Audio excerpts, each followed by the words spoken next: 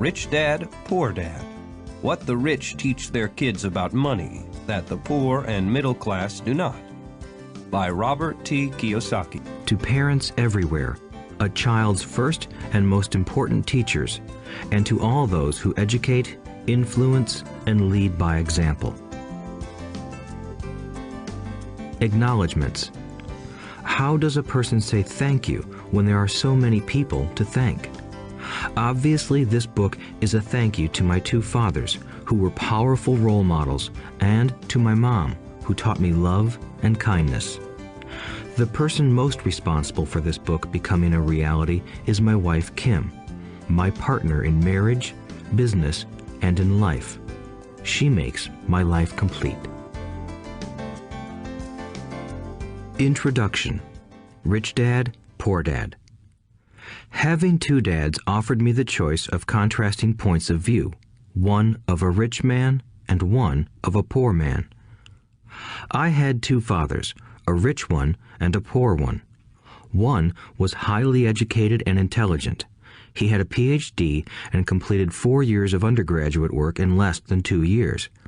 He then went on to Stanford University, the University of Chicago, and Northwestern University to do his advanced studies, all on full financial scholarships. The other father never finished the 8th grade. Both men were successful in their careers, working hard all their lives. Both earned substantial incomes, yet one always struggled financially. The other would become one of the richest men in Hawaii. One died, leaving tens of millions of dollars to his family, charities, and his church. The other left bills to be paid.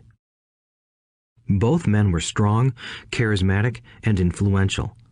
Both men offered me advice, but they did not advise the same things. Both men believed strongly in education, but did not recommend the same course of study. If I had had only one dad, I would have had to accept or reject his advice. Having two dads offered me the choice of contrasting points of view, one of a rich man and one of a poor man. Instead of simply accepting or rejecting one or the other, I found myself thinking more, comparing, and then choosing for myself. The problem was that the rich man was not rich yet, and the poor man was not yet poor. Both were just starting out on their careers, and both were struggling with money and families. But they had very different points of view about money. For example, one dad would say, "The love of money is the root of all evil." The other said, "The lack of money is the root of all evil." As a young boy, having two strong fathers, both influencing me, was difficult. I wanted to be a good son and listen, but the two fathers did not say the same things. The contrast in their points of view, particularly about money, was so extreme that I grew curious and intrigued. I began to start thinking for long periods of time about what each was saying. Much of my private time was spent reflecting, asking myself questions such as, "Why does he say that?" and then asking the same question of the other dad's statement. It would have been much easier to simply say, "Yeah, he's right, I agree with that," or to simply reject the point of view by saying, "The old man doesn't know what he's talking about." Instead, having two dads whom I loved forced me to think and ultimately choose a way of thinking for myself. As a process, choosing for myself turned out to be much more valuable in the long run than simply accepting or rejecting a single point of view.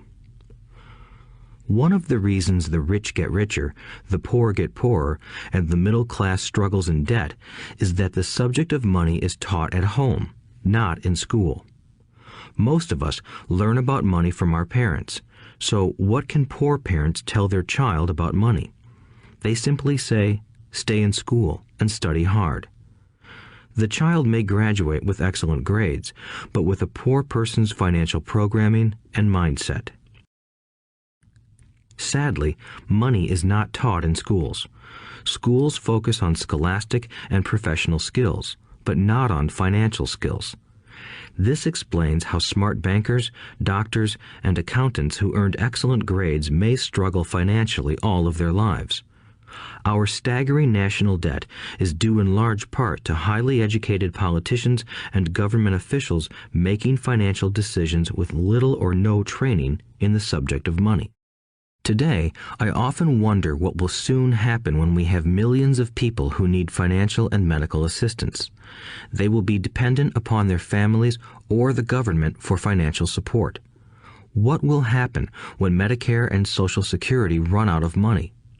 How will a nation survive if teaching children about money continues to be left to parents, most of whom will be, or already are, poor? Because I had two influential fathers, I learned from both of them. I had to think about each dad's advice, and in doing so, I gained valuable insight into the power and effect of one's thoughts on one's life. For example, one dad had a habit of saying, "I can't afford it." The other dad forbade those words to be used. He insisted I ask, "How can I afford it?" One is a statement, and the other is a question. One lets you off the hook, and the other forces you to think. My soon-to-be rich dad would explain that by automatically saying the words, "I can't afford it," your brain stops working. By asking the question, "How can I afford it?" your brain is put to work. He did not mean that you should buy everything you want. He was fanatical about exercising your mind, the most powerful computer in the world. He'd say, "My brain gets stronger every day because I exercise it. The stronger it gets, the more money I can make."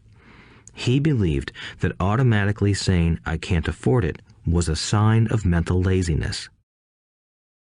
Although both dads worked hard, I noticed that one dad had a habit of putting his brain to sleep when it came to finances, and the other had a habit of exercising his brain. The long-term result was that one dad grew stronger financially, and the other grew weaker. It is not much different from a person who goes to the gym to exercise on a regular basis versus someone who sits on the couch watching television. Proper physical exercise increases your chances for health, and proper mental exercise increases your chances for wealth. My two dads had opposing attitudes, and that affected the way they thought. One dad thought that the rich should pay more in taxes to take care of those less fortunate. The other said, taxes punish those who produce and reward those who don't produce. One dad recommended, study hard so you can find a good company to work for. The other recommended, study hard so you can find a good company to buy. One dad said, the reason I'm not rich is because I have you kids. The other said, the reason I must be rich is because I have you kids. One encouraged talking about money and business at the dinner table, while the other forbade the subject of money to be discussed over a meal. One said, when it comes to money, play it safe, don't take risks. The other said, learn to manage risk. One believed, our home is our largest investment and our greatest asset. The other believed, my house is a liability, and if your house is your largest investment, you're in trouble. Both dads paid their bills on time, yet one paid his bills first while the other paid his bills last. One dad believed in a company or the government taking care of you and your needs. He was always concerned about pay raises, retirement plans, medical benefits, sick leave, vacation days, and other perks. He was impressed with two of his uncles who joined the military and earned a retirement and entitlement package for life after 20 years of active service. He loved the idea of medical benefits and PX privileges the military provided its retirees. He also loved the tenure system available through the university. The idea of job protection for life and job benefits seemed more important at times than the job. He would often say, I've worked hard for the government and I'm entitled to these benefits. The other believed in total financial self-reliance. He spoke out against the entitlement mentality and how it created weak and financially needy people. He was emphatic about being financially competent. One dad struggled to save a few dollars. The other created investments. One dad taught me how to write an impressive resume so I could find a good job. The other taught me how to write strong business and financial plans so I could create jobs. Being a product of two strong dads allowed me the luxury of observing the effects different thoughts have on one's life. I noticed that people really do shape their lives through their thoughts. For example, my poor dad always said, "I'll never be rich," and that prophecy became reality. My rich dad, on the other hand, always referred to himself as rich. He would say things like, "I'm a rich man and rich people don't do this." Even when he was flat broke after a major financial setback, he continued to refer to himself as a rich man. He would cover himself by saying, "There is a difference between being poor and being broke. Broke is temporary. Poor is eternal." My poor dad would say, "I'm not interested in money," or "Money doesn't matter." My rich dad always said, "Money is power." The power of our thoughts may never be measured or appreciated, but it became obvious to me as a young boy that it was important to be aware of my thoughts and how I expressed myself. I noticed that my poor dad was poor, not because of the amount of money he earned, which was significant, but because of his thoughts and actions.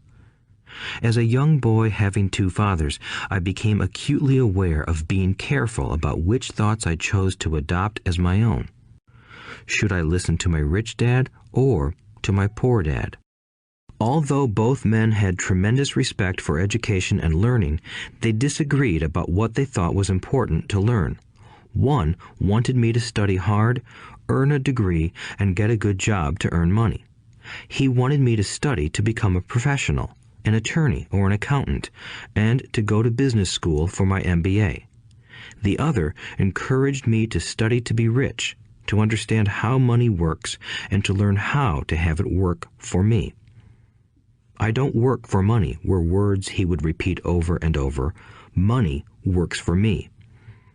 At the age of 9, I decided to listen to and learn from my rich dad about money. In doing so, I chose not to listen to my poor dad, even though he was the one with all the college degrees. A lesson from Robert Frost. Robert Frost is my favorite poet. Although I love many of his poems, my favorite is "The Road Not Taken." I use its lesson almost daily. The road not taken. Two roads diverged in a yellow wood, and sorry I could not travel both. And be one traveler long I stood, and looked down one as far as I could, to where it bent in the undergrowth, then took the other as just as fair, and having perhaps the better claim, because it was grassy and wanted wear. Though as for that the passing there had worn them really about the same, and both that morning equally lay in leaves no step had trodden black. Oh, I kept the first for another day, yet knowing how way leads on to way, I doubted if I should ever come back. I shall be telling this with a sigh, somewhere ages and ages hence. Two roads diverged in a wood, and I took the one less traveled by, and that has made all the difference. And that has made all the difference. Over the years, I have often reflected upon Robert Frost's poem. Choosing not to listen to my highly educated dad's advice and attitude about money was a painful decision, but it was a decision that shaped the rest of my life. Once I made up my mind about whom to listen to, my education about money began. My rich dad taught me over a period of 30 years until I was 39 years old. He stopped once he realized that I knew and fully understood what he had been trying to drum into my often thick skull. Money is one form of power, but what is more powerful is financial education. Money comes and goes, but if you have the education about how money works, you gain power over it and can begin building wealth. The reason positive thinking alone does not work is because most people went to school and never learned how money works, so they spend their lives working for money. Because I was only 9 years old when I started, the lessons my rich dad taught me were simple. And when it was all said and done, there were only 6 main lessons, repeated over 30 years. This audiobook is about those 6 lessons, put as simply as possible, just as simply as my rich dad put forth those lessons to me. The lessons are meant not to be answers, but guideposts that will assist you and your children to grow wealthier no matter what happens in a world of increasing change and uncertainty. Chapter 1. Lesson 1. The rich don't work for money. The poor and the middle class work for money. The rich have money work for them. Dad, can you tell me how to get rich? My dad put down the evening paper. Why do you want to get rich, son? Because today Jimmy's mom drove up in their new Cadillac and they were going to their beach house for the weekend. He took 3 of his friends, but Mike and I weren't invited. They told us we weren't invited because we were poor kids. They did? My dad asked incredulously. Yeah, they did, I replied in a hurt tone. My dad silently shook his head, pushed his glasses up the bridge of his nose, and went back to reading the paper. I stood waiting for an answer. The year was 1956. I was 9 years old. By some twist of fate, I attended the same public school where the rich people sent their kids. We were primarily a sugar plantation town. The managers of the plantation and the other affluent people, such as doctors, business owners, and bankers, sent their children to this elementary school. After grade 6, their children were generally sent off to private schools. Because my family lived on one side of the street, I went to this school. Had I lived on the other side of the street, I would have gone to a different school with kids from families more like mine. After grade 6, these kids and I would go on to the public intermediate and high school.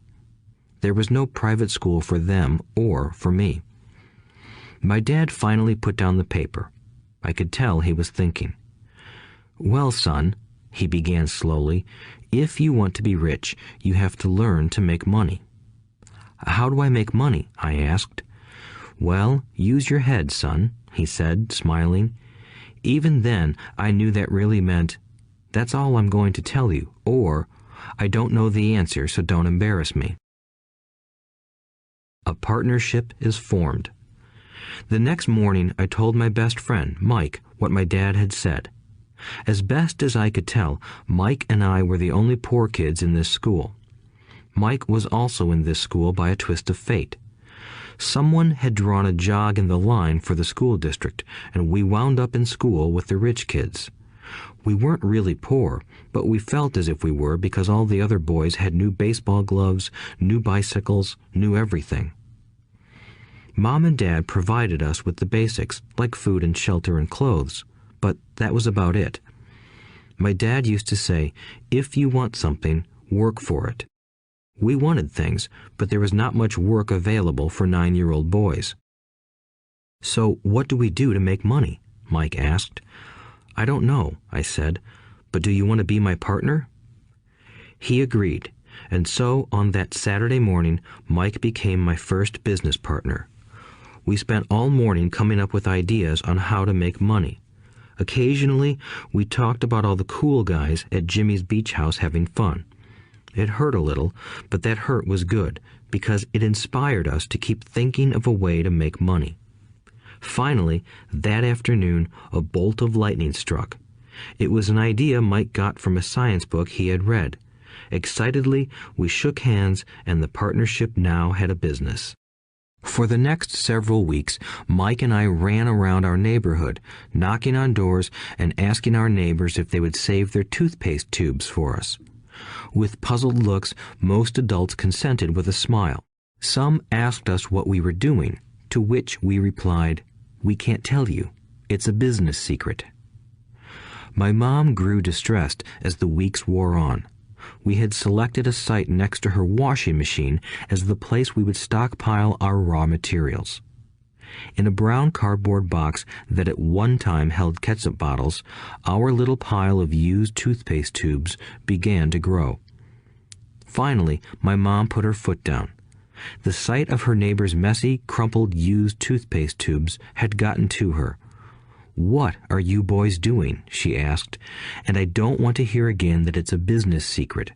Do something with this mess or I'm going to throw it out." Mike and I pleaded and begged, explaining that we would soon have enough and then we would begin production. We informed her that we were waiting on a couple of neighbors to finish their toothpaste so we could have their tubes. Mom granted us a 1-week extension. The date to begin production was moved up, and the pressure was on. My first partnership was already being threatened with an eviction notice by my own mom. It became Mike's job to tell the neighbors to quickly use up their toothpaste, saying their dentist wanted them to brush more often anyway. I began to put together the production line. One day, my dad drove up with a friend to see 2 9-year-old boys in the driveway with a production line operating at full speed. There was fine white powder everywhere. On a long table were small milk cartons from school, and our family's hibachi grill was glowing with red-hot coals at maximum heat. Dad walked up cautiously, having to park the car at the base of the driveway since the production line blocked the carport. As he and his friend got closer, they saw a steel pot sitting on top of the coals in which the toothpaste tubes were being melted down. In those days, toothpaste did not come in plastic tubes. The tubes were made of lead, so once the paint was burned off, the tubes were dropped in the small steel pot. They melted until they became liquid, and with my mom's pot holders, we poured the lead through a small hole in the top of the milk cartons. The milk cartons were filled with plaster of Paris. White powder was everywhere. In my haste, I had knocked the bag over, and the entire area looked like it had been hit by a snowstorm. The milk cartons were the outer containers for plaster of Paris molds. My dad and his friend watched as we carefully poured the molten lead through a small hole in the top of the plaster of Paris cube. "Careful," my dad said. I nodded without looking up. Finally, once the pouring was through, I put the steel pot down and smiled at my dad. "What are you boys doing?" he asked with a cautious smile. "We're doing what you told me to do. We're going to be rich," I said. "Yup," said Mike, grinning and nodding his head. "We're partners." "And what is in those plaster molds?" my dad asked. "Watch," I said. "This should be a good batch." With a small hammer, I tapped at the seal that divided the cube in half. Cautiously, I pulled up the top half of the plaster mold, and a lead nickel fell out. "Oh my God," my dad said, "you're casting nickels out of lead." "That's right," Mike said. "We're doing as you told us to do. We're making money." My dad's friend turned and burst into laughter. My dad smiled and shook his head. Along with a fire and a box of spent toothpaste tubes, in front of him were 2 little boys covered with white dust, smiling from ear to ear. He asked us to put everything down and sit with him on the front step of our house. With a smile, he gently explained what the word counterfeiting meant. Our dreams were dashed. "You mean this is illegal?" asked Mike in a quivering voice. "Let them go," my dad's friend said. "They might be developing a natural talent." My dad glared at him. "Yes, it is illegal," my dad said gently, "but you boys have shown great creativity and original thought. Keep going. I'm really proud of you." Disappointed, Mike and I sat in silence for about 20 minutes before we began cleaning up our mess. The business was over on opening day. Sweeping the powder up, I looked at Mike and said, "I guess Jimmy and his friends are right. We are poor." My father was just leaving as I said that. "Boys," he said, "you're only poor if you give up. The most important thing is that you did something. Most people only talk and dream of getting rich. You've done something. I'm very proud of the two of you. I will say it again. Keep going. Don't quit." Mike and I stood there in silence. They were nice words, but we still did not know what to do. "So how come you're not rich, Dad?" I asked. "Because I chose to be a school teacher. School teachers really don't think about being rich. We just like to teach. I wish I could help you, but I really don't know how to make money." Mike and I turned and continued our cleanup. "I know," said my dad. "If you boys want to learn how to be rich, don't ask me. Talk to your dad, Mike." "My dad?" asked Mike with a scrunched-up face. "Yeah, your dad," repeated my dad with a smile. "Your dad and I have the same banker, and he raves about your father. He's told me several times that your father is brilliant when it comes to making money." "My dad?" Mike asked again in disbelief. "Then how come we don't have a nice car and a nice house like the rich kids at school?" "A nice car and a nice house don't necessarily mean you're rich or you know how to make money," my dad replied. "Jimmy's dad works for the sugar plantation.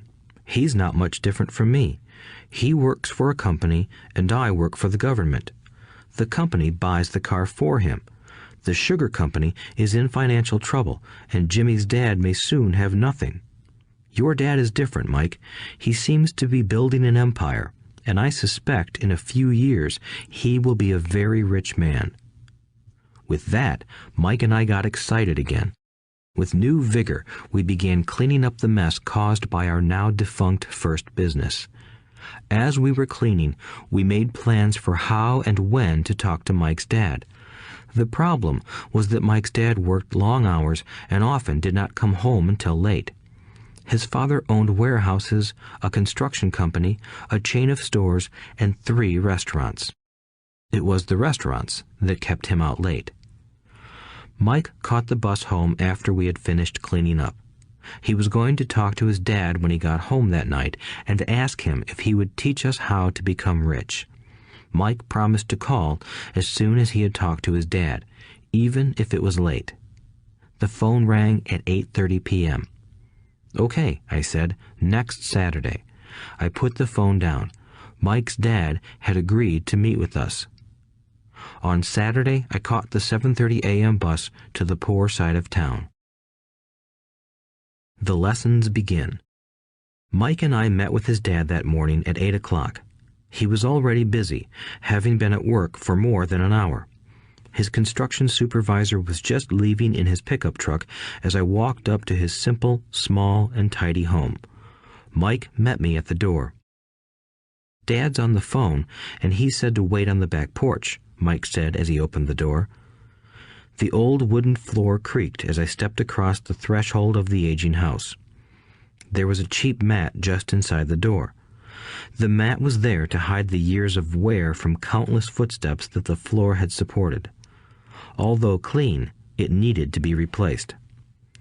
I felt claustrophobic as I entered the narrow living room that was filled with old, musty, overstuffed furniture that today would be collector's items. Sitting on the couch were 2 women, both a little older than my mom.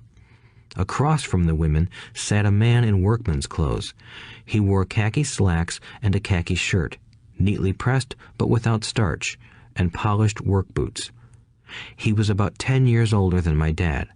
They smiled as Mike and I walked past them toward the back porch.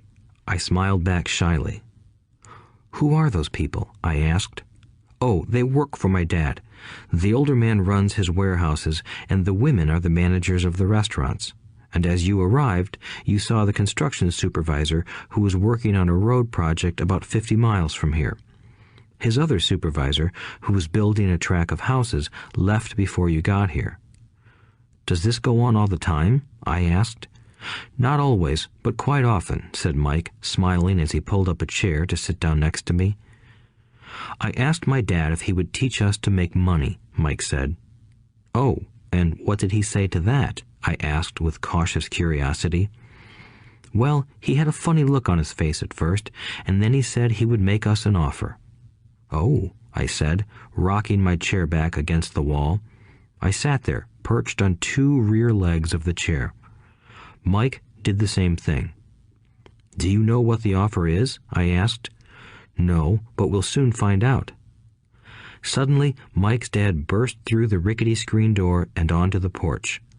Mike and I jumped to our feet, not out of respect, but because we were startled. "Ready, boys?" he asked as he pulled up a chair to sit down with us.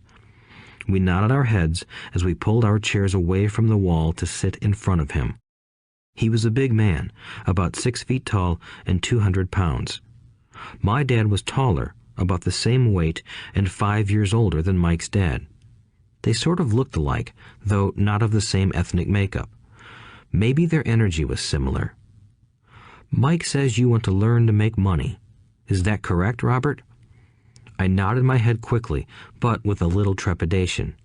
He had a lot of power behind his words and smile. "Okay, here's my offer. I'll teach you, but I won't do it classroom style. You work for me, I'll teach you. You don't work for me, I won't teach you. I can teach you faster if you work, and I'm wasting my time if you just want to sit and listen like you do in school. That's my offer. Take it or leave it." May I ask a question first?" I asked. "No. Take it or leave it. I've got too much work to do to waste my time. If you can't make up your mind decisively, then you'll never learn to make money anyway. Opportunities come and go. Being able to know when to make quick decisions is an important skill. You have the opportunity that you asked for. School is beginning, or it's over, in 10 seconds, Mike's dad said with a teasing smile. "Take it," I said. "Take it," said Mike. "Good," said Mike's dad. "Mrs. Martin will be by in 10 minutes. After I'm through with her, you'll ride with her to my superette and you can begin working. I'll pay you 10 cents an hour and you'll work 3 hours every Saturday." "But I have a softball game today," I said. Mike's dad lowered his voice to a stern tone. "Take it or leave it," he said. "I'll take it," I replied, choosing to work and learn instead of playing. 30 cents later. By 9 a.m. that day, Mike and I were working for Mrs. Martin. She was a kind and patient woman. She always said that Mike and I reminded her of her 2 grown sons. Although kind, she believed in hard work and kept us moving. We spent 3 hours taking canned goods off the shelves, brushing each can with a feather duster to get the dust off, and then restacking them neatly. It was excruciatingly boring work. Mike's dad, whom I called my rich dad, owned 9 of these little superettes, each with a large parking lot. They were the early version of the 7-Eleven convenience stores, little neighborhood grocery stores where people bought items such as milk, bread, butter, and cigarettes. The problem was that this was Hawaii before air conditioning was widely used, and the stores could not close their doors because of the heat. On 2 sides of the store, the doors had to be wide open to the road and parking lot. Every time a car drove by or pulled into the parking lot, dust would swirl and settle in the store. We knew we had a job as long as there was no air conditioning. For 3 weeks, Mike and I reported to Mrs. Martin and worked our 3 hours.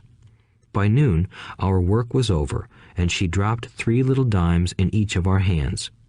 Now, even at the age of 9 in the mid-1950s, 30 cents was not too exciting. Comic books cost 10 cents back then, so I usually spent my money on comic books and went home. By Wednesday of the 4th week, I was ready to quit. I had agreed to work only because I wanted to learn to make money from Mike's dad, and now I was a slave for 10 cents an hour. On top of that, I had not seen Mike's dad since that first Saturday. "I'm quitting," I told Mike at lunchtime. School was boring, and now I did not even have my Saturdays to look forward to. But it was the 30 cents that really got to me. This time, Mike smiled. "What are you laughing at?" I asked with anger and frustration. "Dad said this would happen. He said to meet with him when you were ready to quit." "What?" I said indignantly. "He's been waiting for me to get fed up?" Sort of, Mike said. Dad's kind of different. He doesn't teach like your dad. Your mom and dad lecture a lot. My dad is quiet and a man of few words. You just wait till this Saturday. I'll tell him you're ready. You mean I've been set up? No, not really. But maybe. Dad will explain on Saturday. Waiting in line on Saturday. I was ready to face Mike's dad. Even my real dad was angry with him. My real dad, the one I called the poor one, thought that my rich dad was violating child labor laws and should be investigated. My educated poor dad told me to demand what I deserve, at least 25 cents an hour. My poor dad told me that if I did not get a raise, I was to quit immediately. You don't need that damn job anyway, said my poor dad with indignation. At 8 o'clock Saturday morning, I walked through the door of Mike's house when Mike's dad opened it. Take a seat and wait in line, he said as I entered. He turned and disappeared into his little office next to a bedroom. I looked around the room and didn't see Mike anywhere. Feeling awkward, I cautiously sat down next to the same two women who were there 4 weeks earlier. They smiled and slid down the couch to make room for me. 45 minutes went by, and I was steaming. The two women had met with him and left 30 minutes earlier. An older gentleman was in there for 20 minutes and was also gone. The house was empty, and here I sat in a musty, dark living room on a beautiful, sunny Hawaiian day, waiting to talk to a cheapskate who exploited children. I could hear him rustling around the office, talking on the phone, and ignoring me. I was ready to walk out, but for some reason I stayed. Finally, 15 minutes later, at exactly 9 o'clock, Rich Dad walked out of his office, said nothing, and signaled with his hand for me to enter. I understand you want a raise or you're going to quit, Rich Dad said as he swiveled in his office chair. Well, you're not keeping your end of the bargain, I blurted out, nearly in tears. It was really frightening for me to confront a grown-up. You said that you would teach me if I worked for you. Well, I've worked for you. I've worked hard. I've given up my baseball games to work for you, but you haven't kept your word, and you haven't taught me anything. You are a crook like everyone in town thinks you are. You're greedy. You want all the money and don't take care of your employees. You made me wait and don't show me any respect. I'm only a little boy, but I deserve to be treated better. Rich Dad rocked back in his swivel chair, hands up to his chin, and stared at me. Not bad, he said. In less than a month, you sound like most of my employees. What? I asked. Not understanding what he was saying, I continued with my grievance. I thought you were going to keep your end of the bargain and teach me. Instead, you want to torture me? That's cruel. That's really cruel. I am teaching you, Rich Dad said quietly. What have you taught me? Nothing, I said angrily. You haven't even talked to me once since I agreed to work for peanuts. 10 cents an hour. Ha! I should notify the government about you. We have child labor laws, you know. My dad works for the government, you know. Wow, said Rich Dad. Now you sound just like most of the people who used to work for me. People I've either fired or who have quit. So, what do you have to say? I demanded, feeling pretty brave for a little kid. You lied to me. I've worked for you, and you have not kept your word. You haven't taught me anything. How do you know that I've not taught you anything? Asked Rich Dad calmly. Well, you've never talked to me. I've worked for 3 weeks, and you have not taught me anything, I said with a pout. Does teaching mean talking or a lecture? Rich Dad asked. Well, yes, I replied. That's how they teach you in school, he said, smiling. But that is not how life teaches you, and I would say that life is the best teacher of all. Most of the time, life does not talk to you. It just sort of pushes you around. Each push is life saying, wake up, there's something I want you to learn. What is this man talking about? I asked myself silently. Life pushing me around was life talking to me? Now I knew I had to quit my job. I was talking to someone who needed to be locked up. If you learn life's lessons, you will do well. If not, life will just continue to push you around. People do two things. Some just let life push them around. Others get angry and push back. But they push back against their boss, or their job, or their husband or wife. They do not know it's life that's pushing. I had no idea what he was talking about. Life pushes all of us around. Some people give up and others fight. A few learn the lesson and move on. They welcome life pushing them around. To these few people, it means they need and want to learn something. They learn and move on. Most quit, and a few, like you, fight. Rich Dad stood and shut the creaky old wooden window that needed repair. If you learn this lesson, you will grow into a wise, wealthy, and happy young man. If you don't, you will spend your life blaming a job, low pay, or your boss for your problems. You'll live life always hoping for that big break that will solve all your money problems. Rich Dad looked over at me to see if I was still listening. His eyes met mine. We stared at each other, communicating through our eyes. Finally, I looked away once I had absorbed his message. I knew he was right. I was blaming him, and I did ask to learn. I was fighting. Rich Dad continued. Or, if you are the kind of person who has no guts, you just give up every time life pushes you.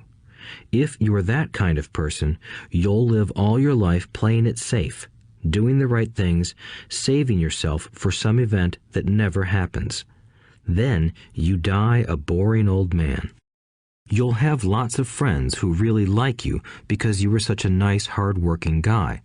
But the truth is that you let life push you into submission. Deep down, you were terrified of taking risks. You really wanted to win, but the fear of losing was greater than the excitement of winning. Deep inside, you and only you will know you didn't go for it. You chose to play it safe. Our eyes met again. "You've been pushing me around?" I asked. "Some people might say that," smiled Rich Dad. "I would say that I just gave you a taste of life." "What taste of life?" I asked, still angry, but now curious and ready to learn. "You boys are the first people that have ever asked me to teach them how to make money. I have more than 150 employees, and not one of them has asked me what I know about money.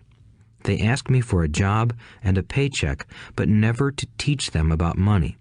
So most will spend the best years of their lives working for money, not really understanding what it is they are working for." I sat there listening intently. "So when Mike told me you wanted to learn how to make money, I decided to design a course that mirrored real life. I could talk until I was blue in the face, but you wouldn't hear a thing. So I decided to let life push you around a bit so you could hear me. That's why I only paid you 10 cents. "So what is the lesson I learned from working for only 10 cents an hour?" I asked. "That you're cheap and exploit your workers?" Rich Dad rocked back and laughed heartily. Finally, he said, "You'd best change your point of view. Stop blaming me and thinking I'm the problem. If you think I'm the problem, then you have to change me. If you realize that you're the problem, then you can change yourself, learn something, and grow wiser. Most people want everyone else in the world to change but themselves. Let me tell you, it's easier to change yourself than everyone else." "I don't understand," I said. "Don't blame me for your problems," Rich Dad said, growing impatient.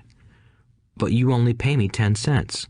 "So what are you learning?" Rich Dad asked, smiling. "That you're cheap," I said with a sly grin. "See, you think I'm the problem," said Rich Dad. "But you are. Well, keep that attitude and you'll learn nothing. Keep the attitude that I'm the problem, and what choices do you have?" "Well, if you don't pay me more or show me more respect and teach me, I'll quit." "Well put," Rich Dad said, "and that's exactly what most people do.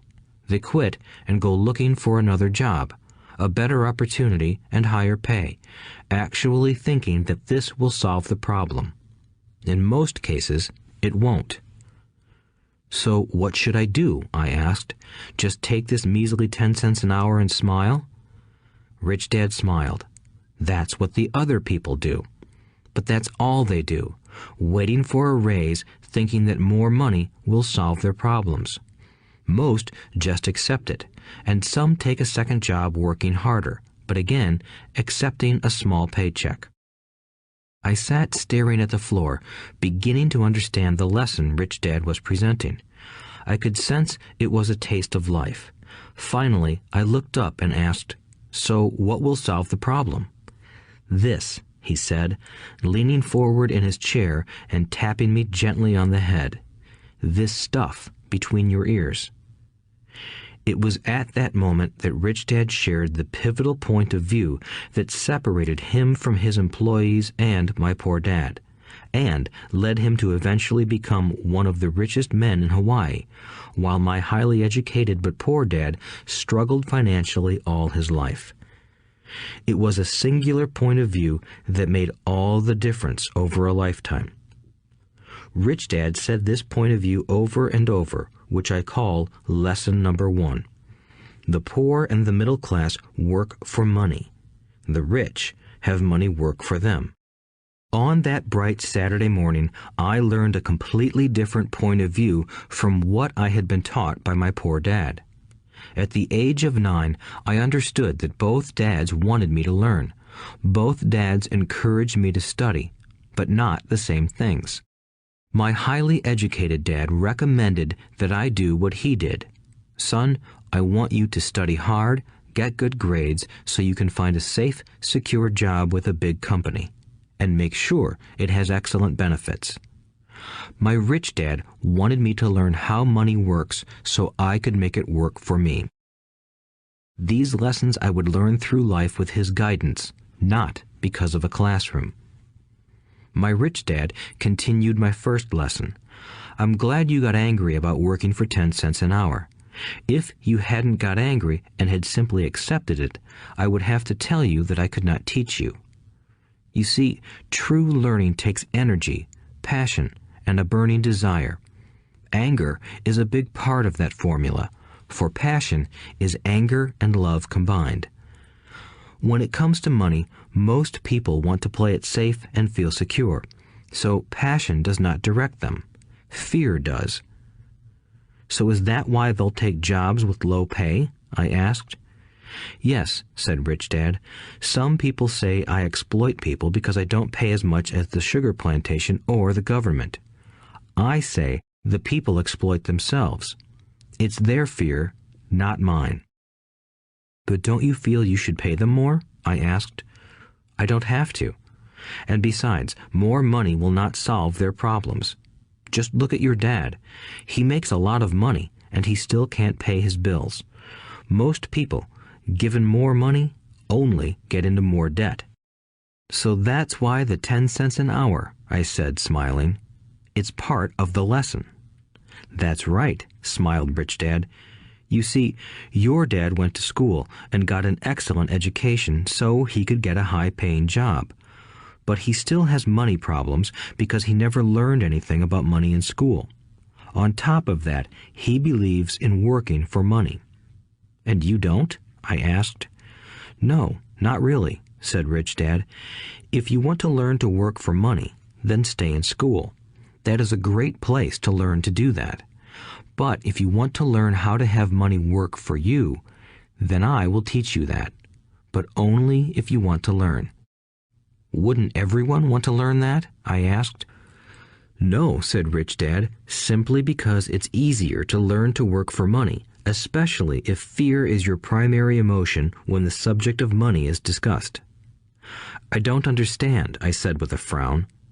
"Don't worry about that for now. Just know that it's fear that keeps most people working at a job. The fear of not paying their bills, the fear of being fired, the fear of not having enough money, and the fear of starting over. That's the price of studying to learn a profession or trade and then working for money. Most people become a slave to money and then get angry at their boss. Learning to have money work for you is a completely different course of study? I asked. Absolutely, Rich Dad answered. Absolutely. We sat in the silence on that beautiful Hawaiian Saturday morning. My friends had just started their Little League baseball game, but for some reason I was now thankful I had decided to work for 10 cents an hour. I sensed that I was about to learn something my friends wouldn't learn in school. Ready to learn? Asked Rich Dad. Absolutely, I said with a grin. I have kept my promise. I've been teaching you from afar, my Rich Dad said. At 9 years old, you've gotten a taste of what it feels like to work for money. Just multiply your last month by 50 years, and you will have an idea of what most people spend their life doing. I don't understand, I said. How did you feel waiting in line to see me, once to get hired and once to ask for more money? Terrible, I said. If you choose to work for money, that is what life will be like, said Rich Dad. And how did you feel when Mrs. Martin dropped 3 dimes in your hand for 3 hours of work? I felt like it wasn't enough. It seemed like nothing. I was disappointed, I said. And that is how most employees feel when they look at their paychecks, especially after all the tax and other deductions are taken out. At least you got 100%. You mean most workers don't get paid everything? I asked with amazement. Heavens no, said Rich Dad. The government always takes its share first. How do they do that? I asked. Taxes, said Rich Dad. You're taxed when you earn. You're taxed when you spend. You're taxed when you save. You're taxed when you die. Why do people let the government do that to them? The rich don't, said Rich Dad with a smile. The poor and the middle class do. I'll bet you that I earn more than your dad, yet he pays more in taxes. How can that be? I asked. At my age, that made no sense to me. Why would someone let the government do that to them? Rich Dad rocked slowly and silently in his chair, just looking at me. Ready to learn? He asked. I nodded my head slowly. As I said, there is a lot to learn. Learning how to have money work for you is a lifetime study. Most people go to college for 4 years and their education ends. I already know that my study of money will continue over my lifetime, simply because the more I find out, the more I find out I need to know. Most people never study the subject. They go to work, get their paycheck, balance their checkbooks, and that's it. Then they wonder why they have money problems. They think that more money will solve the problem, and don't realize that it's their lack of financial education that is the problem. So my dad has tax problems because he doesn't understand money? I asked, confused. Look, said Rich Dad, taxes are just one small section on learning how to have money work for you. Today, I just wanted to find out if you still have the passion to learn about money. Most people don't. They want to go to school, learn a profession, have fun at their work, and earn lots of money. One day they wake up with big money problems, and then they can't stop working. That's the price of only knowing how to work for money instead of studying how to have money work for you. So, do you still have the passion to learn? Asked Rich Dad. I nodded my head. Good, said Rich Dad. Now get back to work. This time, I will pay you nothing. What? I asked in amazement. You heard me. Nothing. You will work the same 3 hours every Saturday, but this time you will not be paid 10 cents per hour. You said you wanted to learn to not work for money, so I'm not going to pay you anything. I couldn't believe what I was hearing. I've already had this conversation with Mike, and he's already working, dusting and stacking canned goods for free. You'd better hurry and get back there. That's not fair, I shouted. You've got to pay something. You said you wanted to learn. If you don't learn this now, you'll grow up to be like the two women and the older man sitting in my living room, working for money and hoping I don't fire them. Or, like your dad, earning lots of money only to be in debt up to his eyeballs, hoping more money will solve the problem. If that's what you want, I'll go back to our original deal of 10 cents an hour. Or you can do what most adults do. Complain that there is not enough pay, quit, and go looking for another job. But what do I do? I asked. Rich Dad tapped me on the head. Use this, he said. If you use it well, you will soon thank me for giving you an opportunity, and you will grow into a rich man. I stood there, still not believing what a raw deal I was handed. I came to ask for a raise, and somehow I was instead working for nothing. Rich Dad tapped me on the head again and said, "Use this. Now, get out of here and get back to work." Lesson number 1. The rich don't work for money. I didn't tell my poor dad I wasn't being paid. He wouldn't have understood, and I didn't want to try to explain something I didn't understand myself. For 3 more weeks, Mike and I worked 3 hours every Saturday for nothing. The work didn't bother me, and the routine got easier. But it was the missed baseball games and not being able to afford to buy a few comic books that got to me. Rich Dad stopped by at noon on the 3rd week. We heard his truck pull up in the parking lot and sputter when the engine was turned off. He entered the store and greeted Mrs. Martin with a hug. After finding out how things were going in the store, he reached into the ice cream freezer, pulled out 2 bars, paid for them, and signaled to Mike and me. "Let's go for a walk, boys." We crossed the street, dodging a few cars, and walked across a large grassy field where a few adults were playing softball. Sitting down at a lone picnic table, he handed Mike and me the treats. "How's it going, boys?" "Okay," Mike said. I nodded in agreement. "Learn anything yet?" Rich Dad asked. Mike and I looked at each other, shrugged our shoulders, and shook our heads in unison. Avoiding one of life's biggest traps. Well, you boys had better start thinking. You're staring at one of life's biggest lessons. If you learn it, you'll enjoy a life of great freedom and security. If you don't, you'll wind up like Mrs. Martin and most of the people playing softball in this park. They work very hard for little money, clinging to the illusion of job security and looking forward to a 3-week vacation each year and maybe a skimpy pension after 45 years of service. If that excites you, I'll give you a raise to 25 cents an hour. But these are good, hard-working people. Are you making fun of them? I demanded. A smile came over Rich Dad's face. Mrs. Martin is like a mother to me. I would never be that cruel. I may sound unkind because I'm doing my best to point something out to the 2 of you. I want to expand your point of view so you can see something most people never have the benefit of seeing because their vision is too narrow. Most people never see the trap they are in. Mike and I sat there, uncertain of his message. He sounded cruel, yet we could sense he was trying to drive home a point. With a smile, Rich Dad said, "Doesn't that 25 cents an hour sound good? Doesn't it make your heart beat a little faster?"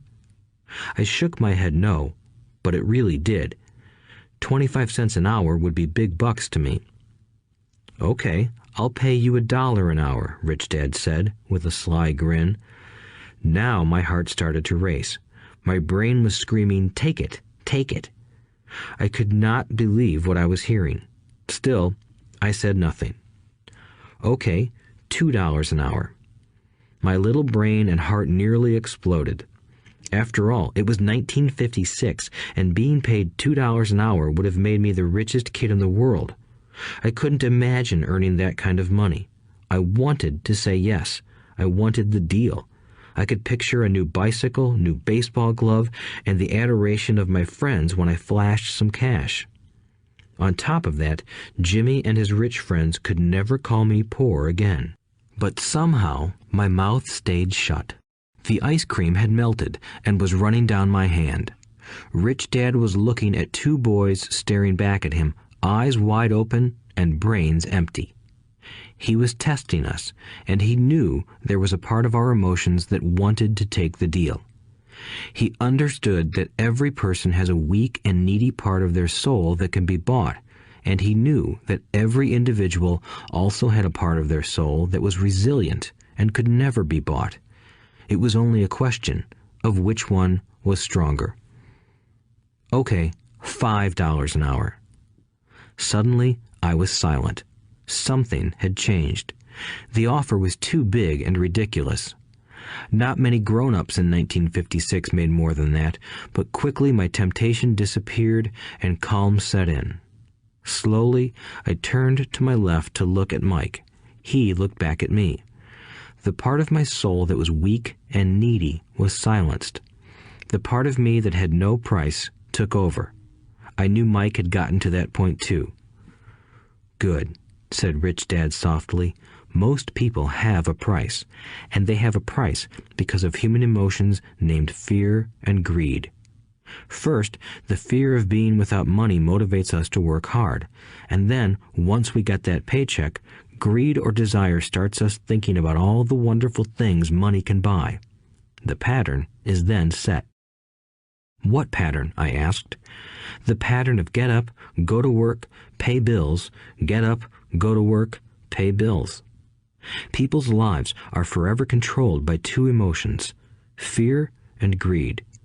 Offer them more money, and they continue the cycle by increasing their spending. This is what I call the rat race. "There is another way?" Mike asked. "Yes," said Rich Dad slowly, "but only a few people find it." "And what is that way?" Mike asked. "That's what I hope you boys will learn as you work and study with me. That is why I took away all forms of pay." "Any hints?" Mike asked. "We're kind of tired of working hard, especially for nothing." "Well, the first step is telling the truth," said Rich Dad. "We haven't been lying," I said. "I did not say you were lying. I said to tell the truth," Rich Dad retorted. "The truth about what?" I asked. "How you're feeling," Rich Dad said. "You don't have to say it to anyone else. Just admit it to yourself." "You mean the people in this park, the people who work for you, Mrs. Martin, they don't do that?" I asked. "I doubt it," said Rich Dad. "Instead, they feel the fear of not having money. They don't confront it logically. They react emotionally instead of using their heads," Rich Dad said. "Then they get a few bucks in their hands, and again the emotions of joy, desire, and greed take over. And again they react instead of think." "So their emotions control their brain," Mike said. "That's correct," said Rich Dad. "Instead of admitting the truth about how they feel, they react to their feelings and fail to think. They feel the fear, so they go to work, hoping that money will soothe the fear, but it doesn't. It continues to haunt them, and they return to work, hoping again that money will calm their fears, and again it doesn't. Fear keeps them in this trap of working, earning money, hoping the fear will go away. But every day they get up, and that old fear wakes up with them.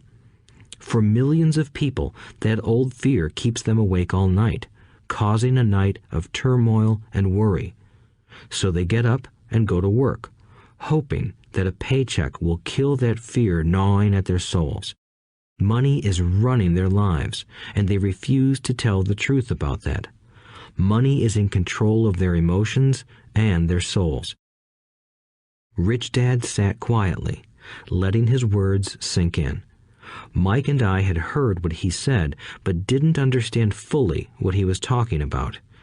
I just knew that I often wondered why grown-ups hurried off to work. It did not seem like much fun, and they never looked that happy, but something kept them going. Realizing we had absorbed as much as possible of what he was talking about, Rich Dad said, "I want you boys to avoid that trap. That is really what I want to teach you. Not just to be rich, because being rich does not solve the problem." "It doesn't?" I asked, surprised. No, it doesn't. Let me explain the other emotion, desire. Some call it greed, but I prefer desire. It's perfectly normal to desire something better, prettier, more fun, or exciting. So people also work for money because of desire. They desire money for the joy they think it can buy. But the joy that money brings is often short-lived, and they soon need more money for more joy, more pleasure, more comfort, and more security. So they keep working, thinking money will soothe their souls that are troubled by fear and desire. But money can't do that. Even rich people do this? Mike asked. Rich people included, said Rich Dad. In fact, the reason many rich people are rich isn't because of desire, but because of fear. They believe that money can eliminate the fear of being poor, so they amass tons of it, only to find the fear gets worse. Now they fear losing the money. I have friends who keep working even though they have plenty. I know people who have millions who are more afraid now than when they were poor. They're terrified of losing it all. The fears that drove them to get rich got worse. That weak and needy part of their soul is actually screaming louder. They don't want to lose the big houses, the cars, and the high life money has bought them. They worry about what their friends would say if they lost all their money. Many are emotionally desperate and neurotic, although they look rich and have more money. So, is a poor man happier? I asked. No, I don't think so, replied Rich Dad. The avoidance of money is just as psychotic as being attached to money. As if on cue, the town derelict went past our table, stopping by the large rubbish can and rummaging around in it. The three of us watched him with great interest, when before we probably would have just ignored him. Rich Dad pulled $1 out of his wallet and gestured to the older man.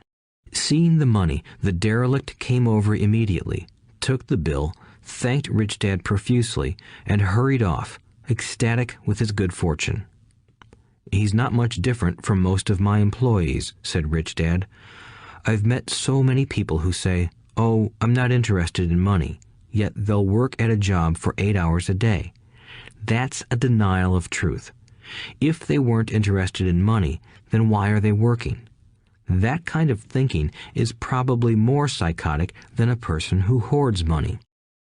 As I sat there listening to my Rich Dad, my mind flashed back to the countless times my own dad said, "I'm not interested in money." He said those words often. He also covered himself by always saying, "I work because I love my job." So, what do we do? I asked. Not work for money until all traces of fear and greed are gone? No, that would be a waste of time, said Rich Dad. Emotions are what make us human. The word emotion stands for energy in motion. Be truthful about your emotions and use your mind and emotions in your favor, not against yourself. Whoa, said Mike. Don't worry about what I just said. It will make more sense in years to come. Just be an observer, not a reactor, to your emotions. Most people do not know that it's their emotions that are doing the thinking. Your emotions are your emotions, but you have got to learn to do your own thinking. Can you give me an example? I asked. Sure, replied Rich Dad. When a person says, "I need to find a job," it's most likely an emotion doing the thinking. Fear of not having money generates that thought. But people do need money if they have bills to pay, I said. Sure they do, smiled Rich Dad. All I'm saying is that it's fear that is all too often doing the thinking. I don't understand, said Mike. For example, said Rich Dad, if the fear of not having enough money arises, instead of immediately running out to get a job, they instead might ask themselves this question. Will a job be the best solution to this fear over the long run? In my opinion, the answer is no. A job is really a short-term solution to a long-term problem. But my dad is always saying, stay in school and get good grades so you can find a safe, secure job, I interjected, somewhat confused. Yes, I understand he says that, said Rich Dad, smiling. Most people recommend that, and it's a good path for most people. But people make that recommendation primarily out of fear. You mean my dad says that because he's afraid? Yes, said Rich Dad. He's terrified that you won't earn enough money and won't fit into society. Don't get me wrong. He loves you and wants the best for you. I, too, believe an education and a job are important, but it won't handle the fear. You see, that same fear that makes him get up in the morning to earn a few bucks is the fear that is causing him to be so fanatical about your going to school. So what do you recommend? I asked. I want to teach you to master the power of money instead of being afraid of it. They don't teach that in school, and if you don't learn it, you become a slave to money. It was finally making sense. He wanted us to widen our views and to see what the Mrs. Martins of this world couldn't see. He used examples that sounded cruel at the time, but I've never forgotten them. My vision widened that day, and I began to see the trap that lay ahead for most people. You see, we're all employees ultimately. We just work at different levels, said Rich Dad. I just want you boys to have a chance to avoid the trap caused by those two emotions, fear and desire. Use them in your favor, not against you. That's what I want to teach you. I'm not interested in just teaching you to make a pile of money. That won't handle the fear or desire. If you don't first handle fear and desire, and you get rich, you'll only be a highly paid slave. So how do we avoid the trap? I asked. The main cause of poverty or financial struggle is fear and ignorance, not the economy or the government or the rich. It's self-inflicted fear and ignorance that keep people trapped. So you boys go to school and get your college degrees, and I'll teach you how to stay out of the trap. The pieces of the puzzle were appearing. My highly educated dad had a great education and a great career, but school never told him how to handle money or his fear of it. It became clear that I could learn different and important things from two fathers. So you've been talking about the fear of not having money. How does the desire for money affect our thinking? Mike asked. How did you feel when I tempted you with a pay raise? Did you notice your desires rising? We nodded our heads. By not giving in to your emotions, you were able to delay your reactions and think. That is important. We will always have emotions of fear and greed. From here on in, it's imperative for you to use those emotions to your advantage, and for the long term to not let your emotions control your thinking. Most people use fear and greed against themselves. That's the start of ignorance. Most people live their lives chasing paychecks, pay raises, and job security because of the emotions of desire and fear, not really questioning where those emotion-driven thoughts are leading them. It's just like the picture of a donkey dragging a cart with its owner dangling a carrot just in front of its nose. The donkey's owner may be going where he wants to, but the donkey is chasing an illusion. Tomorrow, there will only be another carrot for the donkey. You mean the moment I pictured a new baseball glove, candy, and toys, that's like a carrot to a donkey? Mike asked. Yes, and as you get older, your toys get more expensive. A new car, a boat, and a big house to impress your friends, said Rich Dad with a smile. Fear pushes you out the door, and desire calls to you. That's the trap. So what's the answer? Mike asked. What intensifies fear and desire is ignorance. That is why rich people with lots of money often have more fear the richer they get. Money is the carrot, the illusion. If the donkey could see the whole picture, it might rethink its choice to chase the carrot. Rich Dad went on to explain that a human's life is a struggle between ignorance and illumination. He explained that once a person stops searching for information and self-knowledge, ignorance sets in. That struggle is a moment-to-moment decision to learn to open or close one's mind. Look, school is very important. You go to school to learn a skill or profession to become a contributing member of society. Every culture needs teachers, doctors, mechanics, artists, cooks, business people, police officers, firefighters, and soldiers. Schools train them so society can thrive and flourish, said Rich Dad. Unfortunately, for many people, school is the end, not the beginning. There was a long silence. Rich Dad was smiling. I didn't comprehend everything he said that day, but, as with most great teachers, his words continued to teach for years. I've been a little cruel today, said Rich Dad, but I want you to always remember this talk.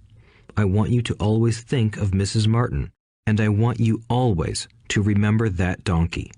Never forget that fear and desire can lead you into life's biggest trap if you are not aware of them controlling your thinking. To spend your life living in fear, never exploring your dreams, is cruel.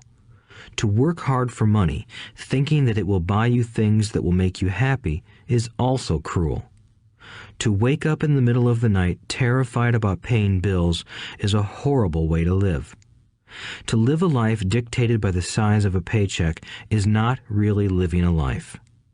Thinking that a job makes you secure is lying to yourself. That's cruel, and that's the trap I want you to avoid. I've seen how money runs people's lives. Don't let that happen to you. Please, don't let money run your life. A softball rolled under our table. Rich Dad picked it up and threw it back. So what does ignorance have to do with greed and fear? I asked. Because it is ignorance about money that causes so much greed and fear, said Rich Dad. Let me give you some examples. A doctor, wanting more money to better provide for his family, raises his fees. By raising his fees, it makes healthcare more expensive for everyone. It hurts the poor people the most, so they have worse health than those with money. Because the doctors raise their fees, the attorneys raise their fees.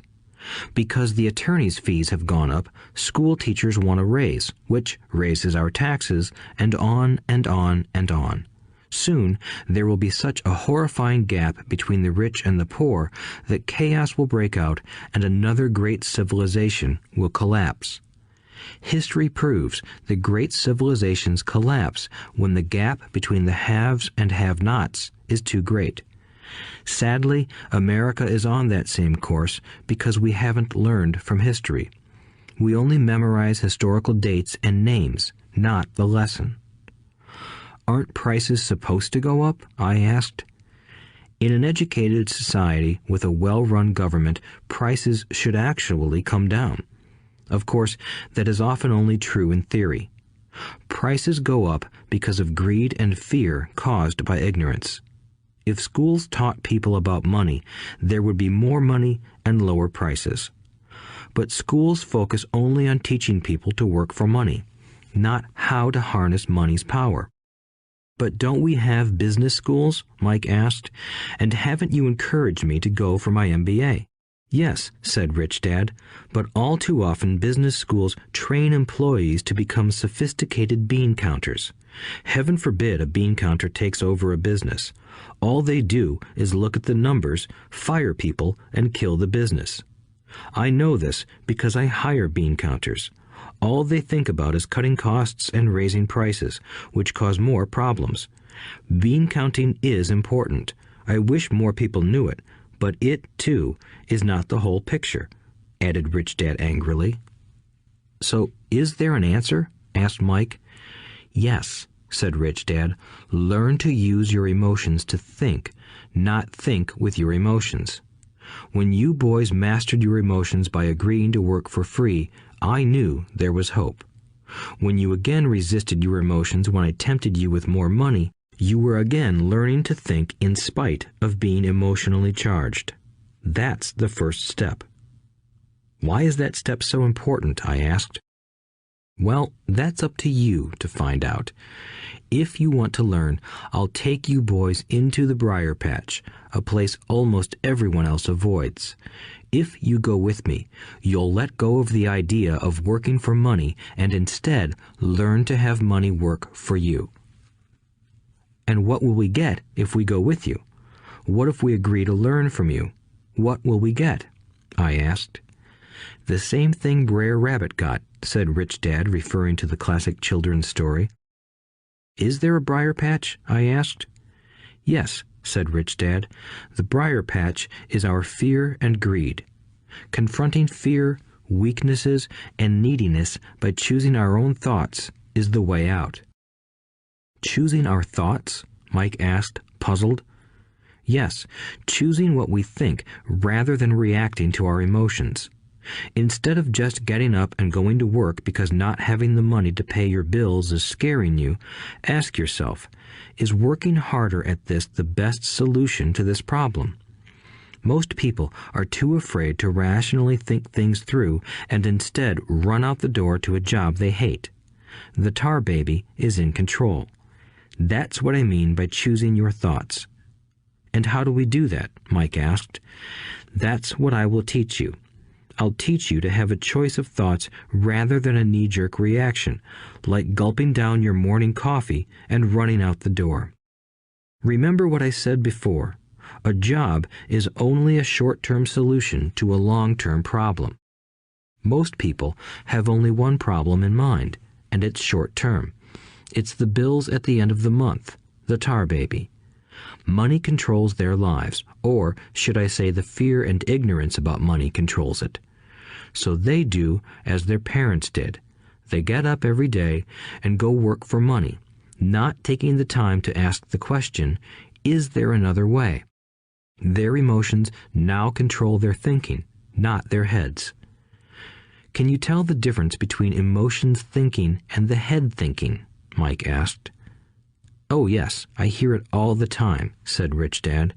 I hear things like, well, everyone has to work, or the rich are crooks, or I'll get another job, I deserve this raise, you can't push me around, or I like this job because it's secure. No one asks, is there something I'm missing here? Which would break through the emotional thought and give you time to think clearly. As we headed back to the store, Rich Dad explained that the rich really did make money. They did not work for it. He went on to explain that when Mike and I were casting 5-cent pieces out of lead, thinking we were making money, we were very close to thinking the way the rich think. The problem was that creating money is legal for the government and banks to do, but illegal for us to do. There are legal ways to create money from nothing, he told us. Rich Dad went on to explain that the rich know that money is an illusion, truly like the carrot for the donkey. It's only out of fear and greed that the illusion of money is held together by billions of people who believe that money is real. It's not. Money is really made up. It is only because of the illusion of confidence and the ignorance of the masses that this house of cards stands. He talked about the gold standard that America was on, and that each dollar bill was actually a silver certificate. What concerned him was the rumor that we would someday go off the gold standard and our dollars would no longer be backed by something tangible. If that happens, boys, all hell will break loose. The poor, the middle class, and the ignorant will have their lives ruined simply because they will continue to believe that money is real and that the company they work for, or the government, will look after them. We really did not understand what he was saying that day, but over the years, it made more and more sense. Seeing what others miss. As he climbed into his pickup truck outside his convenience store, Rich Dad said, "Keep working, boys, but the sooner you forget about needing a paycheck, the easier your adult life will be. Keep using your brain, work for free, and soon your mind will show you ways of making money far beyond what I could ever pay you. You will see things that other people never see. Most people never see these opportunities because they're looking for money and security, so that's all they get. The moment you see one opportunity, you'll see them for the rest of your life. The moment you do that, I'll teach you something else. Learn this, and you'll avoid one of life's biggest traps. Mike and I picked up our things from the store and waved goodbye to Mrs. Martin. We went back to the park, to the same picnic bench, and spent several more hours thinking and talking. We spent the next week at school thinking and talking too. For 2 more weeks, we kept thinking, talking, and working for free. At the end of the second Saturday, I was again saying goodbye to Mrs. Martin and looking at the comic book stand with a longing gaze. The hard thing about not even getting 30 cents every Saturday was that I didn't have any money to buy comic books. Suddenly, as Mrs. Martin said goodbye to Mike and me, I saw her do something I'd never seen her do before. Mrs. Martin was cutting the front page of the comic book in half. She kept the top half of the comic book cover and threw the rest of the book into a large cardboard box. When I asked her what she did with the comic books, she said, "I throw them away. I give the top half of the cover back to the comic book distributor for credit when he brings in the new comics. He's coming in an hour." Mike and I waited for an hour. Soon the distributor arrived, and I asked him if we could have the comic books. To my delight, he said, "You can have them if you work for this store and do not resell them." Remember our old business partnership? Well, Mike and I revived it. Using a spare room in Mike's basement, we began piling hundreds of comic books in that room. Soon, our comic book library was open to the public. We hired Mike's younger sister, who loved to study, to be head librarian.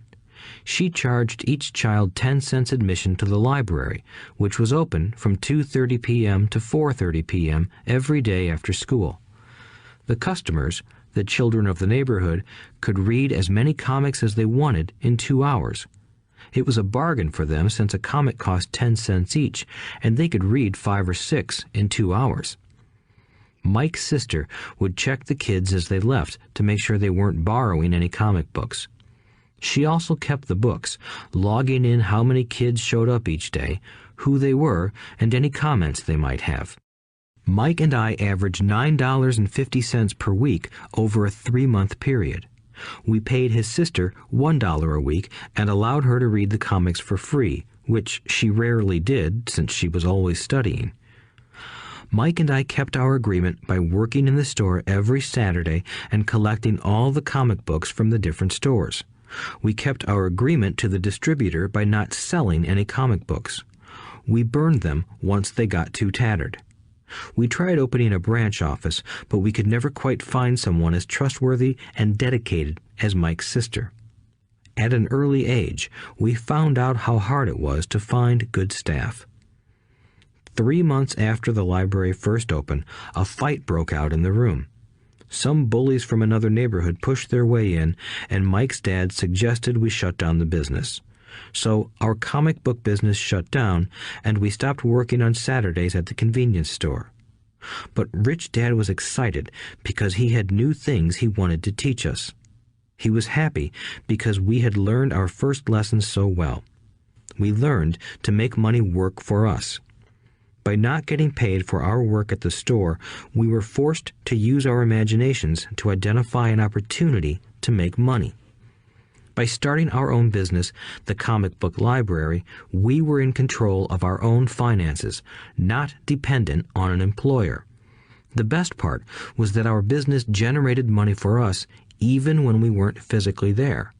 Our money worked for us. Instead of paying us money, Rich Dad had given us so much more.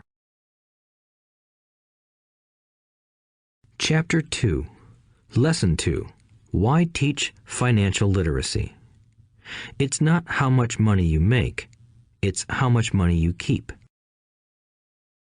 In 1990, Mike took over his father's empire and is, in fact, doing a better job than his dad did. We see each other once or twice a year on the golf course. He and his wife are wealthier than you can imagine. Rich Dad's empire is in great hands, and Mike is now grooming his son to take his place, as his dad had groomed us. In 1994, I retired at the age of 47, and my wife Kim was 37. Retirement does not mean not working. For us, it means that, barring unforeseen cataclysmic changes, we can work or not work, and our wealth grows automatically, staying ahead of inflation. Our assets are large enough to grow by themselves. It's like planting a tree. You water it for years, and then one day it doesn't need you anymore. Its roots are implanted deep enough. Then the tree provides shade for your enjoyment. Mike chose to run the empire, and I chose to retire.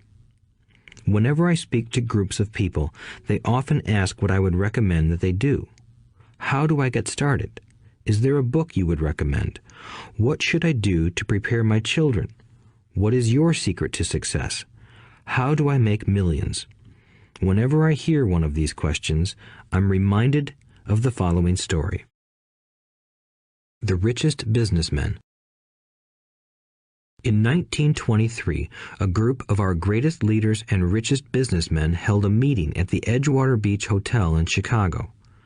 Among them were Charles Schwab, head of the largest independent steel company; Samuel Insull, president of the world's largest utility; Howard Hobson, head of the largest gas company; Ivar Kruger, president of International Match Company, one of the world's largest companies at that time; Leon Fraser, president of the Bank of International Settlements; Richard Whitney, president of the New York Stock Exchange; Arthur Cotton and Jesse Livermore, two of the biggest stock speculators; and Albert Fall, a member of President Harding's cabinet. 25 years later, 9 of these titans ended their lives as follows. Schwab died penniless after living for 5 years on borrowed money. Insull died broke in a foreign land, and Kruger and Cotton also died broke. Hobson went insane. Whitney and Albert Fall were released from prison, and Fraser and Livermore committed suicide. I doubt if anyone can say what really happened to these men. If you look at the date, 1923, it was just before the 1929 market crash and the Great Depression, which I suspect had a great impact on these men and their lives. The point is this. Today, we live in times of greater and faster change than these men did. I suspect there will be many booms and busts in the coming years that will parallel the ups and downs these men faced. I am concerned that too many people are too focused on money and not on their greatest wealth, their education. If people are prepared to be flexible, keep an open mind and learn, they will grow richer and richer despite tough changes. If they think money will solve problems, they will have a rough ride. Intelligence solves problems and produces money. Money without financial intelligence is money soon gone. Most people fail to realize that in life, it's not how much money you make, it's how much money you keep. We've all heard stories of lottery winners who are poor, then suddenly rich, and then poor again. They win millions, yet are soon back where they started. Or stories of professional athletes who at the age of 24 are earning millions but are sleeping under a bridge 10 years later. I remember a story of a young basketball player who a year ago had millions. Today, at just 29, he claims his friends, attorney, and accountant took his money and he was forced to work at a car wash for minimum wage. He was fired from the car wash because he refused to take off his championship ring as he was wiping off the cars. His story made national news, and he is appealing his termination, claiming hardship and discrimination. He claims that the ring is all he has left, and if it was stripped away, he'll crumble. I know so many people who became instant millionaires, and while I am glad some people have become richer and richer, I caution them that in the long run, it's not how much money you make, it's how much you keep and how many generations you keep it. So when people ask, "Where do I get started?" or "Tell me how to get rich quick," they often are greatly disappointed with my answer. I simply say to them what my rich dad said to me when I was a little kid. If you want to be rich, you need to be financially literate. That idea was drummed into my head every time we were together. As I said, my educated dad stressed the importance of reading books, while my rich dad stressed the need to master financial literacy. If you are going to build the Empire State Building, the first thing you need to do is dig a deep hole and pour a strong foundation. If you are going to build a home in the suburbs, all you need to do is pour a 6-inch slab of concrete. Most people, in their drive to get rich, are trying to build an Empire State Building on a 6-inch slab. Our school system, created in the agrarian age, still believes in homes with no foundation. Dirt floors are still the rage, so kids graduate from school with virtually no financial foundation.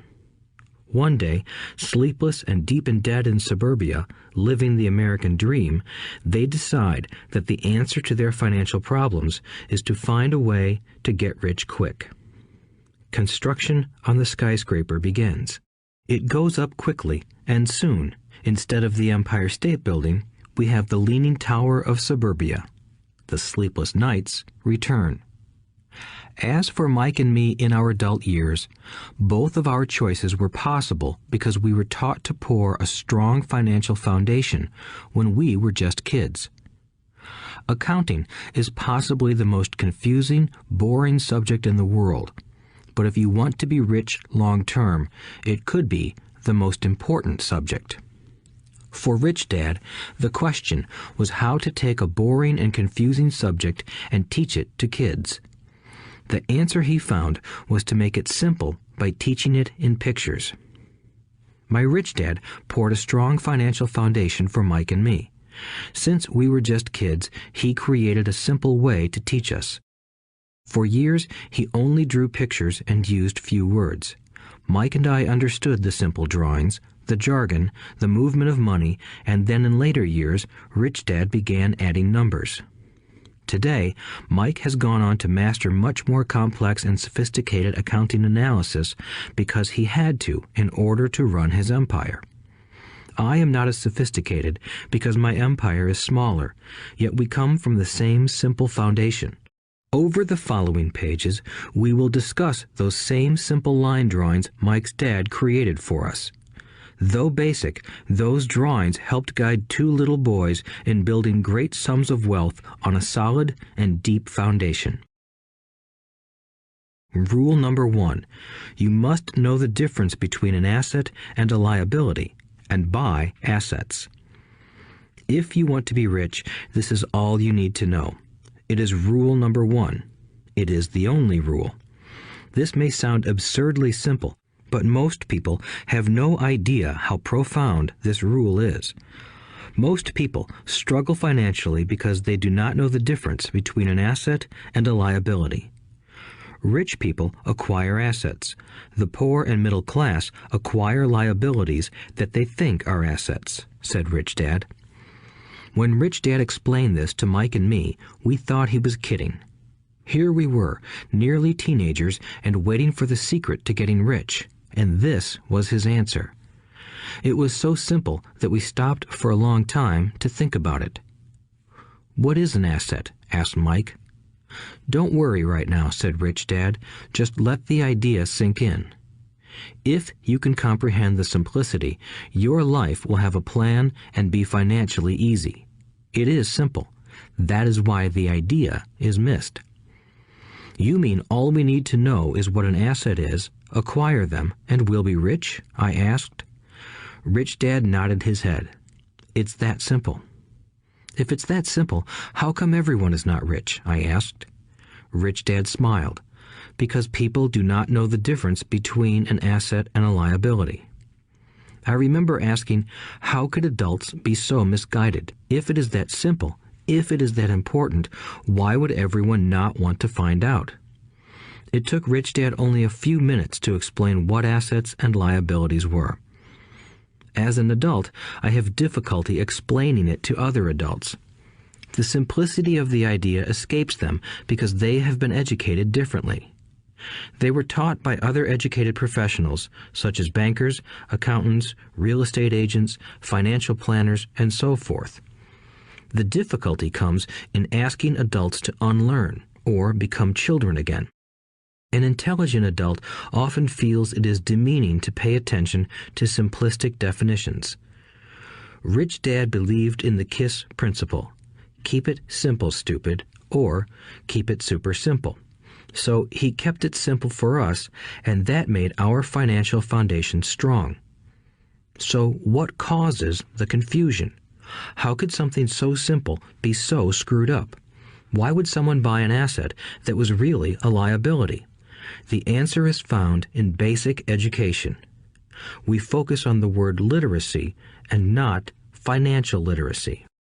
What defines something to be an asset or a liability are not words.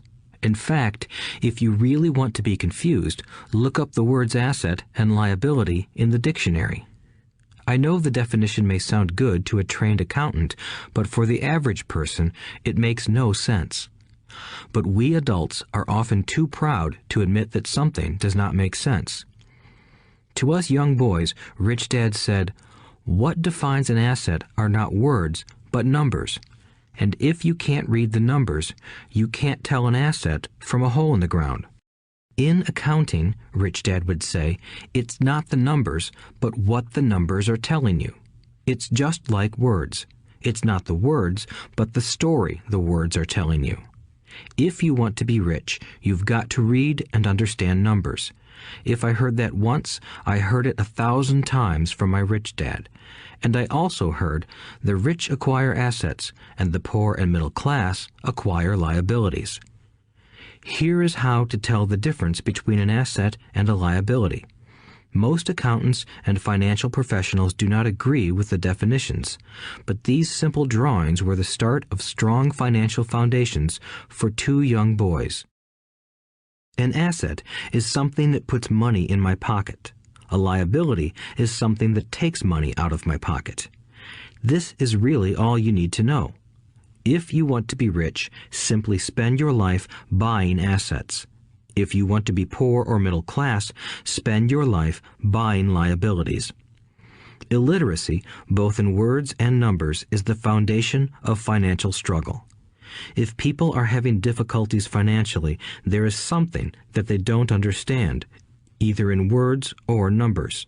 The rich are rich because they are more literate in different areas than people who struggle financially.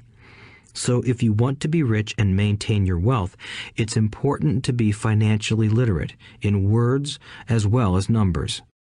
Numbers alone mean little, just as words out of context mean little. It's the story that counts. In financial reporting, reading numbers is looking for the plot, the story of where the cash is flowing. In 80% of most families, the financial story paints a picture of hard work to get ahead. However, this effort is for naught because they spend their lives buying liabilities instead of assets. Everyone has living expenses, the need for food, shelter, and clothing. It is the cash flow that tells the story of how a person handles their money.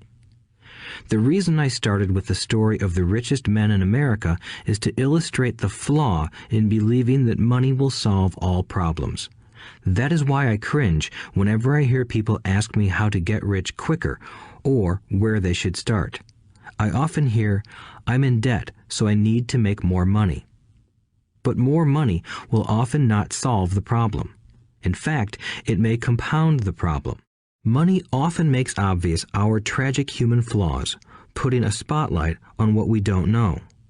That is why, all too often, a person who comes into a sudden windfall of cash, let's say an inheritance, a pay raise, or lottery winnings, soon returns to the same financial mess, if not worse than the mess they were in before. Money only accentuates the cash flow pattern running in your head. If your pattern is to spend everything you get, most likely an increase in cash will just result in an increase in spending. Thus the saying, "A fool and his money is one big party." I have said many times that we go to school to gain scholastic and professional skills, both of which are important. We learn to make money with our professional skills. In the 1960s, when I was in high school, if someone did well academically, people assumed this bright student would go on to be a medical doctor because it was the profession with the promise of the greatest financial reward. Today, doctors face financial challenges I wouldn't wish on my worst enemy. Insurance companies taking control of the business, managed health care, government intervention, and malpractice suits. Today, kids want to be famous athletes, movie stars, rock stars, beauty queens, or CEOs because that is where the fame, money, and prestige are. That is the reason it is so hard to motivate kids in school today.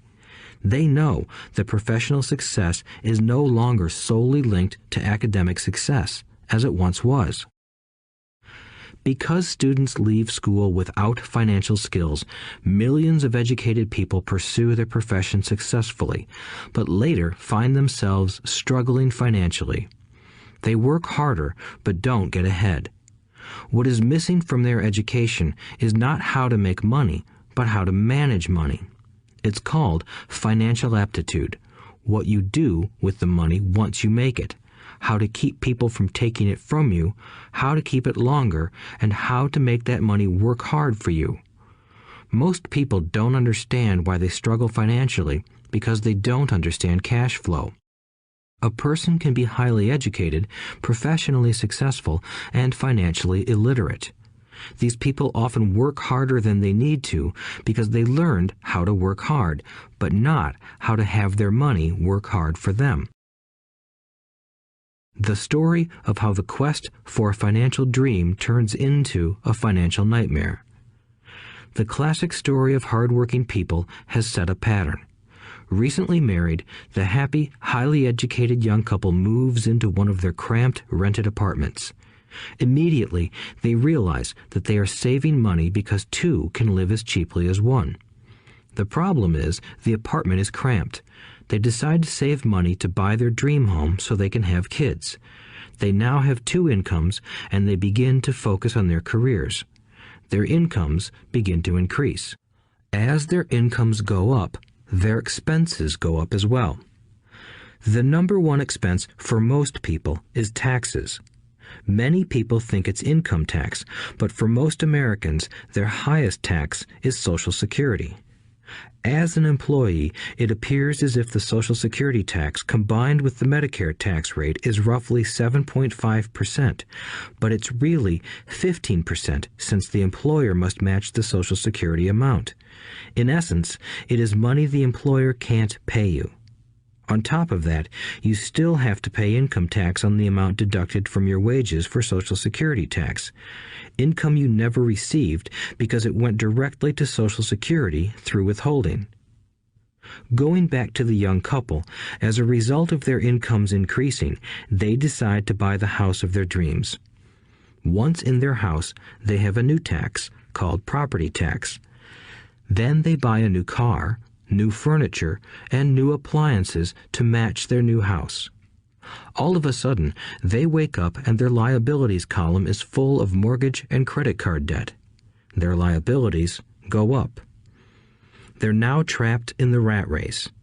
Pretty soon, a baby comes along and they work harder. The process repeats itself. Higher incomes cause higher taxes, also called bracket creep. A credit card comes in the mail.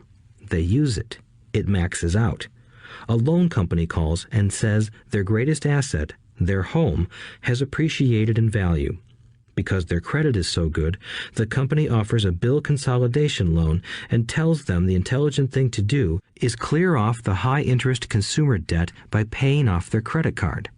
And besides, interest on their home is a tax deduction.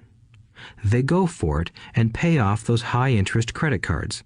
They breathe a sigh of relief. Their credit cards are paid off. They've now folded their consumer debt into their home mortgage. Their payments go down because they extend their debt over 30 years. It is the smart thing to do. Their neighbor calls to invite them to go shopping. The Memorial Day sale is on. They promise themselves they'll just window shop, but they take a credit card, just in case. I run into this young couple all the time. Their names change, but their financial dilemma is the same. They come to one of my talks to hear what I have to say. They ask me, "Can you tell us how to make more money?" They don't understand that their trouble is really how they choose to spend the money they do have. It is caused by financial illiteracy and not understanding the difference between an asset and a liability. More money seldom solves someone's money problems. Intelligence solves problems. There is a saying a friend of mine says over and over to people in debt. If you find you have dug yourself into a hole, stop digging.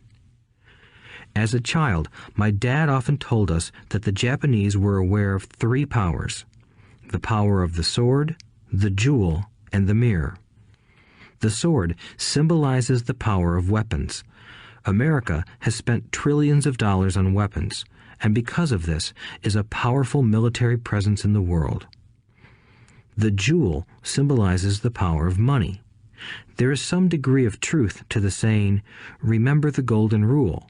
He who has the gold makes the rules." The mirror symbolizes the power of self-knowledge. This self-knowledge, according to Japanese legend, was the most treasured of the 3. All too often, the poor and middle class allow the power of money to control them. By simply getting up and working harder, failing to ask themselves if what they do makes sense, they shoot themselves in the foot as they leave for work every morning. By not fully understanding money, the vast majority of people allow its awesome power to control them. If they used the power of the mirror, they would have asked themselves, "Does this make sense?" All too often, instead of trusting their inner wisdom, that genius inside, most people follow the crowd. They do things because everybody else does them. They conform rather than question. Often, they mindlessly repeat what they have been told. Diversify. Your home is an asset. Your home is your biggest investment. You get a tax break for going into greater debt. Get a safe job. Don't make mistakes. Don't take risks. It is said that the fear of public speaking is a fear greater than death for most people. According to psychiatrists, the fear of public speaking is caused by the fear of ostracism, the fear of standing out, the fear of criticism, the fear of ridicule, and the fear of being an outcast. The fear of being different prevents most people from seeking new ways to solve their problems. That is why my educated dad said the Japanese valued the power of the mirror the most, for it is only when we look into it that we find truth. Fear is the main reason that people say, "Play it safe." That goes for anything, be it sports, relationships, careers, or money. It is that same fear, the fear of ostracism, that causes people to conform to, and not question, commonly accepted opinions or popular trends. Your home is an asset. Get a bill consolidation loan and get out of debt. Work harder. It's a promotion. Someday I'll be a vice president. Save money. When I get a raise, I'll buy us a bigger house. Mutual funds are safe. Many financial problems are caused by trying to keep up with the Joneses. Occasionally, we all need to look in the mirror and be true to our inner wisdom rather than our fears. By the time Mike and I were 16 years old, we began to have problems in school. We were not bad kids. We just began to separate from the crowd. We worked for Mike's dad after school and on weekends. Mike and I often spent hours after work just sitting at a table with his dad while he held meetings with his bankers, attorneys, accountants, brokers, investors, managers, and employees. Here was a man who had left school at 13 who was now directing, instructing, ordering, and asking questions of educated people. They came at his beck and call and cringed when he didn't approve of them. Here was a man who had not gone along with the crowd. He was a man who did his own thinking and detested the words, "We have to do it this way because that's the way everyone else does it." He also hated the word "can't." If you wanted him to do something, just say, "I don't think you can do it." Mike and I learned more sitting in on his meetings than we did in all our years of school, college included. Mike's dad was not book smart, but he was financially educated and successful as a result. He told us over and over again, an intelligent person hires people who are more intelligent than he is. So Mike and I had the benefit of spending hours listening to and learning from intelligent people. But because of this, Mike and I couldn't go along with the standard dogma our teachers preached, and that caused problems. Whenever the teacher said, "If you don't get good grades, you won't do well in the real world," Mike and I just raised our eyebrows. When we were told to follow set procedures and not deviate from the rules, we could see how school discouraged creativity. We started to understand why our rich dad told us that schools were designed to produce good employees instead of employers. Occasionally, Mike or I would ask our teachers how what we studied was applicable to the real world, or why we never studied money and how it worked. To the latter question, we often got the answer that money was not important, that if we excelled in our education, the money would follow. The more we knew about the power of money, the more distant we grew from the teachers and our classmates. My highly educated dad never pressured me about my grades, but we did begin to argue about money.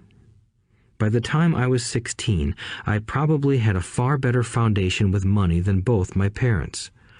I could keep books, I listened to tax accountants, corporate attorneys, bankers, real estate brokers, investors, and so forth. By contrast, my dad talked to other teachers. One day, my dad told me that our home was his greatest investment. A not-too-pleasant argument took place when I showed him why I thought a house was not a good investment. I showed him the ancillary expenses that went along with owning the home. A bigger home meant bigger expenses, and the cash flow kept going out through the expense column. Today, people still challenge me on the idea of a house not being an asset. I know that for many people, it is their dream as well as their largest investment. And owning your own home is better than nothing. I simply offer an alternative way of looking at this popular dogma. If my wife and I were to buy a bigger, flashier house, we realize it wouldn't be an asset. It would be a liability since it would take money out of our pocket. So here is the argument I put forth. I really don't expect most people to agree with it because your home is an emotional thing, and when it comes to money, high emotions tend to lower financial intelligence. I know from personal experience that money has a way of making every decision emotional.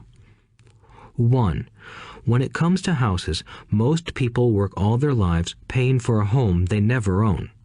In other words, most people buy a new house every few years, each time incurring a new 30-year loan to pay off the previous one. 2. Even though people receive a tax deduction for interest on mortgage payments, they pay for all their other expenses with after-tax dollars, even after they pay off their mortgage. 3. My wife's parents were shocked when the property taxes on their home increased to $1,000 a month. This was after they had retired, so the increase put a strain on their retirement budget and they felt forced to move. 4. Houses do not always go up in value. I have friends who owe $1 million for a home that today would sell for far less. 5. The greatest losses of all are those from missed opportunities. If all your money is tied up in your house, you may be forced to work harder because your money continues blowing out of the expense column instead of adding to the asset column, the classic middle-class cash flow pattern. If a young couple would put more money into their asset column early on, their later years would be easier. Their assets would have grown and would be available to help cover expenses. All too often, a house only serves as a vehicle for incurring a home equity loan to pay for mounting expenses. In summary, the end result in making a decision to own a house that is too expensive in lieu of starting an investment portfolio impacts an individual in at least the following 3 ways. 1. Loss of time during which other assets could have grown in value. 2. Loss of additional capital which could have been invested instead of paying for high-maintenance expenses related directly to the home. 3. Loss of education. Too often, people count their house and savings and retirement plans as all they have in their asset column. Because they have no money to invest, they simply don't invest. This costs them investment experience. Most never become what the investment world calls a sophisticated investor. And the best investments are usually first sold to sophisticated investors, who then turn around and sell them to the people playing it safe. I am not saying don't buy a house. What I'm saying is that you should understand the difference between an asset and a liability. When I want a bigger house, I first buy assets that will generate the cash flow to pay for the house. My educated dad's personal financial statement best demonstrates the life of someone caught in the rat race. His expenses match his income, never allowing him enough left over to invest in assets. As a result, his liabilities are larger than his assets. Why the rich get richer. A review of my rich dad's financial statement shows why the rich get richer. The asset column generates more than enough income to cover expenses, with the balance reinvested into the asset column. The asset column continues to grow, and therefore the income it produces grows with it. The result is that the rich get richer. Why the middle class struggle. The middle class finds itself in a constant state of financial struggle. Their primary income is through their salary. As their wages increase, so do their taxes. Their expenses tend to increase in proportion to their salary increase, hence the phrase, the rat race. They treat their home as their primary asset instead of investing in income-producing assets. This pattern of treating your home as an investment and the philosophy that a pay raise means you can buy a larger home or spend more is the foundation of today's debt-ridden society. Increased spending throws families into greater debt and into more financial uncertainty, even though they may be advancing in their jobs and receiving raises on a regular basis. This is high-risk living caused by weak financial education. The massive loss of jobs in recent times proves how shaky the middle class really is financially. Company pension plans are being replaced by 401k plans. Social Security is obviously in trouble and can't be relied upon as a source for retirement. Panic has set in for the middle class. Today, mutual funds are popular because they supposedly represent safety. Average mutual fund buyers are too busy working to pay taxes and mortgages, save for their children's college, and pay off credit cards. They do not have time to study investing, so they rely on the expertise of the manager of a mutual fund. Also, because the mutual fund includes many different types of investments, they feel their money is safer because it is diversified. This educated middle class subscribes to the dogma put out by mutual fund brokers and financial planners. Play it safe, avoid risk. The real tragedy is that the lack of early financial education is what creates the risk faced by average middle class people. The reason they have to play it safe is because their financial positions are tenuous at best. Their balance sheets are not balanced. Instead, they are loaded with liabilities and have no real assets that generate income. Typically, their only source of income is their paycheck. Their livelihood becomes entirely dependent on their employer. So when genuine deals of a lifetime come along, these people can't take advantage of them because they are working so hard, are taxed to the max, and are loaded with debt. As I said at the start of this section, the most important rule is to know the difference between an asset and a liability. Once you understand the difference, concentrate your efforts on buying income-generating assets. That's the best way to get started on a path to becoming rich. Keep doing that and your asset column will grow. Keep liabilities and expenses down so more money is available to continue pouring into the asset column. Soon, the asset base will be so deep that you can afford to look at more speculative investments. Investments that may have returns of 100% to infinity. $5,000 investments that are soon turned into $1 million or more. Investments that the middle class calls too risky. The investment is not risky for the financially literate. As an employee who is also a homeowner, your working efforts are generally as follows. 1. You work for the company. Employees make their business owner or the shareholders rich, not themselves. Your efforts and success will help provide for the owner's success and retirement. 2. You work for the government. The government takes its share from your paycheck before you even see it. By working harder, you simply increase the amount of taxes taken by the government. Most people work from January to May just for the government. 3. You work for the bank. After taxes, your next largest expense is usually your mortgage and credit card debt. The problem with simply working harder is that each of these 3 levels takes a greater share of your increased efforts. You need to learn how to have your increased efforts benefit you and your family directly. Once you have decided to concentrate on minding your own business, focusing your efforts on acquiring assets instead of a bigger paycheck, how do you set your goals? Most people must keep their job and rely on their wages to fund their acquisition of assets. As their assets grow, how do they measure the extent of their success? When does someone know that they are rich, that they have wealth? As well as having my own definitions for assets and liabilities, I also have my own definition for wealth. Actually, I borrowed it from a man named R. Buckminster Fuller. Some call him a quack, and others call him a genius. Years ago, he got architects buzzing because he applied for a patent for something he called a geodesic dome. But in the application, Fuller also said something about wealth. It was pretty confusing at first, but after reading it, it began to make some sense. Wealth is a person's ability to survive so many number of days forward, or, if I stopped working today, how long could I survive? Unlike net worth, the difference between your assets and liabilities, which is often filled with a person's expensive junk and opinions of what things are worth, this definition creates the possibility for developing a truly accurate measurement. I could now measure and know where I was in terms of my goal to become financially independent.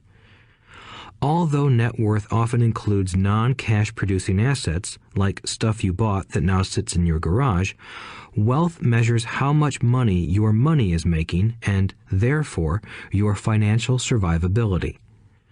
Wealth is the measure of the cash flow from the asset column compared with the expense column. Let's use an example. Let's say I have cash flow from my asset column of $1,000 a month, and I have monthly expenses of $2,000 a month. What is my wealth? Let's go back to Buckminster Fuller's definition. Using his definition, how many days forward can I survive? Assuming a 30-day month, I have enough cash flow for half a month. When I achieve $2,000 a month cash flow from my assets, then I will be wealthy. So, while I'm not yet rich, I am wealthy. I now have income generated from assets each month that fully cover my monthly expenses. If I want to increase my expenses, I first must increase my cash flow to maintain this level of wealth.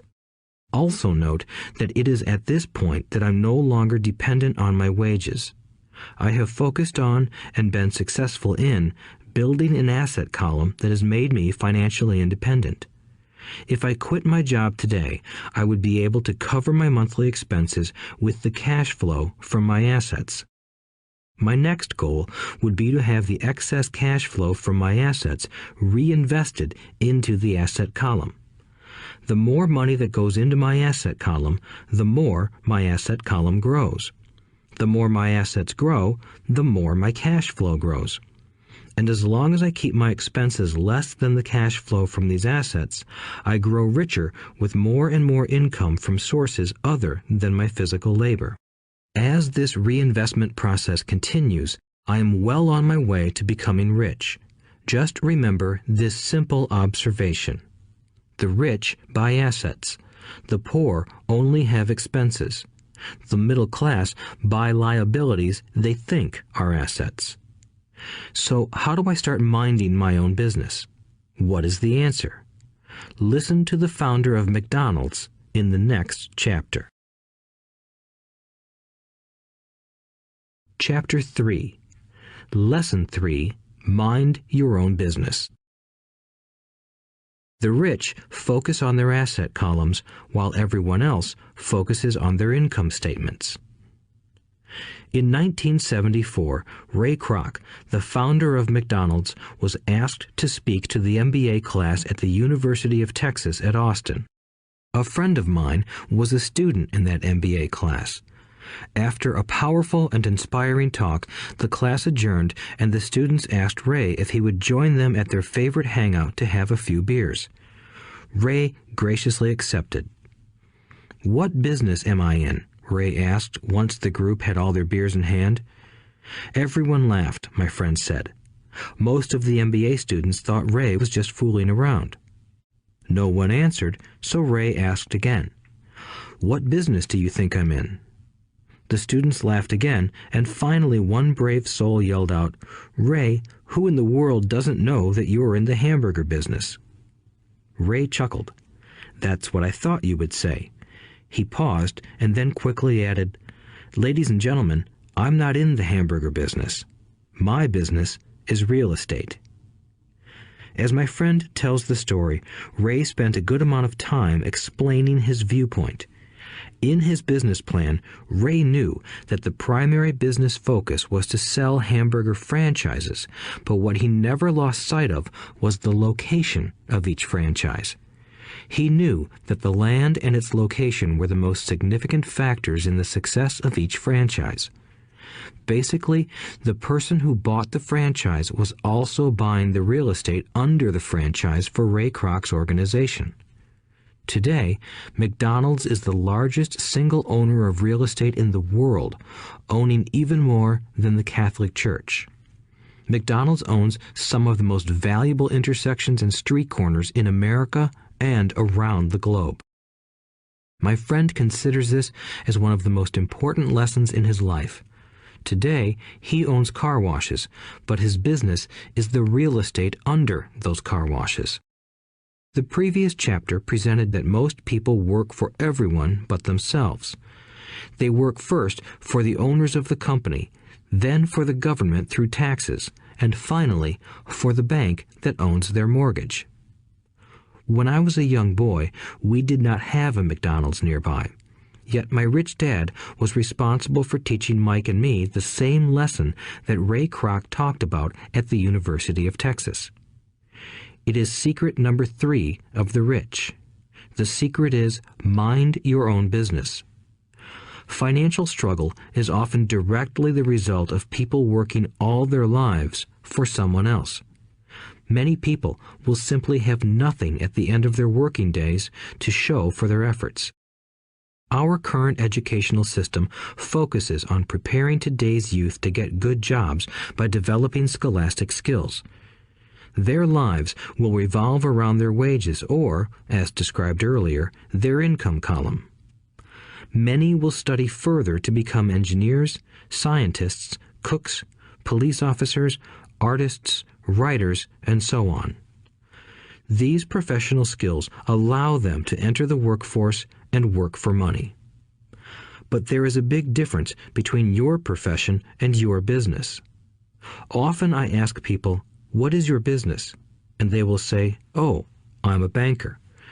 Then I ask them if they own the bank, and they usually respond, "No, I work there." In that instance, they have confused their profession with their business. Their profession may be a banker, but they still need their own business. A problem with school is that you often become what you study. So if you study cooking, you become a chef. If you study the law, you become an attorney. And a study of auto mechanics makes you a mechanic. The mistake in becoming what you study is that too many people forget to mind their own business. They spend their lives minding someone else's business and making that person rich. To become financially secure, a person needs to mind their own business. Your business revolves around your asset column, not your income column.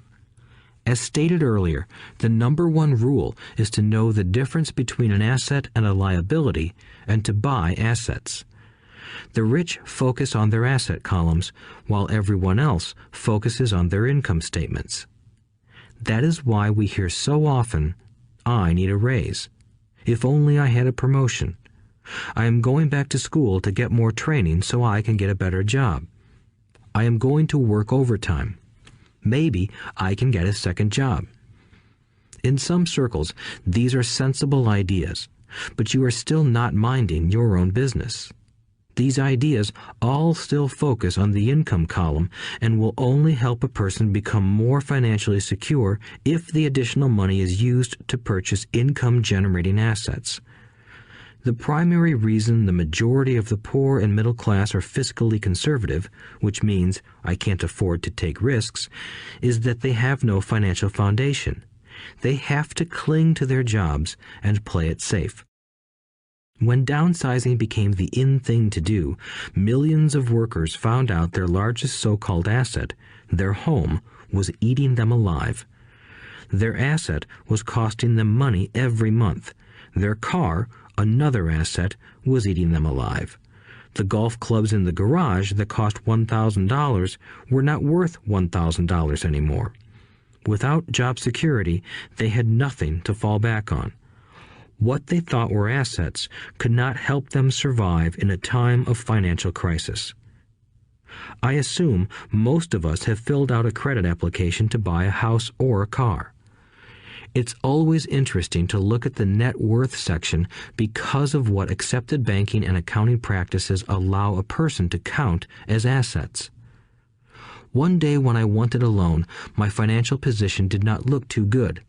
So I added my new golf clubs, my art collection, books, electronics, Armani suits, wristwatches, shoes, and other personal effects to boost the number in the asset column. But I was turned down because I had too much investment real estate. The loan committee didn't like that I made so much money from rent. They wanted to know why I did not have a normal job with a salary. They did not question the Armani suits, golf clubs, or art collection. Life is sometimes tough when you do not fit the standard profile. I cringe every time I hear someone say to me that their net worth is $1 million or $100,000 or whatever. One of the main reasons net worth is not accurate is simply because the moment you begin selling your assets, you are taxed for any gains. So many people have put themselves in deep financial trouble when they run short of income. To raise cash, they sell their assets. But their personal assets can generally be sold for only a fraction of the value that is listed on their personal balance sheet. Or, if there is a gain on the sale of the assets, they are taxed on the gain. So again, the government takes its share, thus reducing the amount available to help them out of debt. That is why I say someone's net worth is often worth less than they think. Start minding your own business. Keep your daytime job, but start buying real assets, not liabilities or personal effects that have no real value once you get them home.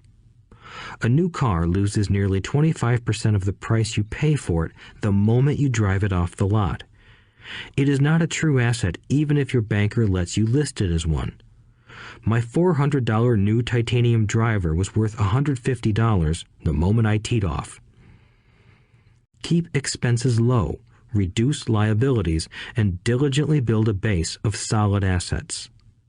For young people who have not yet left home, it is important for parents to teach them the difference between an asset and a liability. Get them to start building a solid asset column before they leave home, get married, buy a house, have kids, and get stuck in a risky financial position, clinging to a job and buying everything on credit. I see so many young couples who get married and trap themselves into a lifestyle that will not let them get out of debt for most of their working years. For many people, just as the last child leaves home, the parents realize they have not adequately prepared for retirement and they begin to scramble to put some money away. Then their own parents become ill and they find themselves with new responsibilities. So what kind of assets am I suggesting that you or your children acquire? In my world, real assets fall into the following categories. Businesses that do not require my presence. I own them, but they are managed or run by other people. If I have to work there, it's not a business. It becomes my job. Stocks, bonds, income-generating real estate, notes, IOUs, royalties from intellectual property such as music, scripts, and patents. Anything else that has value, produces income, or appreciates, and has a ready market. As a young boy, my educated dad encouraged me to find a safe job, but my rich dad encouraged me to begin acquiring assets that I loved. If you don't love it, you won't take care of it. I collect real estate simply because I love buildings and land. I love shopping for them, and I could look at them all day long. When problems arise, the problems aren't so bad that it changes my love for real estate. For people who hate real estate, they shouldn't buy it. I also love stocks of small companies, especially startups, because I am an entrepreneur, not a corporate person. In my early years, I worked in large organizations such as Standard Oil of California, the U.S. Marine Corps, and Xerox Corporation. I enjoyed my time with those organizations and have fond memories, but I know deep down I am not a company man. I like starting companies, not running them. So my stock buys are usually of small companies. Sometimes I even start the company and take it public. Fortunes are made in new stock issues, and I love the game. Many people are afraid of small-cap companies and call them risky, and they are. But that risk is diminished if you love what the investment is, understand it, and know the game. With small companies, my investment strategy is to be out of the stock in a year.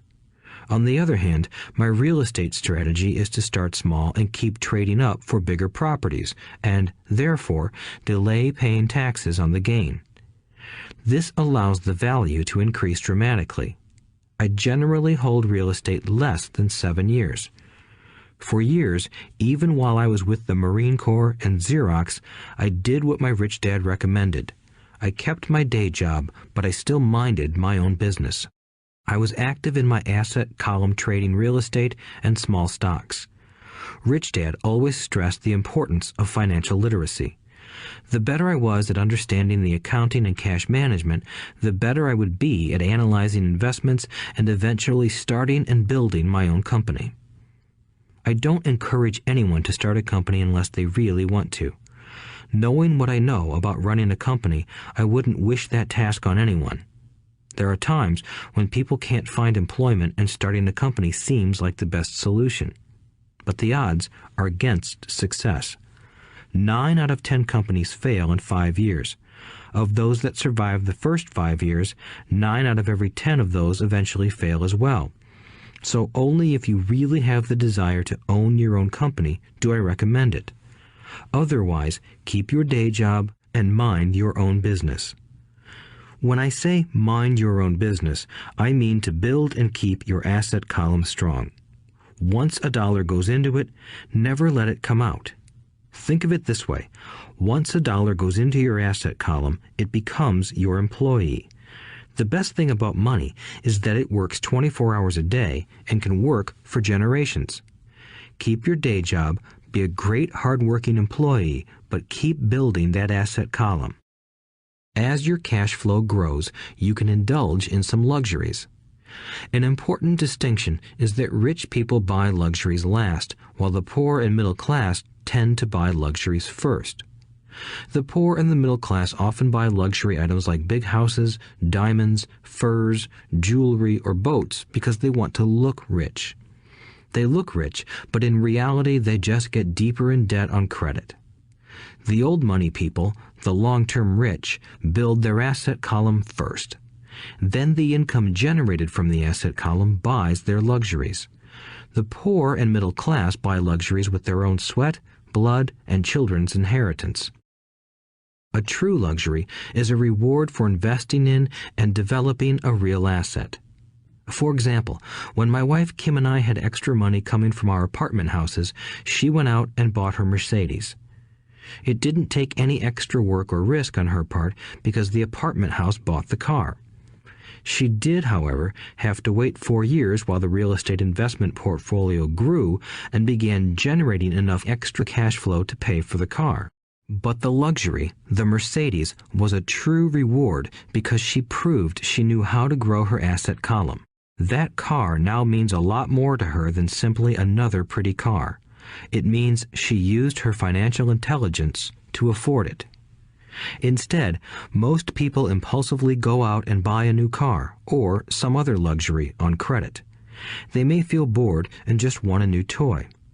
Buying a luxury on credit often causes a person to eventually resent that luxury because the debt becomes a financial burden. After you've taken the time and invested in and built your own business, you are now ready to learn the biggest secret of the rich, the secret that puts the rich way ahead of the pack. Chapter 4. Lesson 4. The History of Taxes and the Power of Corporations. My rich dad just played the game smart, and he did it through corporations, the biggest secret of the rich. I remember in school being told the story of Robin Hood and his merry men. My teacher thought it was a wonderful story of a romantic hero who robbed from the rich and gave to the poor.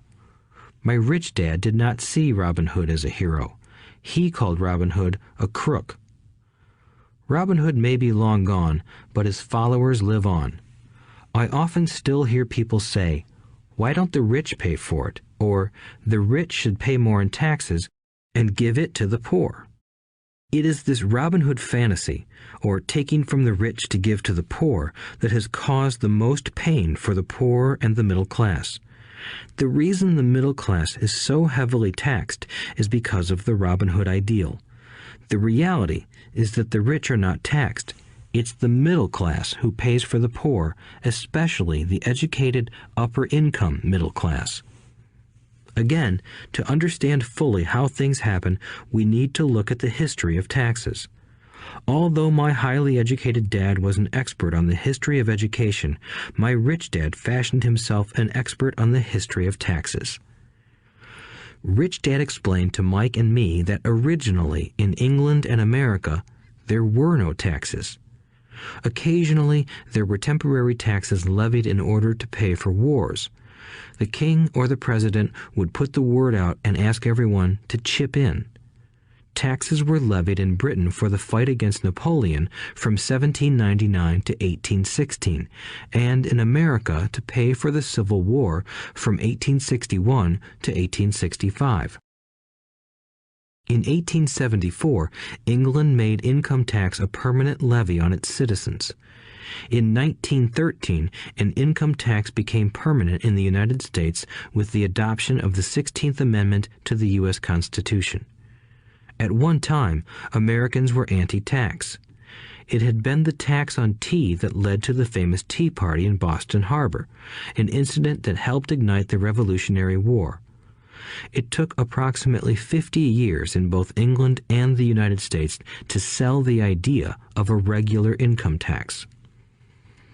What these historical dates fail to reveal is that both of these taxes were initially levied against only the rich. It was this point that Rich Dad wanted Mike and me to understand. He explained that the idea of taxes was made popular and accepted by the majority by telling the poor and the middle class that taxes were created only to punish the rich. This is how the masses voted for the law, and it became constitutionally legal. Although it was intended to punish the rich, in reality it wound up punishing the very people who voted for it, the poor and middle class. Once government got a taste of money, its appetite grew, said Rich Dad. Your dad and I are exactly opposite. He's a government bureaucrat, and I am a capitalist. We get paid, and our success is measured on opposite behaviors. He gets paid to spend money and hire people. The more he spends and the more people he hires, the larger his organization becomes. In the government, a large organization is a respected organization. On the other hand, within my organization, the fewer people I hire and the less money I spend, the more I am respected by my investors. That's why I don't like government people. They have different objectives than most business people. As the government grows, more and more tax dollars are needed to support it. My educated dad sincerely believed that government should help people. He loved John F. Kennedy and especially the idea of the Peace Corps. He loved the idea so much that both he and my mom worked for the Peace Corps, training volunteers to go to Malaysia, Thailand, and the Philippines. He always strived for additional grants and budget increases so he could hire more people, both in his job with the Education Department and in the Peace Corps. From the time I was about 10 years old, I would hear from my rich dad that government workers were a pack of lazy thieves, and from my poor dad I would hear how the rich were greedy crooks who should be made to pay more taxes. Both sides had valid points. It was difficult to go to work for one of the biggest capitalists in town and come home to a father who was a prominent government leader. It was not easy to know which dad to believe. Yet, when you study the history of taxes, an interesting perspective emerges. As I said, the passage of taxes was only possible because the masses believed in the Robin Hood theory of economics. Take from the rich and give to everyone else. The problem was that the government's appetite for money was so great that taxes soon needed to be levied on the middle class, and from there it kept trickling down. However, the rich saw an opportunity because they don't play by the same set of rules. The rich knew about corporations, which became popular in the days of sailing ships. The rich created the corporation as a vehicle to limit their risk to the assets of each voyage. The rich put their money into a corporation to finance the voyage. The corporation would then hire a crew to sail to the New World to look for treasure. If the ship was lost, the crew lost their lives, but the loss to the rich would be limited only to the money they invested for that particular voyage. It is the knowledge of the legal corporate structure that really gives the rich a vast advantage over the poor and middle class. Having two fathers teaching me, one a socialist and the other a capitalist, I quickly began to realize that the philosophy of the capitalist made more financial sense to me. It seemed to me that the socialists ultimately penalized themselves due to their lack of financial education. No matter what the take from the rich crowd came up with, the rich always found a way to outsmart them. That is how taxes were eventually levied on the middle class. The rich outsmarted the intellectuals solely because they understood the power of money, a subject not taught in schools. How did the rich outsmart the intellectuals? Once the take from the rich tax was passed, cash started flowing into government coffers. Initially, people were happy. Money was handed out to government workers and the rich. It went to government workers in the form of jobs and pensions, and it went to the rich via their factories receiving government contracts. The government received a large pool of money, but the problem was the fiscal management of that money. The government ideal is to avoid having excess money. If you fail to spend your allotted funds, you risk losing it in the next budget. You would certainly not be recognized for being efficient. Business people, on the other hand, are rewarded for having excess money and are applauded for their efficiency. As this cycle of growing government spending continued, the demand for money increased, and the tax the rich idea was adjusted to include lower income levels down to the very people who voted it in, the poor and the middle class. True capitalists used their financial knowledge to simply find an escape. They headed back to the protection of a corporation. But what many people who have never formed a corporation don't know is that a corporation is not really a thing. A corporation is merely a file folder with some legal documents in it, sitting in some attorney's office and registered with a state government agency. It's not a big building or a factory or a group of people. A corporation is merely a legal document that creates a legal body without a soul. Using it, the wealth of the rich was once again protected. It was popular because the income tax rate of a corporation is less than the individual income tax rates. In addition, certain expenses could be paid by a corporation with pre-tax dollars. This war between the haves and have-nots has raged for hundreds of years. The battle is waged whenever and wherever laws are made, and it will go on forever.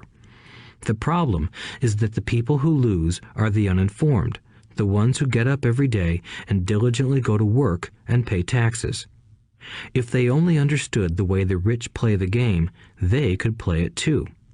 Then they would be on their way to their own financial independence. This is why I cringe every time I hear a parent advise their children to go to school so they can find a safe, secure job. An employee with a safe, secure job without financial aptitude has no escape. Average Americans today work 5 to 6 months for the government just to cover their taxes.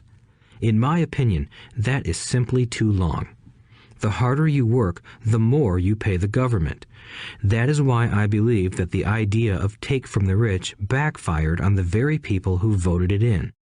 Every time people try to punish the rich don't simply comply. They react. They have the money, power, and intent to change things. They don't just sit there and voluntarily pay more taxes. Instead, they search for ways to minimize their tax burden. They hire smart attorneys and accountants and persuade politicians to change laws or create legal loopholes. They use their resources to effect change. The tax code of the United States also allows other ways to reduce taxes. Most of these vehicles are available to anyone, but it is the rich who find them because they are minding their own business. For example, 1031 is jargon for Section 1031 of the Internal Revenue Code, which allows a seller to delay paying taxes on a piece of real estate that is sold for a capital gain through an exchange for a more expensive piece of real estate. Real estate is one investment vehicle that has a great tax advantage. As long as you keep trading up in value, you will not be taxed on the gains until you liquidate. People who don't take advantage of these legal tax savings are missing a great opportunity to build their asset columns. The poor and middle class don't have the same resources. They sit there and let the government's needles enter their arm and allow the blood donation to begin. Today, I am constantly shocked at the number of people who pay more taxes or take fewer deductions simply because they are afraid of the government. I have friends who have had their businesses shut down and destroyed, only to find out it was a mistake on the part of the government. I realize all that, but the price of working from January to May is a high price to pay for that intimidation. My poor dad never fought back. My rich dad didn't either. He just played the game smarter, and he did it through corporations, the biggest secret of the rich. You may remember the first lesson I learned from my rich dad. I was a little boy of 9 who had to sit and wait for him to choose to talk to me. I sat in his office waiting for him to get to me. He was ignoring me on purpose. He wanted me to recognize his power and to desire to have that power for myself one day. During all the years I studied and learned from him, he always reminded me that knowledge is power. and with money comes great power that requires the right knowledge to keep it and make it multiply. Without that knowledge, the world pushes you around. Rich Dad constantly reminded Mike and me that the biggest bully was not the boss or the supervisor, but the tax man. The tax man will always take more if you let him. The first lesson of having money work for you, as opposed to you working for money, is all about power. If you work for money, you give the power to your employer. If money works for you, you keep the power and control it. Once we had this knowledge of the power of money working for us, he wanted us to be financially smart and not let anyone or anything push us around. If you're ignorant, it's easy to be bullied. If you know what you're talking about, you have a fighting chance. That is why he paid so much for smart tax accountants and attorneys. It was less expensive to pay them than to pay the government. His best lesson to me was, be smart and you won't be pushed around as much. He knew the law because he was a law-abiding citizen and because it was expensive to not know the law. If you know you're right, you're not afraid of fighting back, even if you are taking on Robin Hood and his band of merry men. My highly educated dad always encouraged me to land a good job with a strong corporation. He spoke of the virtues of working your way up the corporate ladder. He didn't understand that, by relying solely on a paycheck from a corporate employer, I would be a docile cow ready for milking. When I told my rich dad of my father's advice, he only chuckled. "Why not own the ladder?" was all he said. As a young boy, I did not understand what Rich Dad meant by owning my own corporation. It was an idea that seemed impossible and intimidating.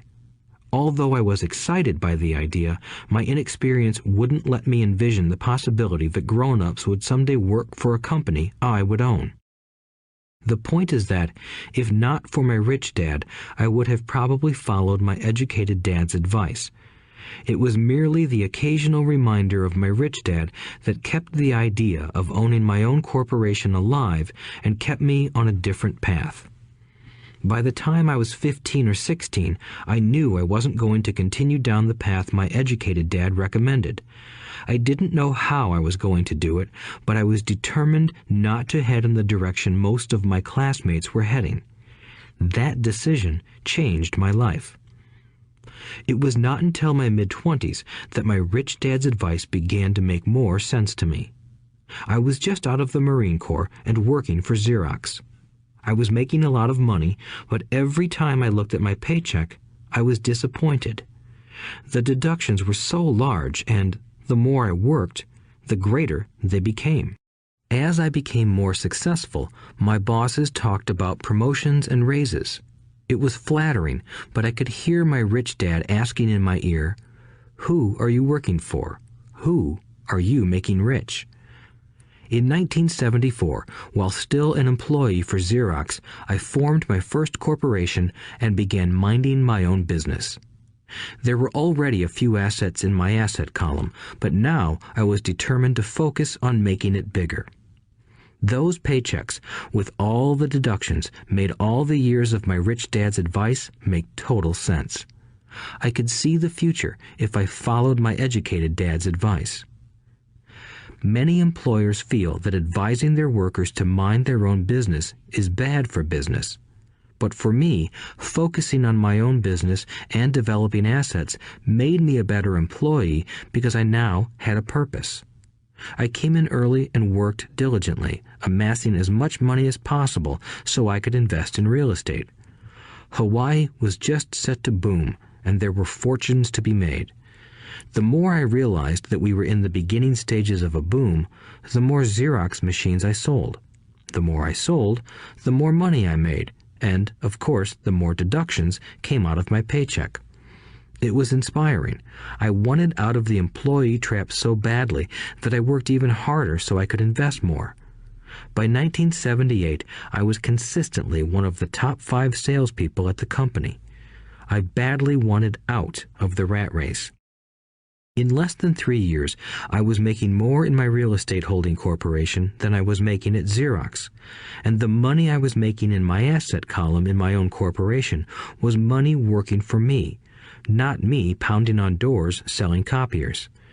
My rich dad's advice made much more sense. Soon, the cash flow from my properties were so strong that my company bought me my first Porsche. My fellow Xerox salespeople thought I was spending my commissions. I wasn't. I was investing my commissions in assets. My money was working hard to make more money. Each dollar in my asset column was a great employee, working hard to make more employees and buy the boss a new Porsche with before tax dollars. I began to work harder for Xerox. The plan was working, and my Porsche was the proof. By using the lessons I learned from my rich dad, I was able to get out of the proverbial rat race at an early age. It was made possible because of the strong financial knowledge I had acquired through Rich Dad's lessons. Without this financial knowledge, which I call financial intelligence or financial IQ, my road to financial independence would have been much more difficult. I now teach others in the hope that I may share my knowledge with them.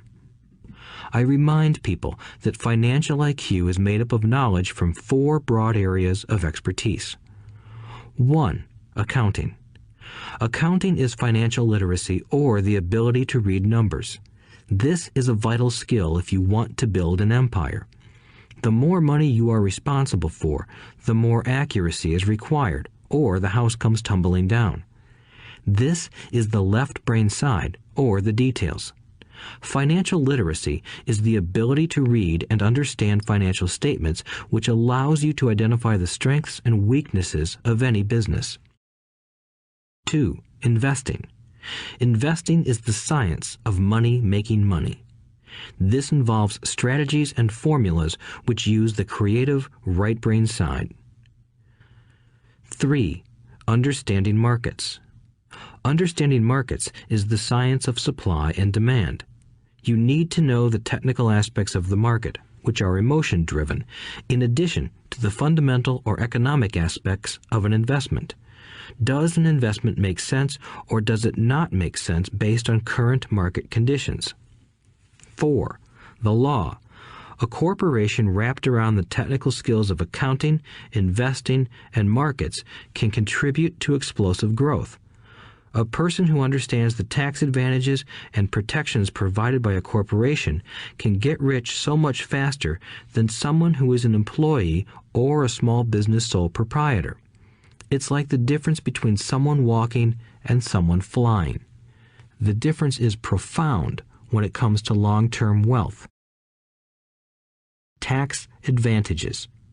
A corporation can do many things that an employee cannot, like pay expenses before paying taxes.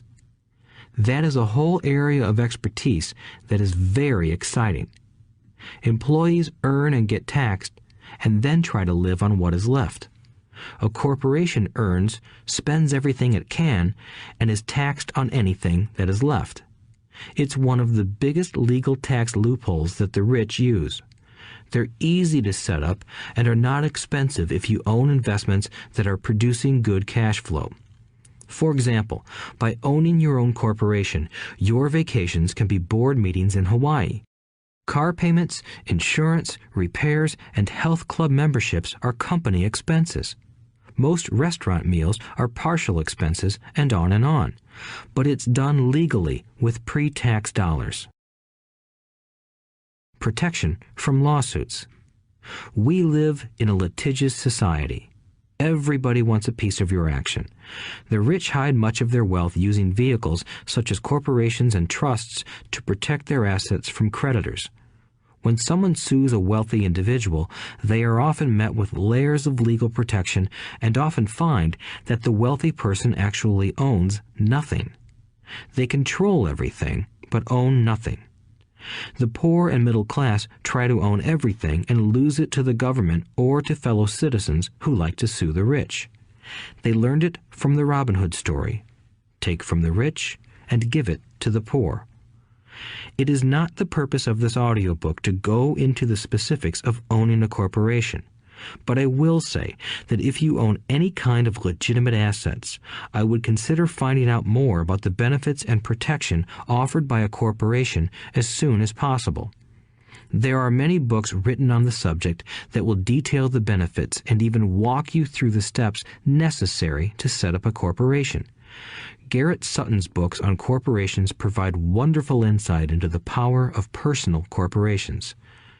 Financial IQ is actually the synergy of many skills and talents. I would say it is the combination of the 4 technical skills listed above that make up basic financial intelligence. If you aspire to great wealth, it is the combination of these skills that will greatly amplify your financial intelligence. In summary, business owners with corporations 1. Earn, 2. Spend, 3. Pay taxes. Employees who work for corporations 1. Earn, 2. Pay taxes, 3. Spend. As part of your overall financial strategy, I recommend that you learn about the protection that legal entities can provide for businesses and assets.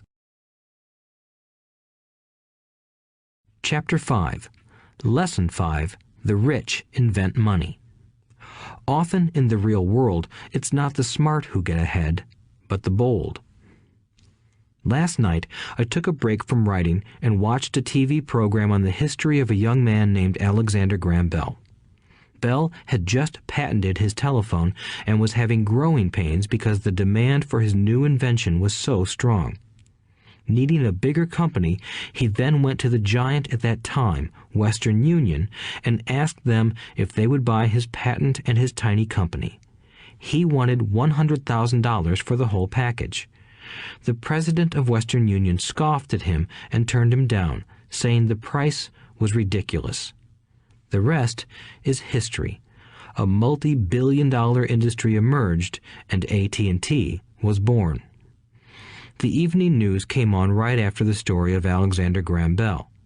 On the news was a story of another downsizing at a local company. The workers were angry and complained that the company ownership was unfair. A terminated manager of about 45 years of age had his wife and 2 babies at the plant and was begging the guards to let him talk to the owners to ask if they would reconsider his termination. He had just bought a house and was afraid of losing it. The camera focused in on his pleading for all the world to see. Needless to say, it held my attention. I have been teaching professionally since 1984. It has been a great experience and a rewarding one. It is also a disturbing profession, for I have taught thousands of individuals and I see one thing in common in all of us, myself included. We all have tremendous potential, and we all are blessed with gifts. Yet the one thing that holds all of us back is some degree of self-doubt. It is not so much the lack of technical information that holds us back, but more the lack of self-confidence. Some are more affected than others. Once we leave school, most of us know that it is not so much a matter of college degrees or good grades that count. In the real world, outside of academics, something more than just grades is required. I have heard it called many things: guts, chutzpah, balls, audacity, bravado, cunning, daring, tenacity, and brilliance. This factor, whatever it is labeled, ultimately decides one's future much more than school grades do. Inside each of us is one of these brave, brilliant, and daring characters. There is also the flip side of that character, people who could get down on their knees and beg if necessary.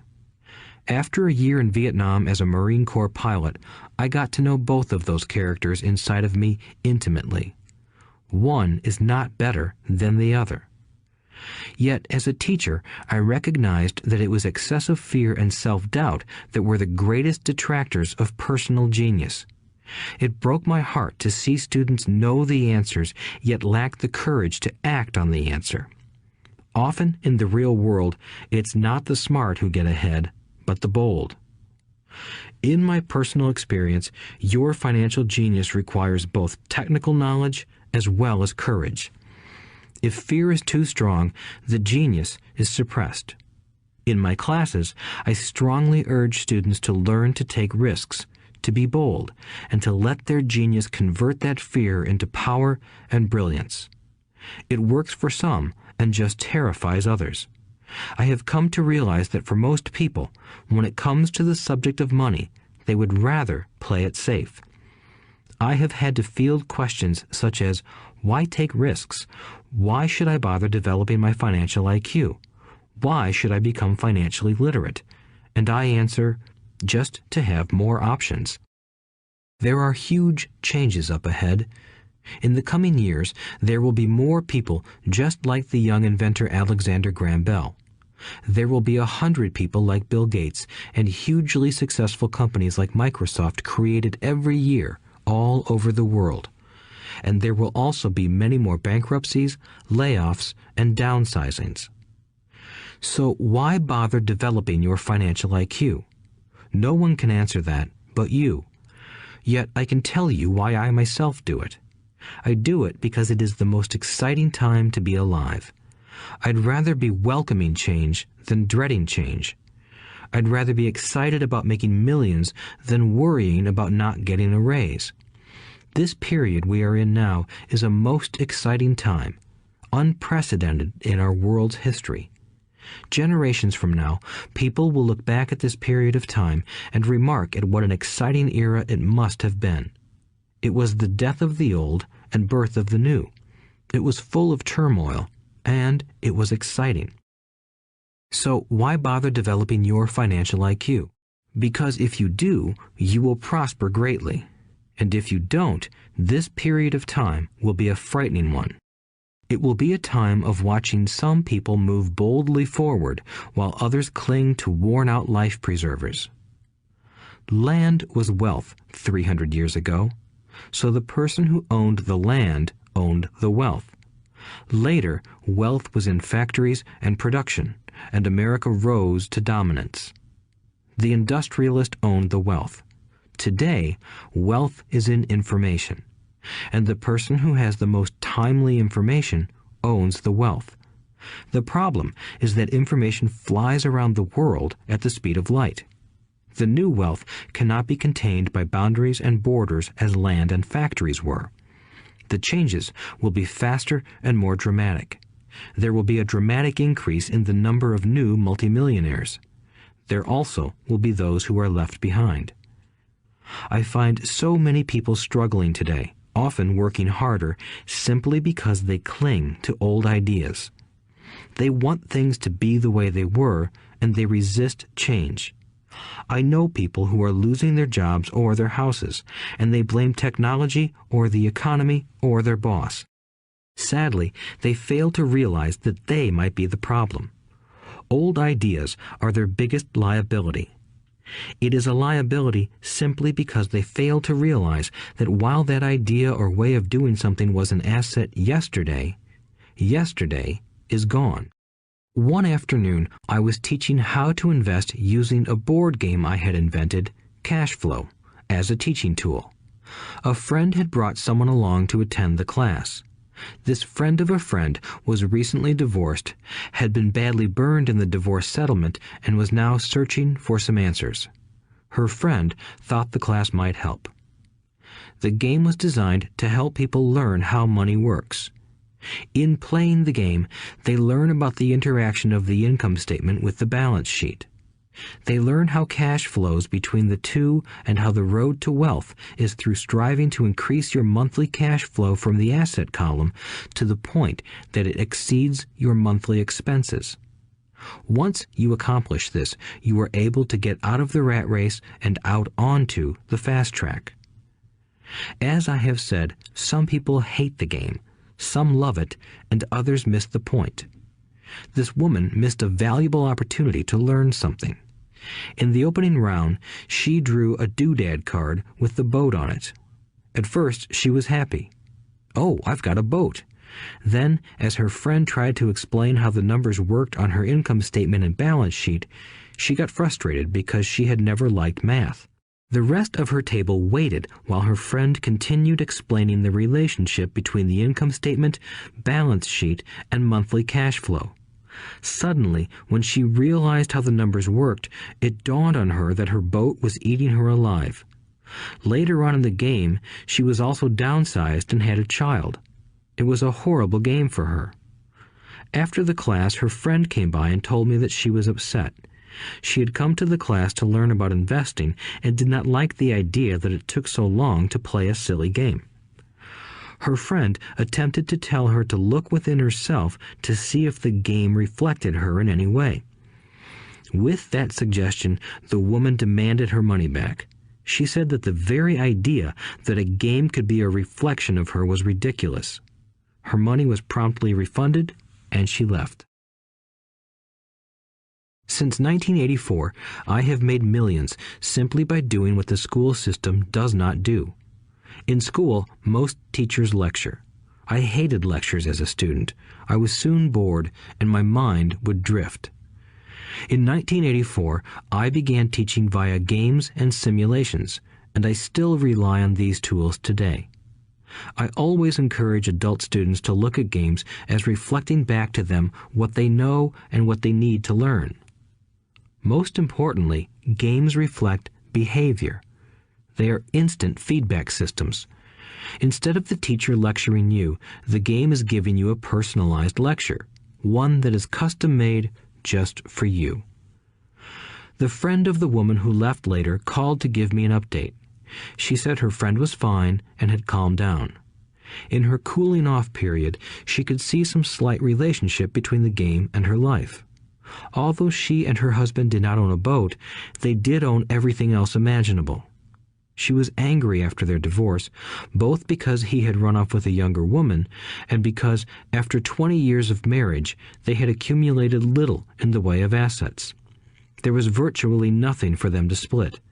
Their 20 years of married life had been incredible fun, but all they had accumulated was a ton of doodads.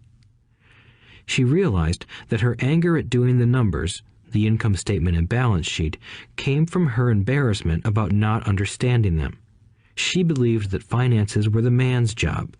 She maintained the house and did the entertaining, and he handled the finances. She was now quite certain that in the last 5 years of their marriage, he had hidden money from her. She was angry at herself for not being more aware of where the money was going, as well as for not knowing about the other woman. Just like a board game, the world is always providing us with instant feedback. We could learn a lot if we tuned in more. One day, not long ago, I complained to my wife that the cleaners must have shrunk my pants.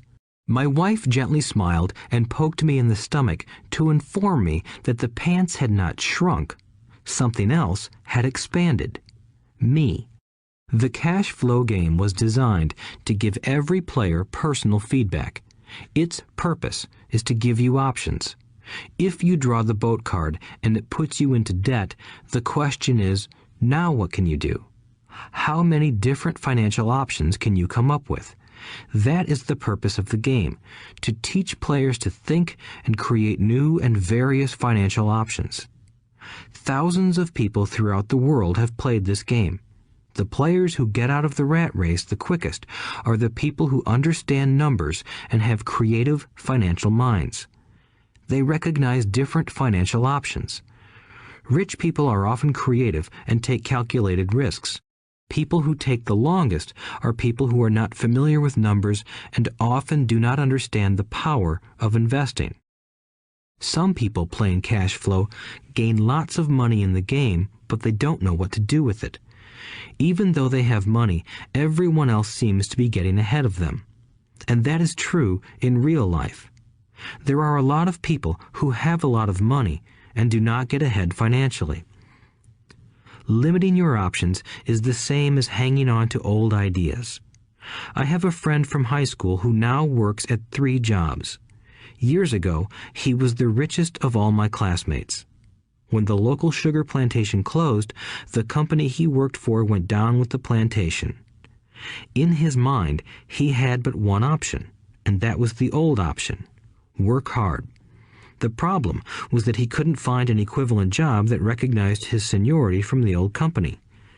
As a result, he is overqualified for the jobs he currently has. so his salary is lower. He now works 3 jobs to earn enough to survive. I have watched people playing cash flow complain that the right opportunity cards are not coming their way, so they sit there. I know people who do that in real life. They wait for the right opportunity.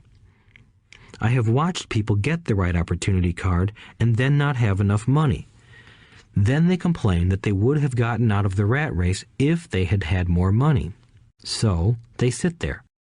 I know people in real life who do that also. They see all the great deals, but they have no money. And I have seen people pull a great opportunity card, read it out loud, and have no idea that it is a great opportunity.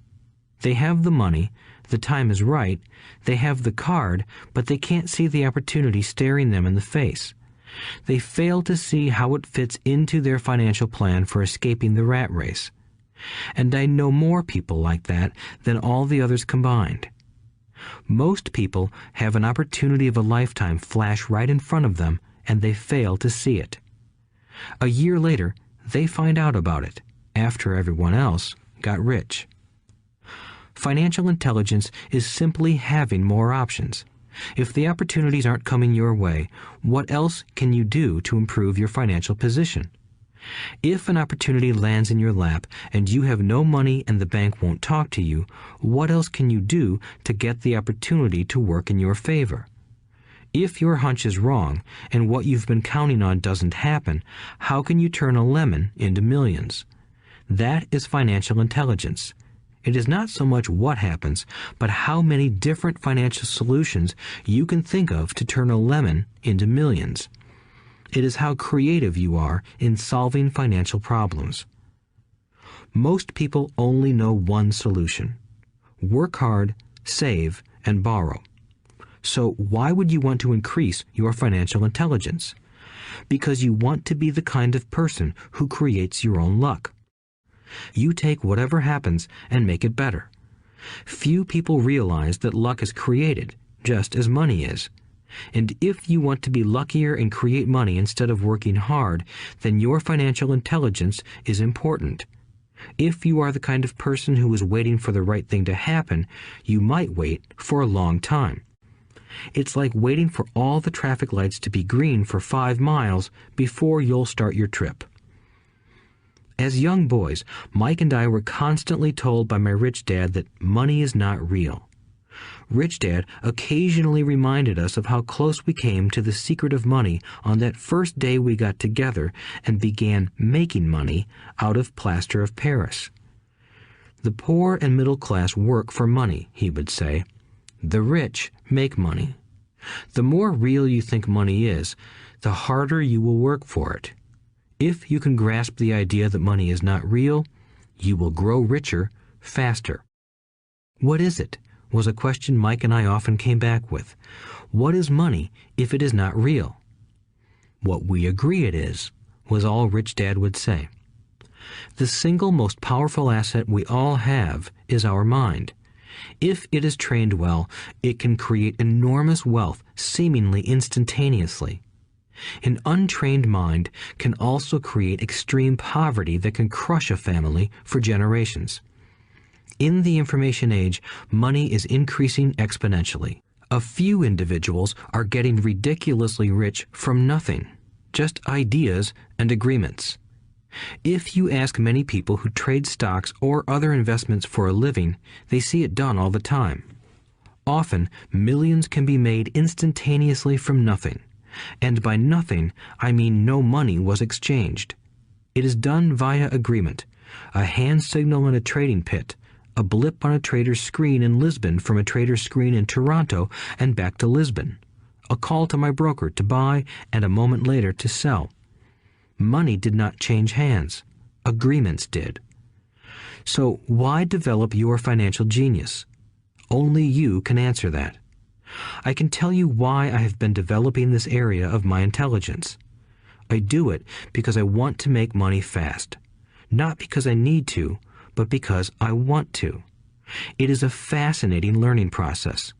I develop my financial IQ because I want to participate in the fastest game and biggest game in the world. And, in my own small way, I would like to be part of this unprecedented evolution of humanity, the era where humans work purely with their minds and not with their bodies. Besides, it is where the action is. It is what is happening. It's hip, it's scary, and it's fun.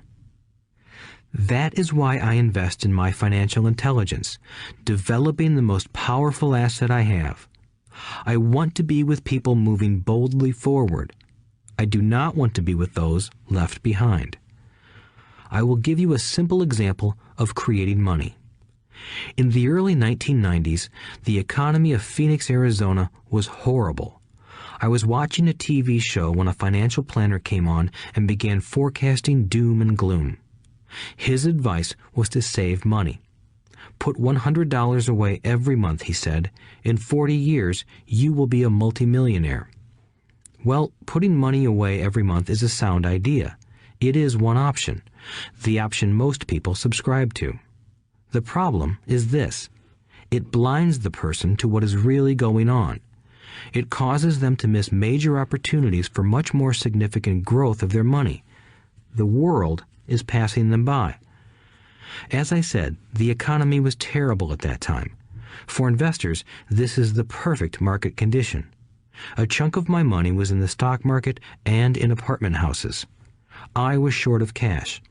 Because people were giving properties away, I was buying.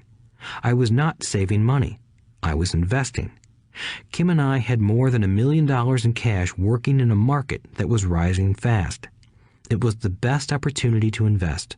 The economy was terrible. I just could not pass up these small deals. Houses that were once $100,000 were now $75,000. But instead of shopping with local real estate agents, I began shopping at the bankruptcy attorney's office or the courthouse steps. In these shopping places, a $75,000 house could sometimes be bought for $20,000 or less. For $2,000, which was loaned to me from a friend for 90 days for $200, I gave an attorney a cashier's check as a down payment.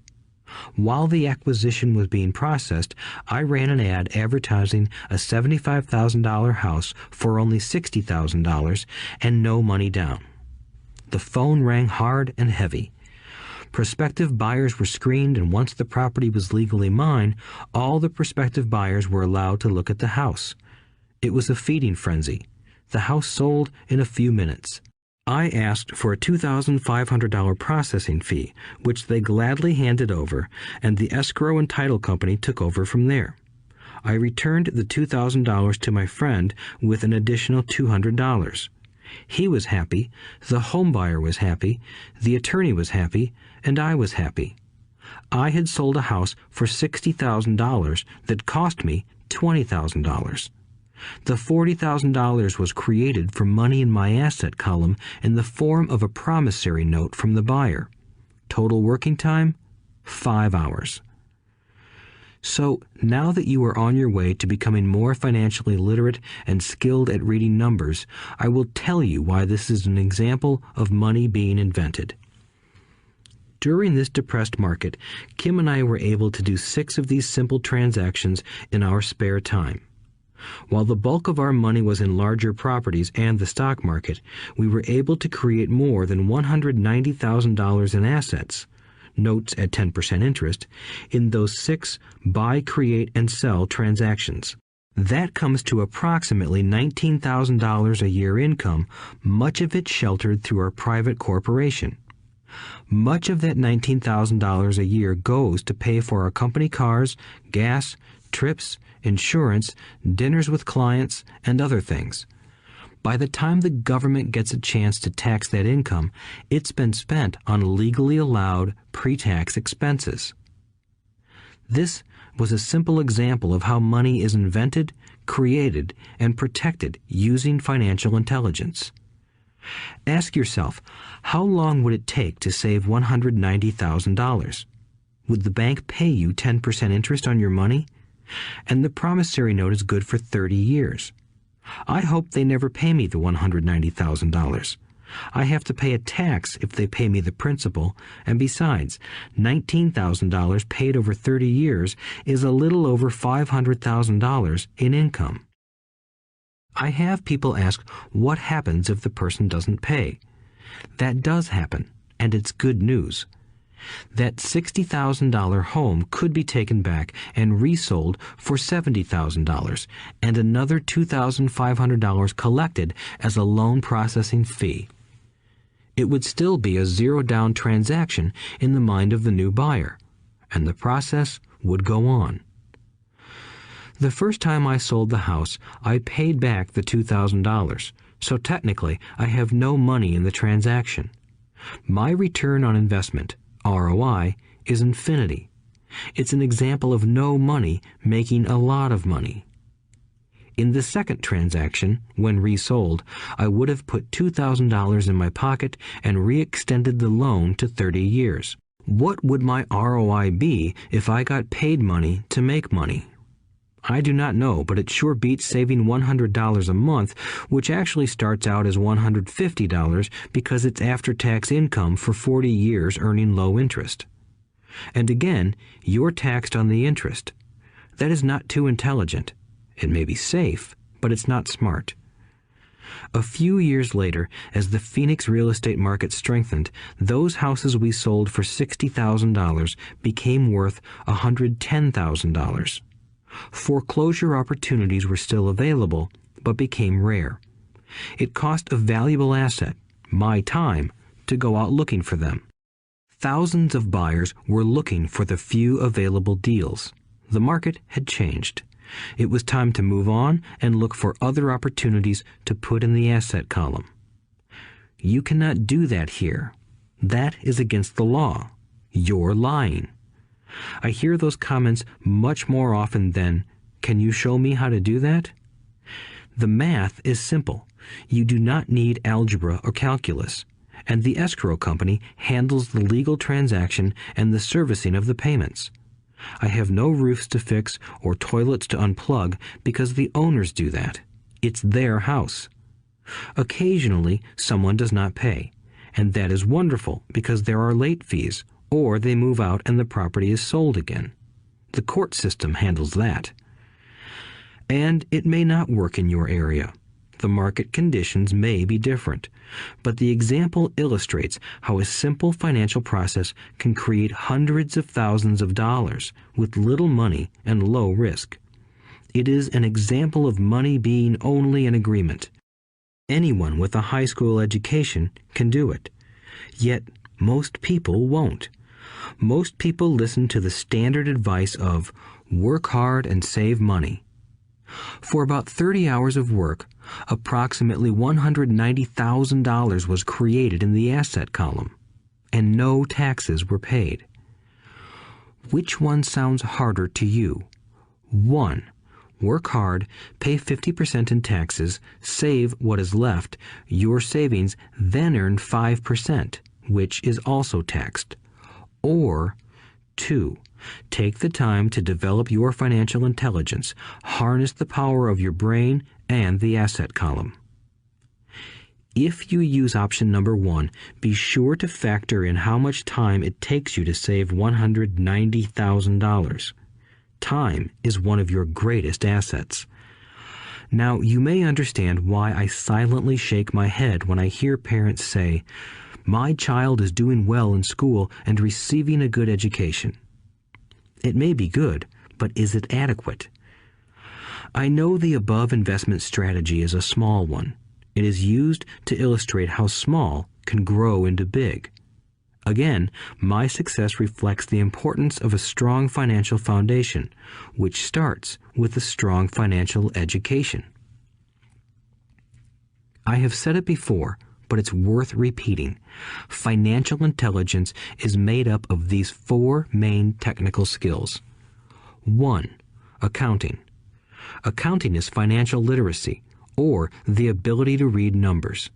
This is a vital skill if you want to build businesses or investments. 2. Investing. Investing is the science of money making money. 3. Understanding markets. Understanding markets is the science of supply and demand. Alexander Graham Bell gave the market what it wanted. So did Bill Gates.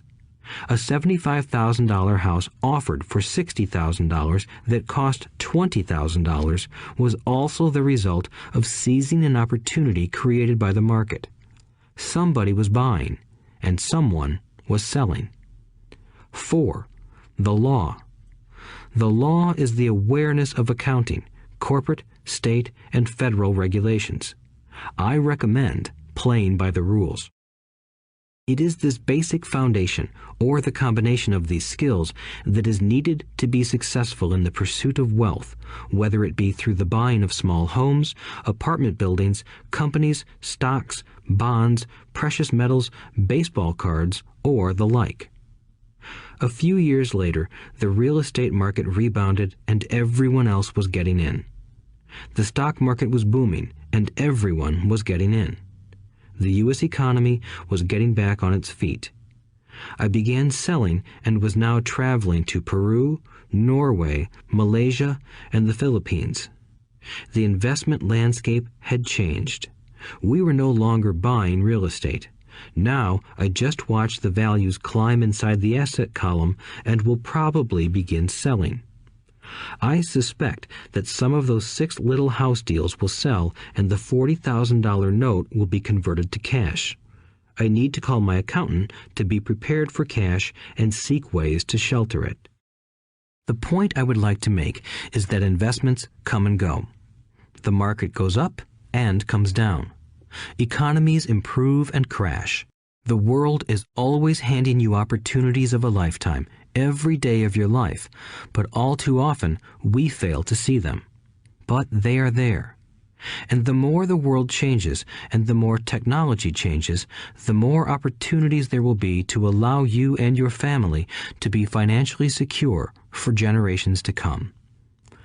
So why bother developing your financial intelligence?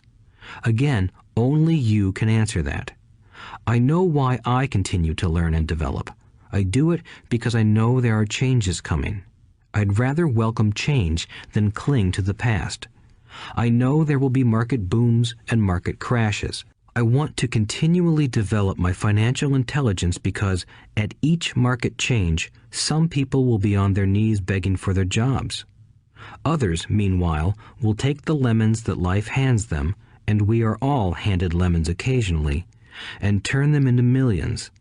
That's financial intelligence. I am often asked about the lemons I have turned into millions. I hesitate using many more examples of personal investments because I am afraid it comes across as bragging or tooting my own horn. That is not my intention. I use the examples only as numerical and chronological illustrations of actual and simple cases. I use the examples because I want you to know that it is easy. And the more familiar you become with the 4 pillars of financial intelligence, the easier it becomes. Personally, I use 2 main vehicles to achieve financial growth: real estate and small cap stocks. I use real estate as my foundation. Day in and day out, my properties provide cash flow and occasional spurts of growth and value. The small cap stocks are used for fast growth. I do not recommend anything that I do. The examples are just that, examples. If the opportunity is too complex and I do not understand the investment, I don't do it. Simple math and common sense are all you need to do well financially. There are 5 reasons for using examples. 1. To inspire people to learn more. 2. To let people know it is easy if the foundation is strong. 3. To show that anyone can achieve great wealth. 4. To show that there are millions of ways to achieve your goals. 5. To show that it's not rocket science. In 1989, I used to jog through a lovely neighborhood in Portland, Oregon. It was a suburb that had little gingerbread houses. They were small and cute. I almost expected to see Little Red Riding Hood skipping down the sidewalk on her way to Granny's. There were for sale signs everywhere. The timber market was terrible. The stock market had just crashed, and the economy was depressed. On one street, I noticed a for sale sign that was up longer than most. It looked old. Jogging past it one day, I ran into the owner, who looked troubled. "What are you asking for your house?" I asked. The owner turned and smiled weakly. "Make me an offer," he said. "It's been for sale for over a year. Nobody even comes by anymore to look at it." "I'll look," I said, and I bought the house a half hour later for $20,000 less than his asking price. It was a cute little 2-bedroom home with gingerbread trim on all the windows. It was light blue with gray accents and had been built in 1930. Inside, there was a beautiful rock fireplace, as well as 2 tiny bedrooms. It was a perfect rental house.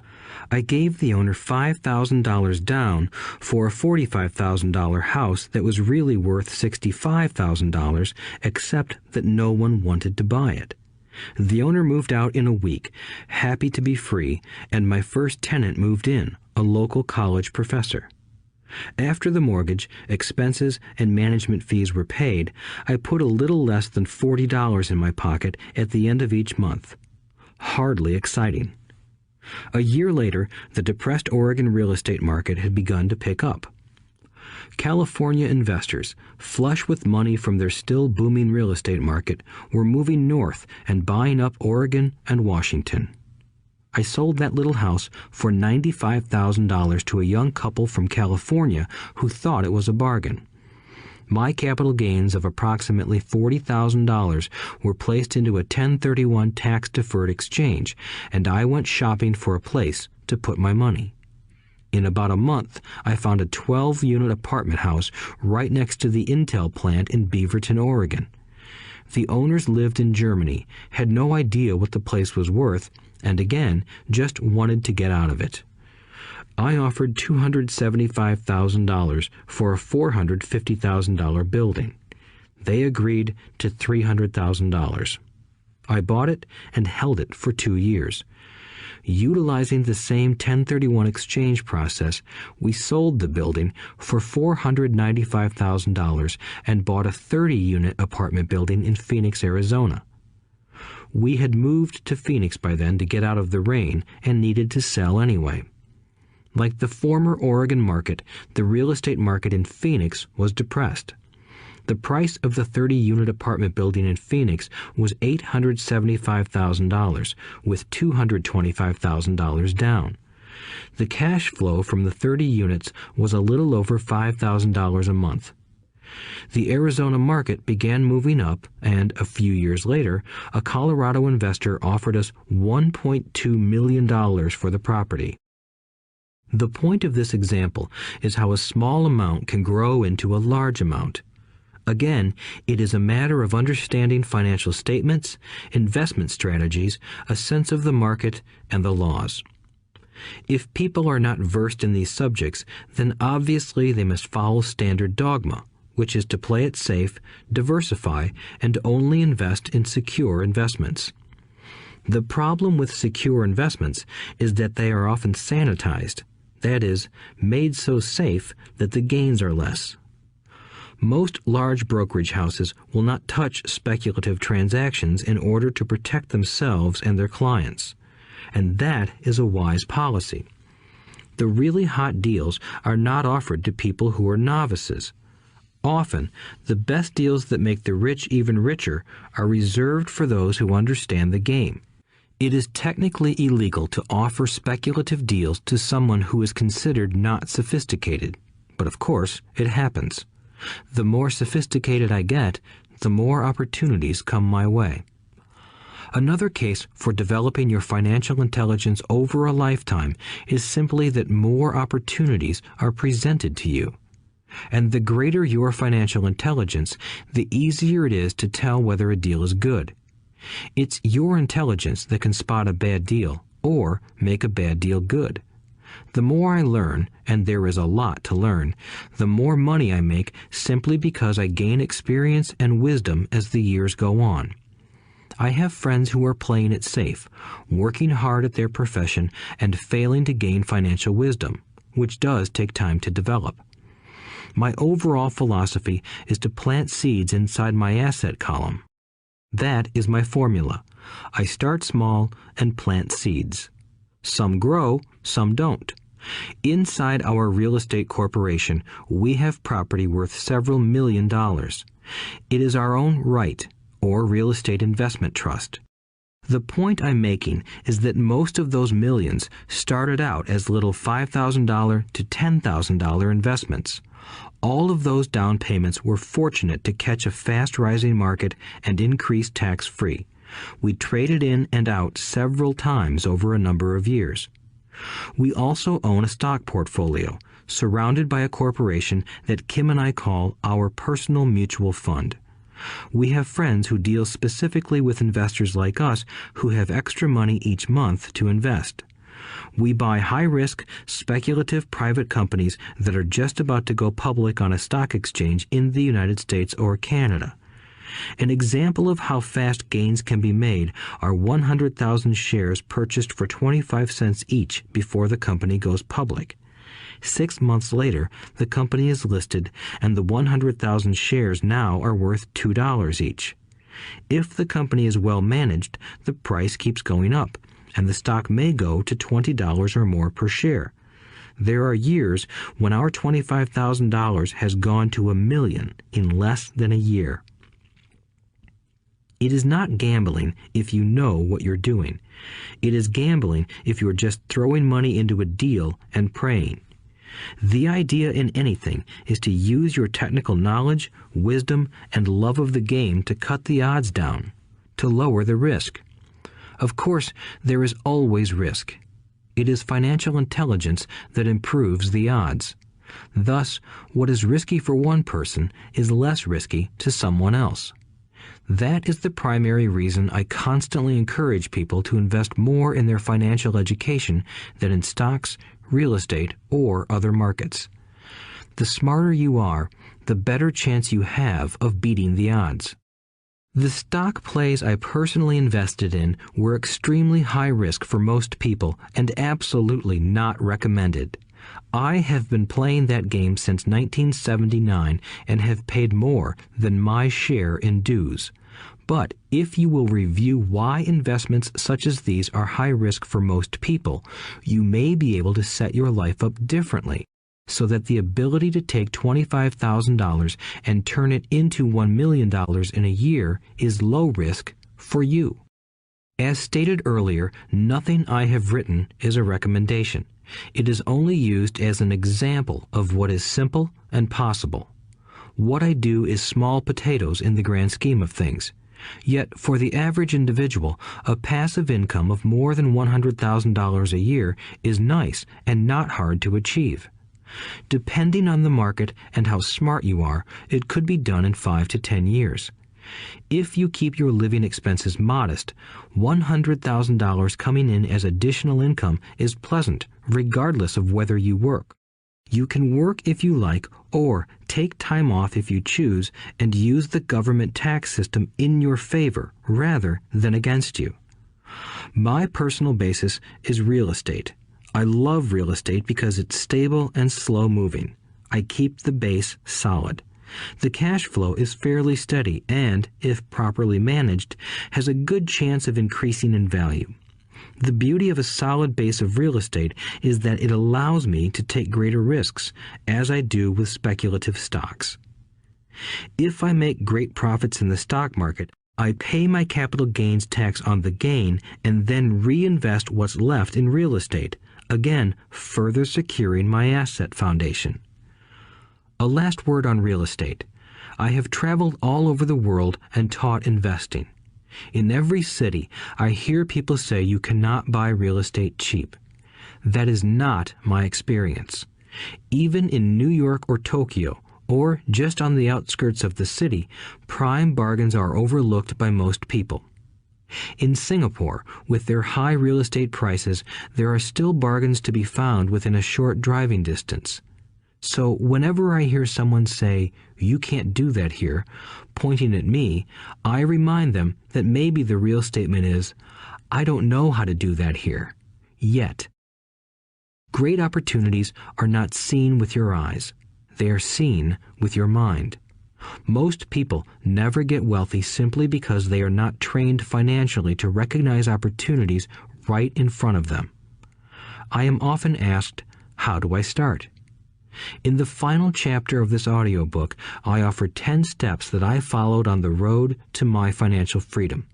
But always remember to have fun.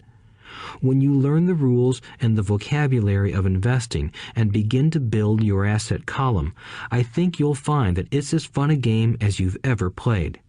Sometimes you win, and sometimes you learn. But have fun. Most people never win because they're more afraid of losing. That is why I found school so silly. In school, we learn that mistakes are bad, and we are punished for making them. Yet if you look at the way humans are designed to learn, we learn by making mistakes.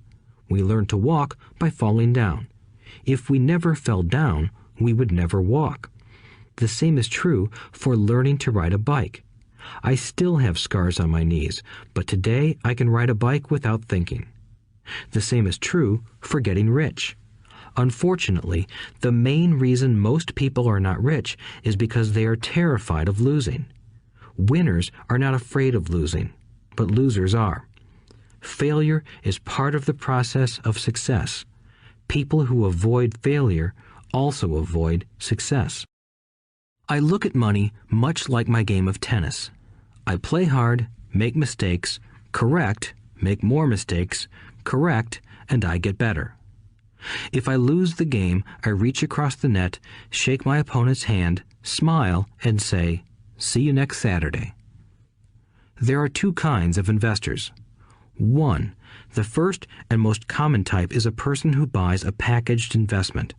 They call a retail outlet, such as a real estate company, a stockbroker, or a financial planner, and they buy something. It could be a mutual fund, a right, a stock, or bond. It is a clean and simple way of investing. An analogy would be a shopper who goes to a computer store and buys a computer right off the shelf. 2. The second type is an investor who creates investments. This investor usually assembles a deal in the same way a person who buys components builds a computer.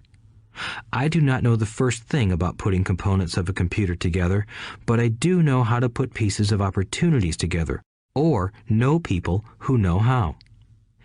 It is this second type of investor who is the more professional investor. Sometimes it may take years for all the pieces to come together. And sometimes they never do. It is this second type of investor that my rich dad encouraged me to be.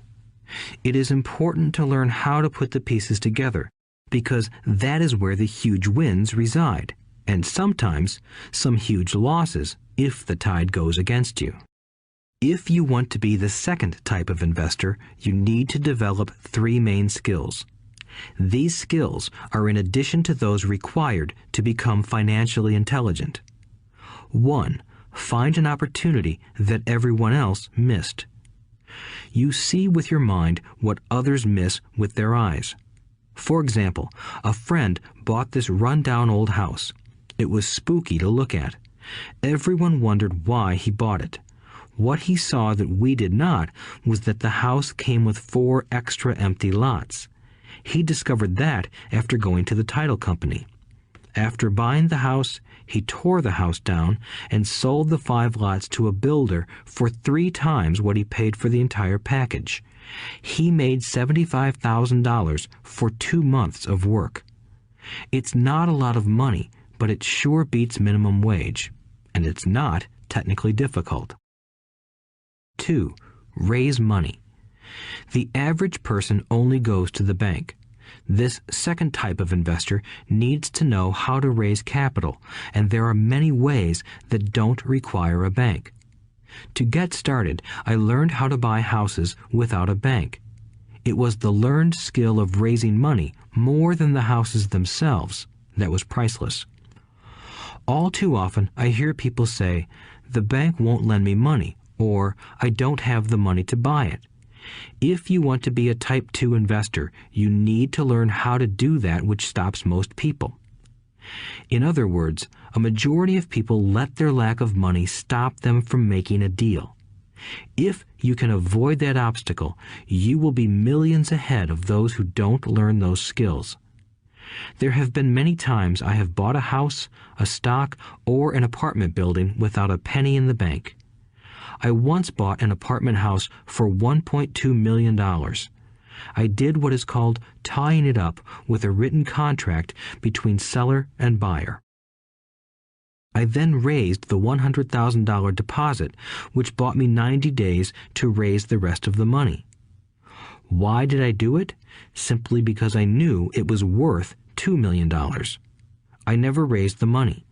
Instead, the person who put up the $100,000 gave me $50,000 for finding the deal, took over my position, and I walked away. Total working time? 3 days. Again, it's what you know more than what you buy. Investing is not buying. It's more a case of knowing. 3. Organize smart people. Intelligent people are those who work with or hire a person who is more intelligent than they are. When you need advice, make sure you choose your advisor wisely. There is a lot to learn, but the rewards can be astronomical. If you do not want to learn those skills, then being a Type 1 investor is highly recommended. It is what you know that is your greatest wealth. It is what you do not know that is your greatest risk. There is always risk, so learn to manage risk instead of avoiding it.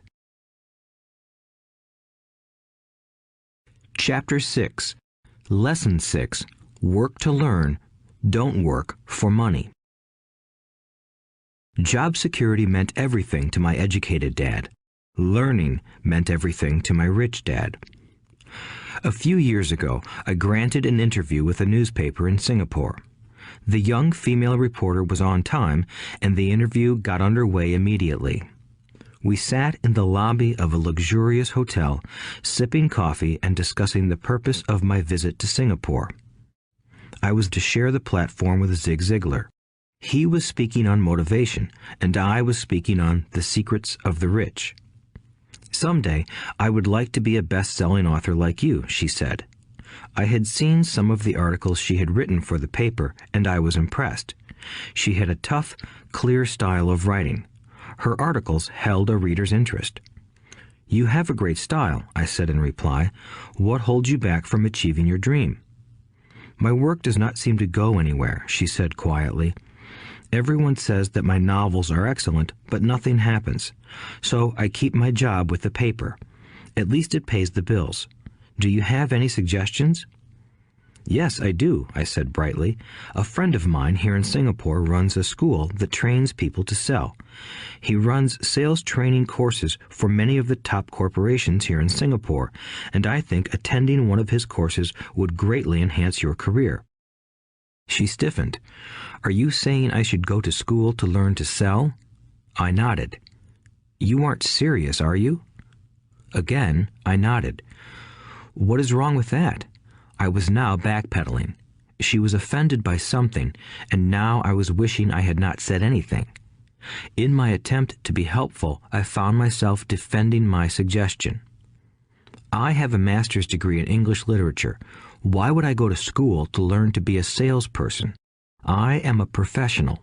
I went to school to be trained in a profession so I would not have to be a salesperson. I hate salespeople. All they want is money. So tell me why I should study sales. She was packing her briefcase. The interview was over. On the coffee table sat a copy of an earlier best-selling book I wrote. I picked it up as well as the notes she had jotted down on her legal pad. Do you see this? I said, pointing to her notes. She looked down at her notes. What? She said, confused. Again, I pointed deliberately to her notes. On her pad she had written, Robert Kiyosaki, best-selling author. It says best-selling author, not best-writing author, I said quietly. Her eyes widened. I am a terrible writer, I said. You are a great writer. I went to sales school. You have a master's degree. put them together, and you get a best-selling author and a best-writing author. Anger flared from her eyes. I'll never stoop so low as to learn how to sell. People like you have no business writing. I'm a professionally trained writer, and you are a salesman. It is not fair, she fumed. She put the rest of her notes away and hurried out through the large glass doors into the humid Singapore morning. At least she gave me a fair and favorable write-up the next morning. The world is filled with smart, talented, educated, and gifted people. We meet them every day. They are all around us. A few days ago, my car was not running well. I pulled into a garage, and the young mechanic had it fixed in just a few minutes. He knew what was wrong by simply listening to the engine. I was amazed. I am constantly shocked at how little talented people earn. I have met brilliant, highly educated people who earn less than $20,000 a year. A business consultant who specializes in the medical trade was telling me how many doctors, dentists, and chiropractors struggle financially. All this time, I thought that when they graduated, the dollars would pour in. It was this business consultant who gave me the phrase, "They are one skill away from great wealth." What this phrase means is that most people need only to learn and master one more skill, and their income would jump exponentially. I have mentioned before that financial intelligence is a synergy of accounting, investing, marketing, and law. Combine those 4 technical skills, and making money with money is easier than most people would believe. When it comes to money, the only skill most people know is to work hard. The classic example of a synergy of skills was that young writer for the newspaper. If she diligently learned the skills of sales and marketing, her income would jump dramatically. If I were her, I would take some courses in advertising copywriting as well as sales. Then, instead of working at the newspaper, I would seek a job at an advertising agency. Even if it were a cut in pay, she would learn how to communicate in shortcuts that are used in successful advertising. She also would spend time learning public relations, an important skill. She would learn how to get millions in free publicity. Then, at night and on weekends, she could be writing her great novel. When it was finished, she would be better able to sell her book. Then, in a short while, she could be a best-selling author. When I came out with my first book, If You Want to Be Rich and Happy, Don't Go to School, a publisher suggested I change the title to The Economics of Education. I told the publisher that, with a title like that, I would sell 2 books, one to my family and one to my best friend. The problem is that they would expect it for free. The obnoxious title, If You Want to Be Rich and Happy, Don't Go to School, was chosen because we knew it would get tons of publicity. I am pro-education and believe in education reform. If I were not pro-education, why would I continue to press for changing our antiquated educational system? So I chose a title that would get me on more TV and radio shows simply because I was willing to be controversial. Many people thought I was a fruitcake, but the book sold and sold. When I graduated from the U.S. Merchant Marine Academy in 1969, my educated dad was happy. Standard Oil of California had hired me for its oil tanker fleet as a third mate. The pay was low compared with my classmates, but it was okay for a first real job after college. My starting pay was about $42,000 a year, including overtime, and I only had to work for 7 months. I had 5 months of vacation. If I had wanted to, I could have taken the run to Vietnam with a subsidiary shipping company and easily doubled my pay instead of taking 5 months of vacation. I had a great career ahead of me, yet I resigned after 6 months with the company and joined the Marine Corps to learn how to fly. My educated dad was devastated. Rich Dad congratulated me. In school and in the workplace, the popular opinion is the idea of specialization. That is, in order to make more money or get promoted, you need to specialize.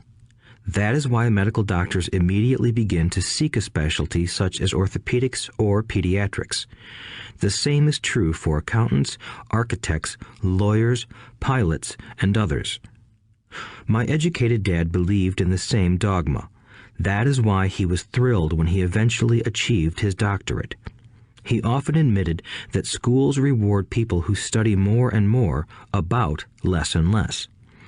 Rich Dad encouraged me to do exactly the opposite. You want to know a little about a lot, was his suggestion. That is why for years I worked in different areas of his companies. For a while, I worked in his accounting department. Although I would probably never have been an accountant, he wanted me to learn via osmosis. Rich Dad knew I would pick up jargon and a sense of what is important and what is not. I also worked as a busboy and construction worker as well as in sales, reservations, and marketing. He was grooming Mike and me. That is why he insisted we sit in on the meetings with his bankers, lawyers, accountants, and brokers. He wanted us to know a little about every aspect of his empire. When I quit my high-paying job with Standard Oil, my educated dad had a heart-to-heart talk with me. He was bewildered. He could not understand my decision to resign from a career that offered high pay, great benefits, lots of time off, and opportunity for promotion. When he asked me one evening, "Why did you quit?" I could not explain it to him, though I tried hard to. My logic did not fit his logic. The big problem was that my logic was my rich dad's logic. Job security meant everything to my educated dad. Learning meant everything to my rich dad. Educated dad thought I went to school to learn to be a ship's officer. Rich dad knew that I went to school to study international trade. So as a student, I made cargo runs, navigating large freighters, oil tankers, and passenger ships to the Far East and the South Pacific. Rich Dad emphasized that I should stay in the Pacific instead of taking ships to Europe because he knew that the emerging nations were in Asia, not Europe. While most of my classmates, including Mike, were partying at their fraternity houses, I was studying trade, people, business styles, and cultures in Japan, Taiwan, Thailand, Singapore, Hong Kong, Vietnam, Korea, Tahiti, Samoa, and the Philippines. I was partying also, but it was not in any frat house. I grew up rapidly. Educated Dad just could not understand why I decided to quit and join the Marine Corps. I told him I wanted to learn to fly, but really I wanted to learn to lead troops. Rich Dad explained to me that the hardest part of running a company is managing people. He had spent 3 years in the Army.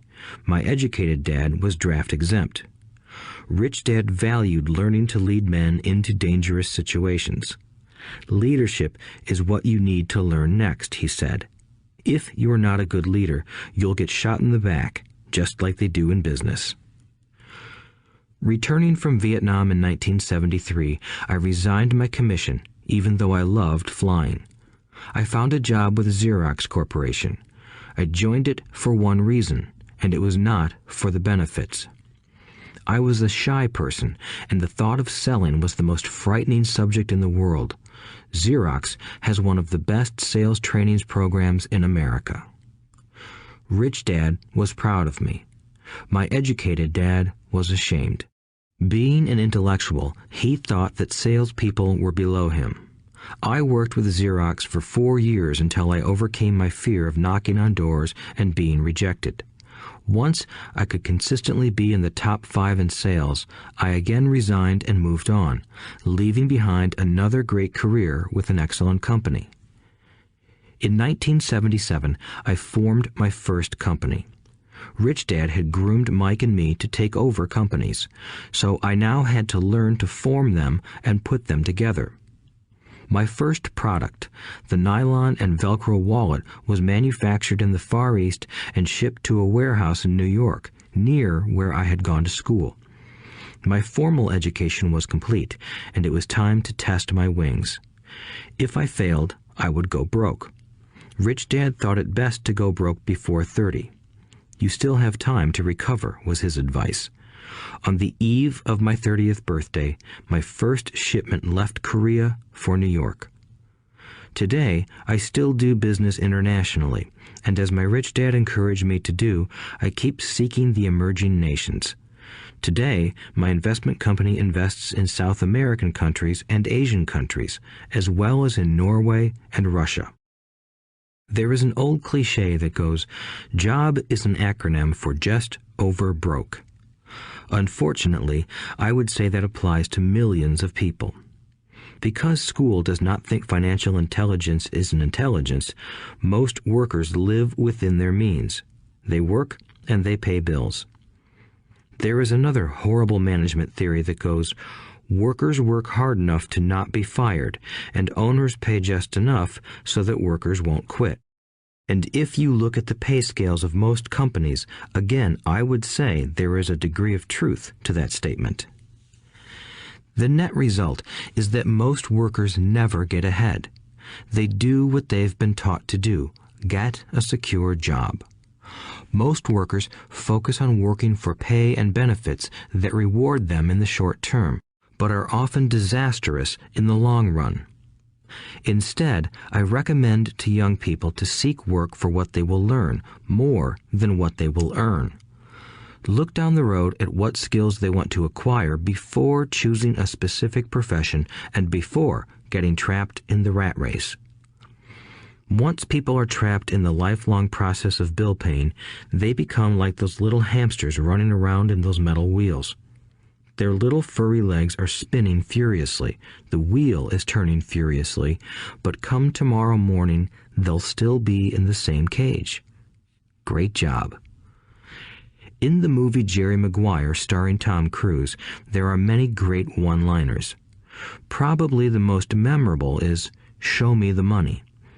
But there is one line I thought most truthful. It comes from the scene where Tom Cruise is leaving the firm. He has just been fired, and he is asking the entire company, "Who wants to come with me?" And the whole place is silent and frozen.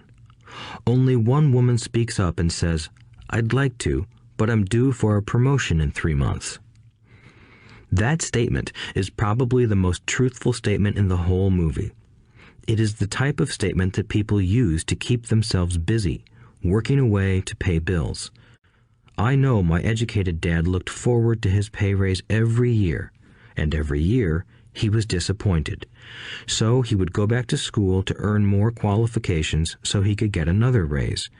Then, once again, there would be another disappointment. The question I often ask people is, where is this daily activity taking you? Just like the little hamster, I wonder if people look at where their hard work is taking them. What does the future hold? In his book, The Retirement Myth, Craig S. Carpel writes, "I visited the headquarters of a major national pension consulting firm and met with a managing director who specializes in designing lush retirement plans for top management. When I asked her what people who don't have corner offices will be able to expect in the way of pension income, she said with a confident smile, 'The silver bullet.'" "What," I asked, "is the silver bullet?" She shrugged and said, "If baby boomers discover they don't have enough money to live on when they're older, they can always blow their brains out." Carpel goes on to explain the difference between the old defined benefit retirement plans and the new 401k plans that are riskier. It is not a pretty picture for most people working today, and that is just for retirement. Add medical fees and long-term nursing home care, and the picture is frightening. Already, many hospitals in countries with socialized medicine need to make tough decisions such as who will live and who will die. They make those decisions purely on how much money they have and how old the patients are. If the patient is old, they often will give the medical care to someone younger. The older, poor patient gets put to the back of the line. Just as the rich can afford better education, the rich will be able to keep themselves alive, while those who have little wealth will die. So I wonder, are workers looking into the future or just until their next paycheck, never questioning where they are headed? When I speak to adults who want to earn more money, I always recommend the same thing. I suggest taking a long view of their life. Instead of simply working for the money and security, which I admit are important, I suggest they take a second job that will teach them a second skill. Often I recommend joining a network marketing company, also called multi-level marketing, if they want to learn sales skills. Some of these companies have excellent training programs that help people get over their fear of failure and rejection, which are the main reasons people are unsuccessful. Education is more valuable than money in the long run. When I offer this suggestion, I often hear in response, "Oh, that is too much hassle," or "I only want to do what I am interested in." If they say it's too much of a hassle, I ask, so you would rather work all your life giving 50% of what you earn to the government? If they tell me, I only do what I am interested in, I say, I'm not interested in going to the gym, but I go because I want to feel better and live longer. Unfortunately, there is some truth to the old statement, you can't teach an old dog new tricks. Unless a person is used to changing, it's hard to change. But for those of you who might be on the fence when it comes to the idea of working to learn something new, I offer this word of encouragement. Life is much like going to the gym. The most painful part is deciding to go. Once you get past that, it's easy. There have been many days I have dreaded going to the gym, but once I am there and in motion, it is a pleasure. After the workout is over, I am always glad I talked myself into going. If you are unwilling to work to learn something new and instead insist on becoming highly specialized within your field, make sure the company you work for is unionized. Labor unions are designed to protect specialists. My educated dad, after falling from grace with the governor, became the head of the teachers' union in Hawaii. He told me that it was the hardest job he ever held. My rich dad, on the other hand, spent his life doing his best to keep his companies from becoming unionized. He was successful. Although the unions came close, Rich Dad was always able to fight them off. Personally, I take no sides because I can see the need for and the benefits of both sides. If you do as school recommends, become highly specialized, then seek union protection. For example, had I continued with my flying career, I would have sought a company that had a strong pilots union. Why? Because my life would be dedicated to learning a skill that was valuable in only one industry. If I were pushed out of that industry, my life's skills would not be as valuable to another industry. A displaced senior pilot with 100,000 hours of heavy airline transport time, earning $150,000 a year, would have a hard time finding an equivalent high-paying job teaching in school. Skills do not necessarily transfer from industry to industry. Skills the pilots are paid for in the airline industry are not as important in, say, the school system. The same is true even for doctors today. With all the changes in medicine, many medical specialists are needing to conform to medical organizations such as HMOs. School teachers definitely need to be union members. Today in America, the teachers' union is the largest and the richest labor union of all. The NEA, the National Education Association, has tremendous political clout. Teachers need the protection of their union because their skills are also of limited value to an industry outside of education. So the rule of thumb is highly specialized, then unionize. It's the smart thing to do. When I ask the classes I teach, how many of you can cook a better hamburger than McDonald's, almost all the students raise their hands. I then ask, so if most of you can cook a better hamburger, how come McDonald's makes more money than you? The answer is obvious. McDonald's is excellent at business systems. The reason so many talented people are poor is because they focus on building a better hamburger and know little to nothing about business systems. A friend of mine in Hawaii is a great artist.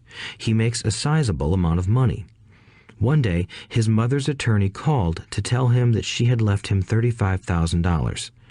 That is what was left of her estate after the attorney and the government took their shares. Immediately, he saw an opportunity to increase his business by using some of this money to advertise. 2 months later, his first 4-color full-page ad appeared in an expensive magazine that targeted the very rich. The ad ran for 3 months. He received no replies from the ad, and all of his inheritance is now gone. He now wants to sue the magazine for misrepresentation.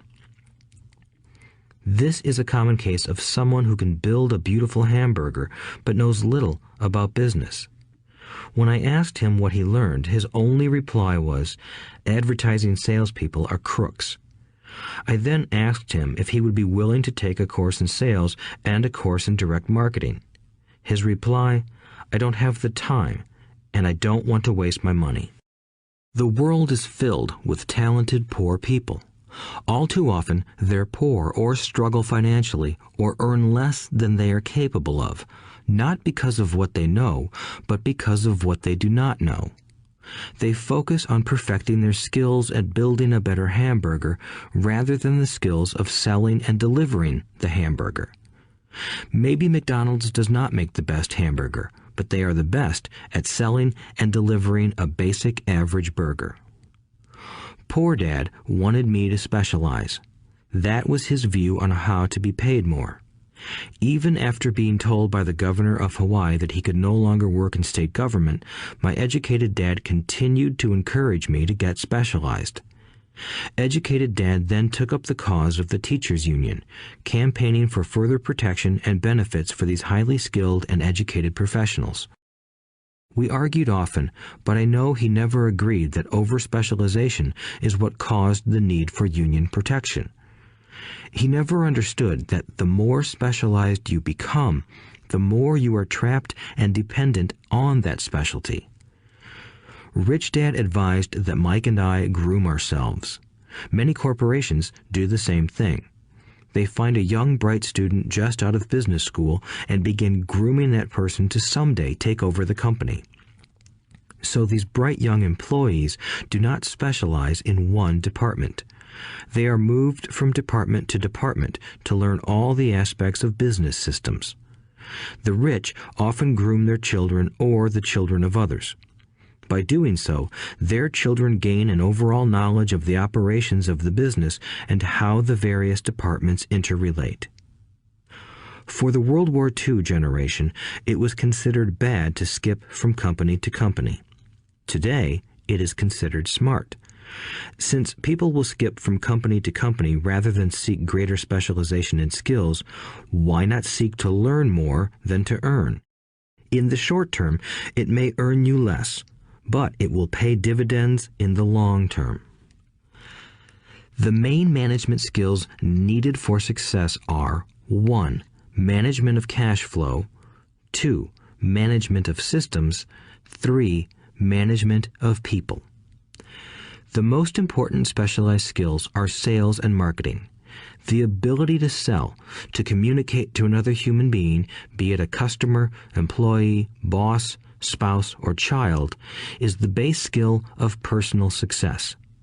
Communication skills such as writing, speaking, and negotiating are crucial to a life of success.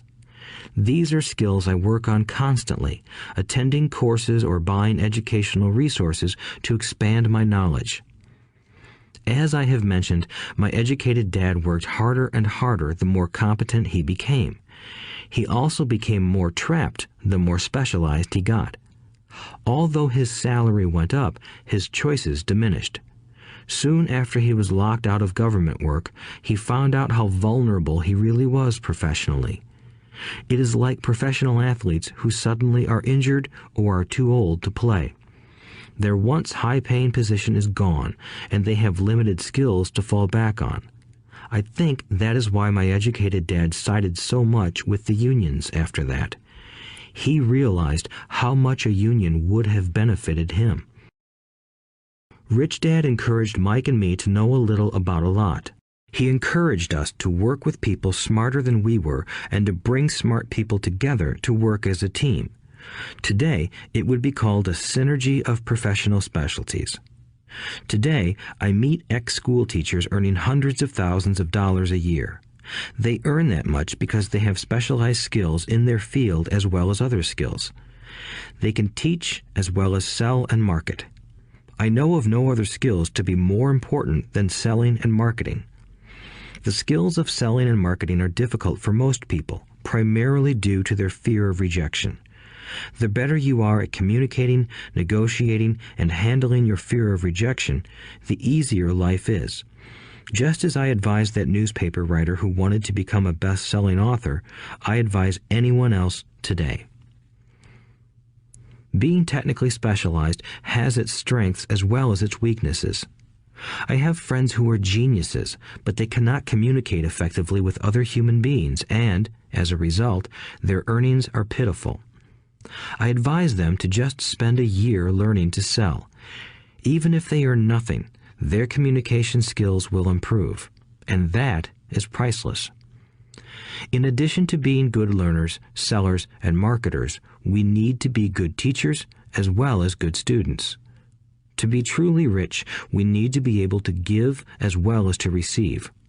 In cases of financial or professional struggle, there is often a lack of giving and receiving. I know many people who are poor because they are neither good students nor good teachers. Both of my dads were generous men. Both made it a practice to give first. Teaching was one of their ways of giving. The more they gave, the more they received. One glaring difference was in the giving of money. My rich dad gave lots of money away. He gave to his church, to charities, and to his foundation. He knew that to receive money, you had to give money. Giving money is the secret to most great wealthy families. That is why there are organizations like the Rockefeller Foundation and the Ford Foundation. These are organizations designed to take their wealth and increase it, as well as give it away in perpetuity. My educated dad always said, "When I have some extra money, I'll give it." The problem was that there was never any extra. So he worked harder to draw more money in rather than focus on the most important law of money. Give and you shall receive. Instead, he believed in receive and then you give. In conclusion, I became both dads. One part of me is a hardcore capitalist who loves the game of money making money. The other part is a socially responsible teacher who is deeply concerned with this ever-widening gap between the haves and have-nots. I personally hold the archaic educational system primarily responsible for this growing gap. Chapter 7. Overcoming Obstacles. The primary difference between a rich person and a poor person is how they manage fear. Once people have studied and become financially literate, they may still face roadblocks to becoming financially independent. There are 5 main reasons why financially literate people may still not develop abundant asset columns that could produce a large cash flow. The 5 reasons are: 1. Fear. 2. Cynicism. 3. Laziness. 4. Bad habits. 5. Arrogance. Overcoming fear. I have never met anyone who really likes losing money. And in all my years, I have never met a rich person who has never lost money. But I have met a lot of poor people who have never lost a dime. Investing, that is. The fear of losing money is real. Everyone has it, even the rich. But it's not having fear that is the problem. It's how you handle fear. It's how you handle losing. It's how you handle failure that makes the difference in one's life. The primary difference between a rich person and a poor person is how they manage that fear. It's okay to be fearful. It's okay to be a coward when it comes to money. You can still be rich.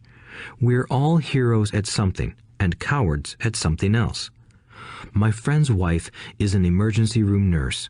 When she sees blood, she flies into action. When I mention investing, she runs away. When I see blood, I don't run. I pass out.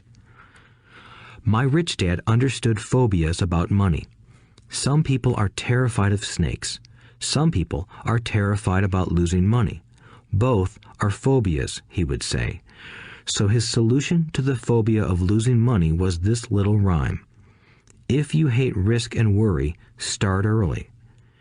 If you start young, it's easier to be rich. I won't go into it here, but there is a staggering difference between a person who starts investing at age 20 versus age 30. The purchase of Manhattan Island is said to be one of the greatest bargains of all time. New York was purchased for $24 in trinkets and beads. Yet if that $24 had been invested at 8% annually, that $24 would have been worth more than $28 trillion by 1995. Manhattan could be repurchased with money left over to buy much of Los Angeles. But what if you don't have much time left or would like to retire early? How do you handle the fear of losing money? My poor dad did nothing. He simply avoided the issue, refusing to discuss the subject. My rich dad, on the other hand, recommended that I think like a Texan. I like Texas and Texans, he used to say. In Texas, everything is bigger. When Texans win, they win big. And when they lose, it's spectacular. They like losing? I asked. That's not what I'm saying. Nobody likes losing. Show me a happy loser, and I'll show you a loser, said Rich Dad. It's a Texan's attitude toward risk, reward, and failure I'm talking about. It's how they handle life. They live it big.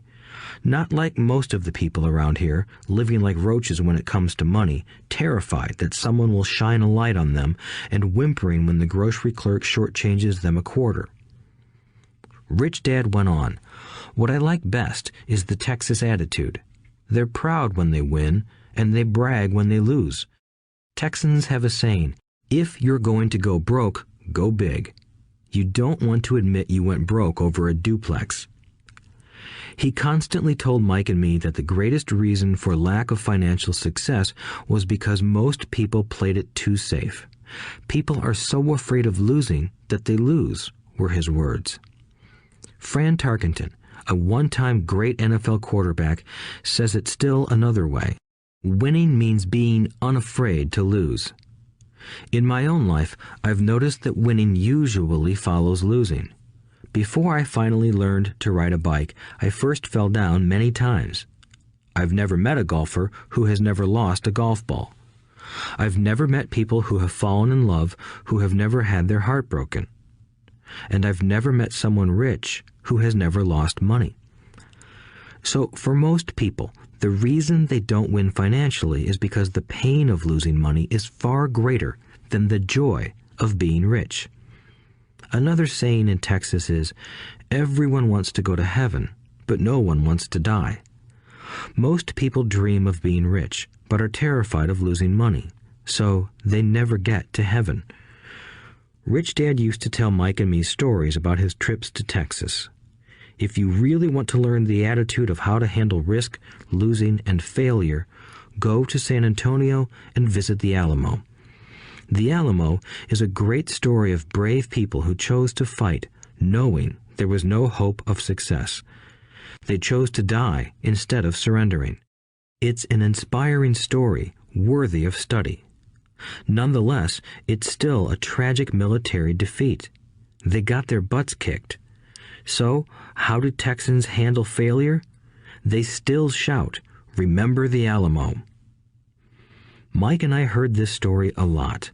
He always told us this story when he was about to go into a big deal and he was nervous. After he had done all his due diligence and it was time to put up or shut up, he told us this story. Every time he was afraid of making a mistake or losing money, he told us this story. It gave him strength, for it reminded him that he could always turn a financial loss into a financial win. Rich Dad knew that failure would only make him stronger and smarter. It's not that he wanted to lose. He just knew who he was and how he would take a loss. He would take a loss and make it a win. That's what made him a winner and others losers. It gave him the courage to cross the line when others backed out. That's why I like Texans so much, he would say. They took a great failure and turned it into inspiration, as well as a tourist destination that makes them millions. But probably his words that mean the most to me today are these. Texans don't bury their failures. They get inspired by them. They take their failures and turn them into rallying cries. Failure inspires Texans to become winners. But that formula is not just the formula for Texans. It is the formula for all winners. I've said that falling off my bike was part of learning to ride. I remember falling off only made me more determined to learn to ride, not less. I also said that I have never met a golfer who has never lost a ball. For top professional golfers, losing a ball or a tournament provides the inspiration to be better, to practice harder, to study more. That's what makes them better. For winners, losing inspires them. For losers, losing defeats them. I like to quote John D. Rockefeller, who said, "I always tried to turn every disaster into an opportunity." And being Japanese American, I can say this. Many people say that Pearl Harbor was an American mistake. I say it was a Japanese mistake. From the movie Tora, Tora, Tora, a somber Japanese admiral says to his cheering subordinates, "I am afraid we have awakened a sleeping giant." Remember Pearl Harbor became a rallying cry. It turned one of America's greatest losses into the reason to win. This great defeat gave America strength, and America soon emerged as a world power. Failure inspires winners, and failure defeats losers. It is the biggest secret of winners. It's the secret that losers do not know. The greatest secret of winners is that failure inspires winning. Thus, they're not afraid of losing. Repeating Fran Tarkenton's quote, "Winning means being unafraid to lose." People like Fran Tarkenton are not afraid of losing because they know who they are. They hate losing, so they know that losing will only inspire them to become better. There is a big difference between hating losing and being afraid to lose. Most people are so afraid of losing money that they lose. They go broke over a duplex. Financially, they play life too safe and too small. They buy big houses and big cars, but not big investments.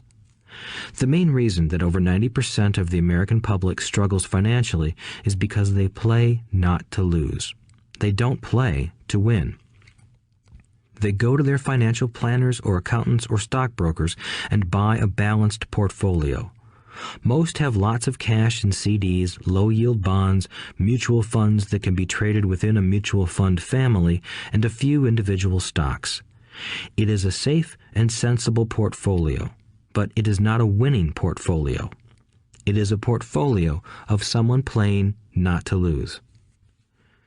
Don't get me wrong, it's probably a better portfolio than more than 70% of the population has, and that's frightening. It's a great portfolio for someone who loves safety.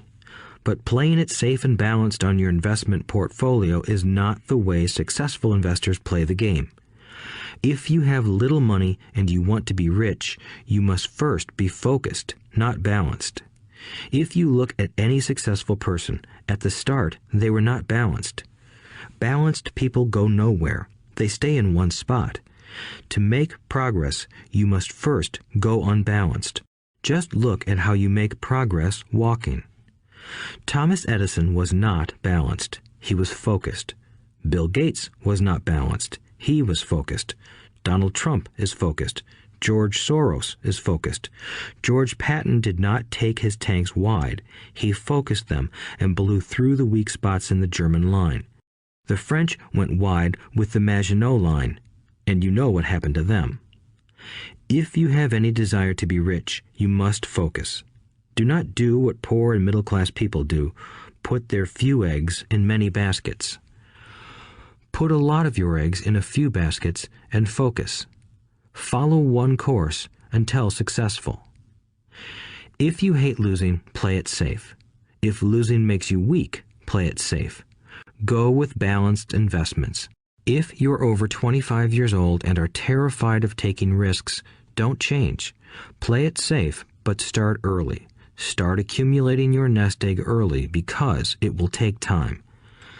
But if you have dreams of freedom, of getting out of the rat race, the first question to ask yourself is, how do I respond to failure? If failure inspires you to win, maybe you should go for it, but only maybe. If failure makes you weak or causes you to throw temper tantrums, like spoiled brats who call attorneys to file lawsuits every time something doesn't go their way, then play it safe. Keep your daytime job, or buy bonds or mutual funds. But remember, there is risk in those financial instruments also, even though they may appear safe. I say all this, mentioning Texas and Fran Tarkenton, because stacking the asset column is easy. It's really a low-aptitude game. It doesn't take much education. 5th grade math will do. But building your asset column is a game in which attitude plays a major role. It takes guts, patience, and a great attitude toward failure. Losers avoid failing, and failure turns losers into winners. Just remember the Alamo. Overcoming cynicism. The sky is falling. The sky is falling. Most of us know the story of Chicken Little, who ran around warning the barnyard of impending doom. We all know people who are that way. There's a Chicken Little inside each of us. As I stated earlier, the cynic is really a little chicken. We all get a little chicken when fear and doubt cloud our thoughts. All of us have doubts. I'm not smart. I'm not good enough. So-and-so is better than me. Our doubts often paralyze us. We play the what-if game. What if the economy crashes right after I invest? What if I lose control and I can't pay the money back? What if things don't go as I planned? Or we have friends or loved ones who will remind us of our shortcomings. They often say, "What makes you think you can do that? If it's such a good idea, how come someone else hasn't done it? That will never work. You don't know what you're talking about." These words of doubt often get so loud that we fail to act. A horrible feeling builds in our stomach. Sometimes we can't sleep. We fail to move forward. So we stay with what is safe, and opportunities pass us by. We watch life passing by as we sit immobilized with a cold knot in our body. We have all felt this at one time in our lives, some more than others. Peter Lynch of Fidelity Magellan Mutual Fund fame refers to warnings about the sky falling as noise, and we all hear it. Noise is either created inside our heads or comes from outside, often from friends, family, co-workers, and the media. Lynch recalls the time during the 1950s when the threat of nuclear war was so prevalent in the news that people began building fallout shelters and storing food and water. If they had invested that money wisely in the market, instead of building a fallout shelter, they'd probably be financially independent today. When violence breaks out in a city, gun sales go up all over the country. A person dies from rare hamburger meat in the state of Washington, and the Arizona Health Department orders restaurants to have all beef cooked well done. A drug company runs a TV commercial in February showing people catching the flu. Colds go up as well as sales of cold medicine. Most people are poor because when it comes to investing, the world is filled with Chicken Littles running around yelling, "The sky is falling, the sky is falling." And Chicken Littles are effective because every one of us is a little chicken. It often takes great courage to not let rumors and talk of doom and gloom affect your doubts and fears. But a savvy investor knows that the seemingly worst of times is actually the best of times to make money. When everyone else is too afraid to act, they pull the trigger and are rewarded.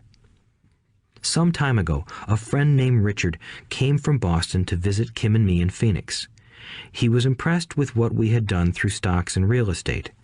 The Phoenix real estate prices were depressed. We spent 2 days showing him what we thought were excellent opportunities for cash flow and capital appreciation. Kim and I are not real estate agents. We are strictly investors. After identifying a unit in a resort community, we called an agent who sold it to him that afternoon. The price was a mere $42,000 for a 2-bedroom townhome. Similar units were going for $65,000. He had found a bargain. Excited, he bought it and returned to Boston. 2 weeks later, the agent called to say that our friend had backed out. I called immediately to find out why. All he said was that he talked to his neighbor, and his neighbor told him it was a bad deal.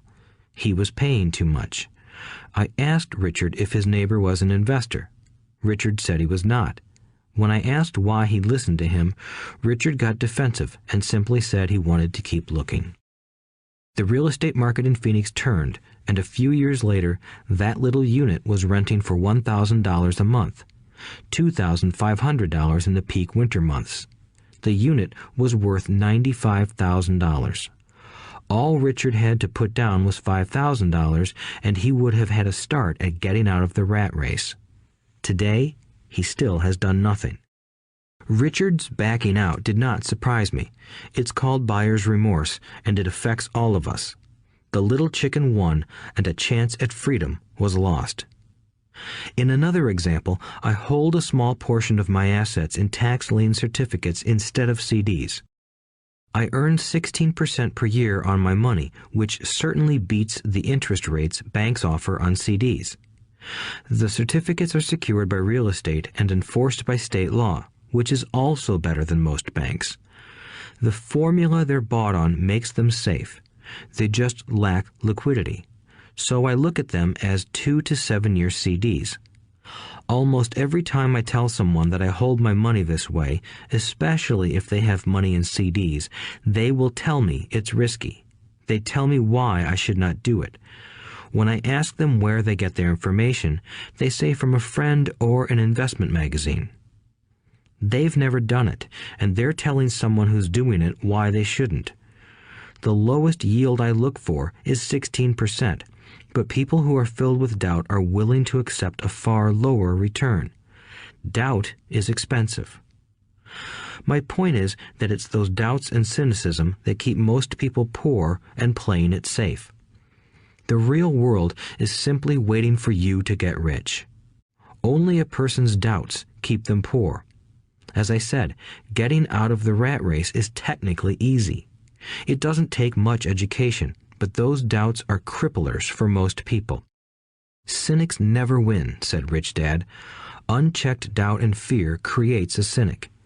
Cynics criticize and winners analyze was another of his favorite sayings. Rich Dad explained that criticism blinded while analysis opened eyes. Analysis allowed winners to see that critics were blind and to see opportunities that everyone else missed. And finding what people miss is key to any success. Real estate is a powerful investment tool for anyone seeking financial independence or freedom. It is a unique investment tool. Yet every time I mention real estate as a vehicle, I often hear, "I don't want to fix toilets." That's what Peter Lynch calls noise. That's what my rich dad would say is the cynic talking, someone who criticizes and does not analyze, someone who lets their doubts and fears close their mind instead of open their eyes. So when someone says, "I don't want to fix toilets, I want to fire back," what makes you think I want to? They're saying a toilet is more important than what they want. I talk about freedom from the rat race, and they focus on toilets. That is the thought pattern that keeps most people poor. They criticize instead of analyze. I don't once hold the key to your success, Rich Dad would say, because I too do not want to fix toilets. I shop hard for a property manager who does fix toilets. And by finding a great property manager who runs houses or apartments, well, my cash flow goes up. But more importantly, a great property manager allows me to buy a lot more real estate since I don't have to fix toilets. A great property manager is key to success in real estate. Finding a good manager is more important to me than the real estate. A great property manager often hears of great deals before real estate agents do, which makes them even more valuable. That is what Rich Dad meant by, I don't once hold the key to your success. Because I do not want to fix toilets either, I figured out how to buy more real estate and expedite my getting out of the rat race. The people who continue to say, I don't want to fix toilets, often deny themselves the use of this powerful investment vehicle. Toilets are more important than their freedom. In the stock market, I often hear people say, I don't want to lose money. Well, what makes them think I or anyone else likes losing money? They don't make money because they choose to not lose money. Instead of analyzing, they close their minds to another powerful investment vehicle, the stock market. I was riding with a friend past our neighborhood gas station. He looked up and saw that the price of gas was going up and thus the price of oil. My friend is a worrywart, or a Chicken Little. To him, the sky is always going to fall, and it usually does, on him. When we got home, he showed me all the stats as to why the price of oil was going to go up over the next few years, statistics I had never seen before, even though I already owned substantial shares of an existing oil company. With that information, I immediately began looking for and found a new undervalued oil company that was about to find some oil deposits. My broker was excited about this new company, and I bought 15,000 shares for 65 cents per share. 3 months later, this same friend and I drove by the same gas station, and sure enough, the price per gallon had gone up nearly 15%. Again, the Chicken Little worried and complained. I smiled, because a month earlier, that little oil company hit oil, and those 15,000 shares went up to more than $3 per share since he had first given me the tip. And the price of gas will continue to go up if what my friend says is true. If most people understood how a stop worked in stock market investing, there would be more people investing to win instead of investing not to lose. A stop is simply a computer command that sells your stock automatically if the price begins to drop, helping to minimize your losses and maximize some gains. It's a great tool for those who are terrified of losing. So whenever I hear people focusing on their I don't wants rather than what they do want, I know the noise in their head must be loud. Chicken Little has taken over their brain and is yelling, the sky is falling and toilets are breaking. So they avoid their don't wants, but they pay a huge price. They may never get what they want in life. Instead of analyzing, their inner Chicken Little closes their mind. Rich Dad gave me a way of looking at Chicken Little. Just do what Colonel Sanders did. At the age of 66, he lost his business and began to live on his Social Security check. It wasn't enough. He went around the country selling his recipe for fried chicken. He was turned down 1,009 times before someone said yes, and he went on to become a multimillionaire at an age when most people are quitting. He was a brave and tenacious man, Rich Dad said of Harlan Sanders. So when you're in doubt and feeling a little afraid, just do what Colonel Sanders did to his little chicken. He fried it. Overcoming laziness. Busy people are often the most lazy. We have all heard stories of a businessman who works hard to earn money. He works hard to be a good provider for his wife and children. He spends long hours at the office and brings work home on weekends. One day he comes home to an empty house. His wife has left with the kids. He knew he and his wife had problems, but rather than work to make the relationship strong, he stayed busy at work. Dismayed, his performance at work slips and he loses his job. Today, I often meet people who are too busy to take care of their wealth, and there are people too busy to take care of their health. The cause is the same. They're busy, and they stay busy as a way of avoiding something they do not want to face. Nobody has to tell them. Deep down, they know. In fact, if you remind them, they often respond with anger or irritation. If they aren't busy at work or with the kids, they're often busy watching TV, fishing, playing golf, or shopping. Yet deep down, they know they are avoiding something important. That's the most common form of laziness. Laziness by staying busy. So, what is the cure for laziness? The answer is a little greed. For many of us, we were raised thinking of greed or desire as bad. Greedy people are bad people, my mom used to say, yet we all have inside of us this yearning to have nice, new, or exciting things. So to keep that emotion of desire under control, often parents find ways of suppressing that desire with guilt. You only think about yourself. Don't you know you have brothers and sisters? Was one of my mom's favorites. You want me to buy you what? Was a favorite of my dad. Do you think we're made of money? Do you think money grows on trees? We're not rich people, you know. It wasn't so much the words, but the angry guilt trip that went with the words that got to me. Or the reverse guilt trip was the, I'm sacrificing my life to buy this for you. I'm buying this for you because I never had this advantage when I was a kid. I have a neighbor who is stone broke but can't park his car in his garage. The garage is filled with toys for his kids. Those spoiled brats get everything they ask for. I don't want them to know the feeling of want are his everyday words. He has nothing set aside for their college or his retirement, but his kids have every toy ever made. He recently got a new credit card in the mail and took his kids to visit Las Vegas. I'm doing it for the kids, he said with great sacrifice. Rich Dad forbade the words, I can't afford it. In my real home, that's all I heard. Instead, Rich Dad required his children to say, how can I afford it? He believed that the words, I can't afford it, shut down your brain. It didn't have to think anymore. How can I afford it opened up the brain and forced it to think and search for answers.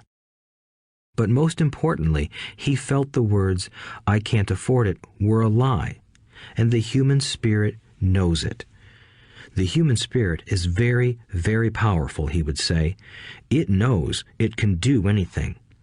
By having a lazy mind that says, I can't afford it, a war breaks out inside you. Your spirit is angry, and your lazy mind must defend its lie. The spirit is screaming, come on, let's go to the gym and work out. And the lazy mind says, but I'm tired. I worked really hard today.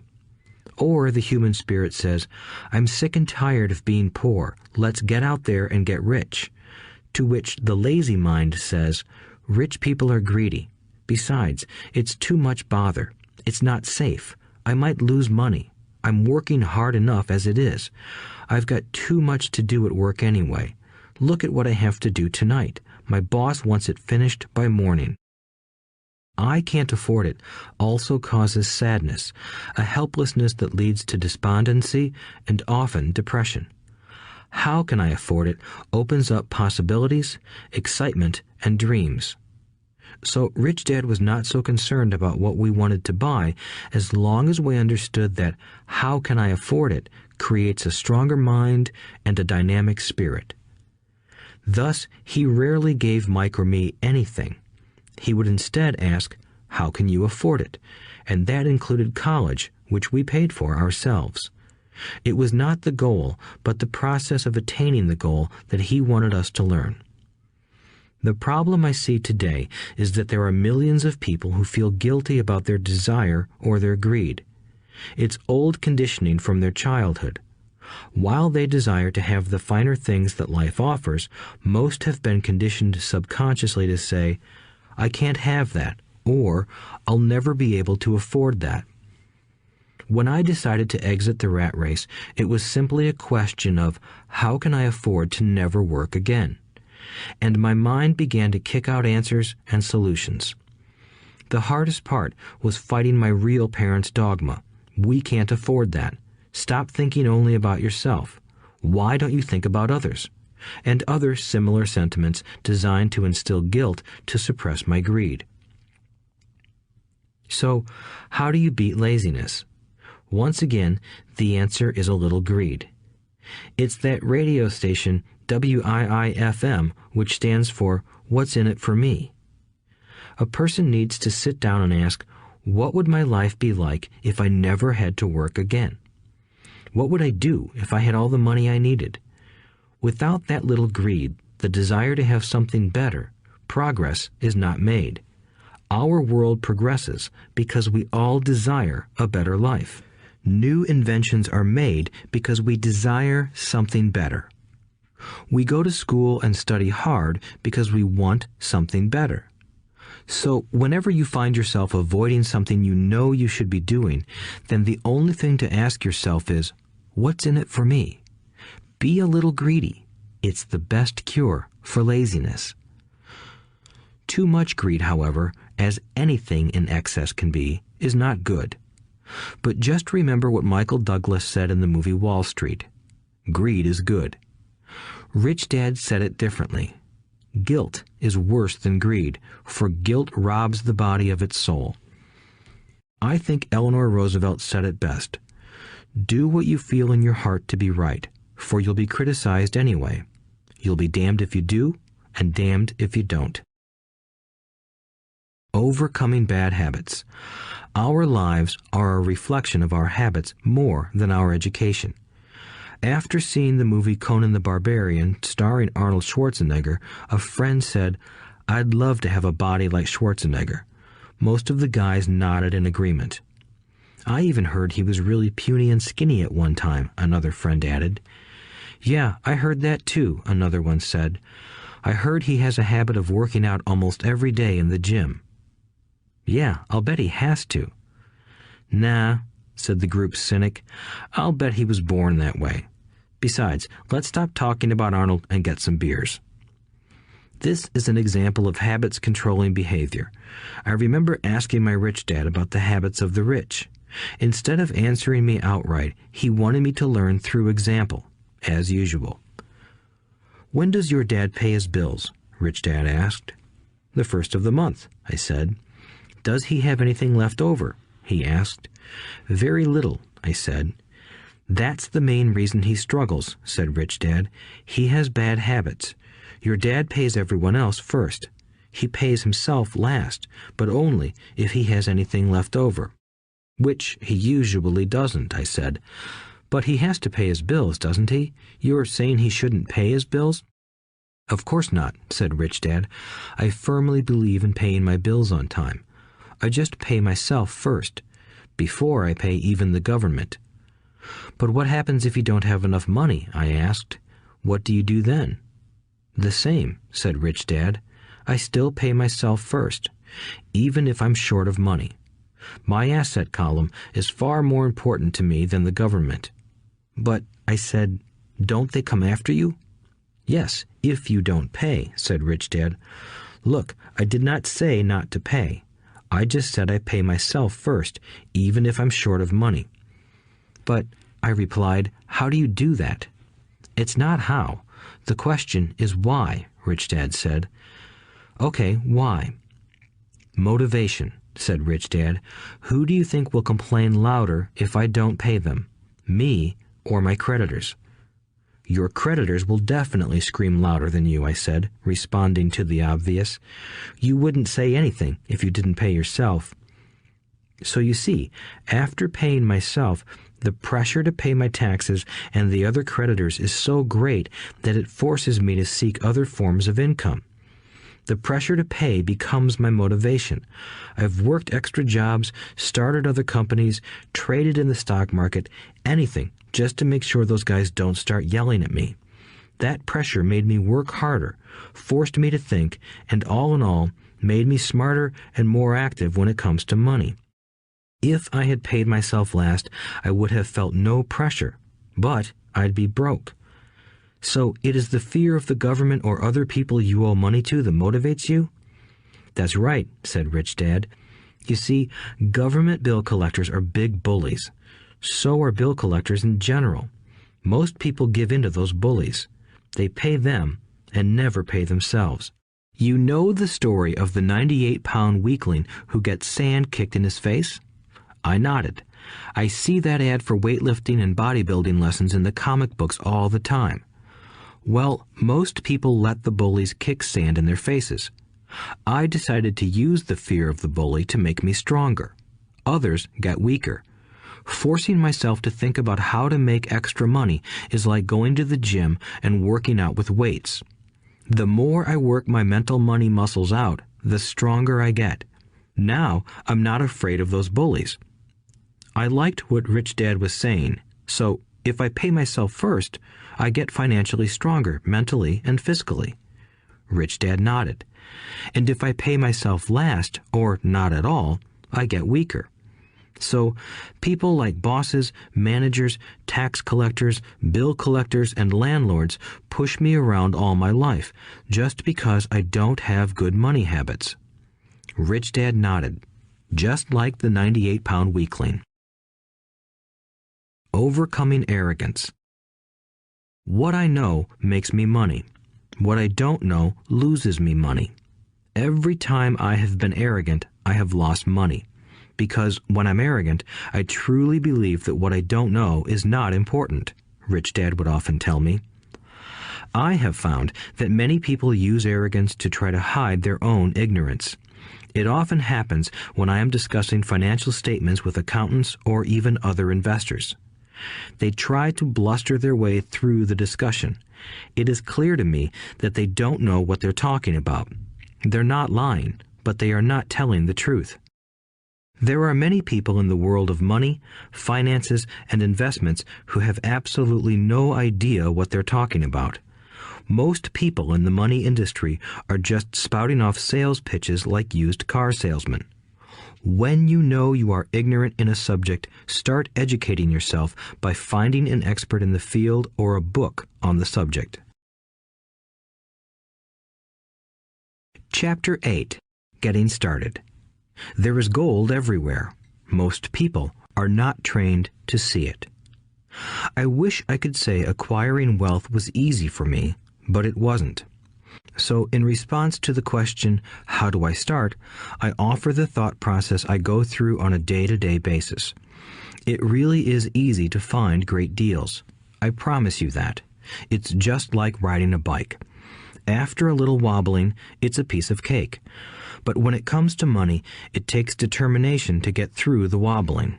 That's a personal thing. To find million-dollar deals of a lifetime requires us to call on our financial genius. I believe that each of us has a financial genius within us. The problem is that our financial genius lies asleep, waiting to be called upon.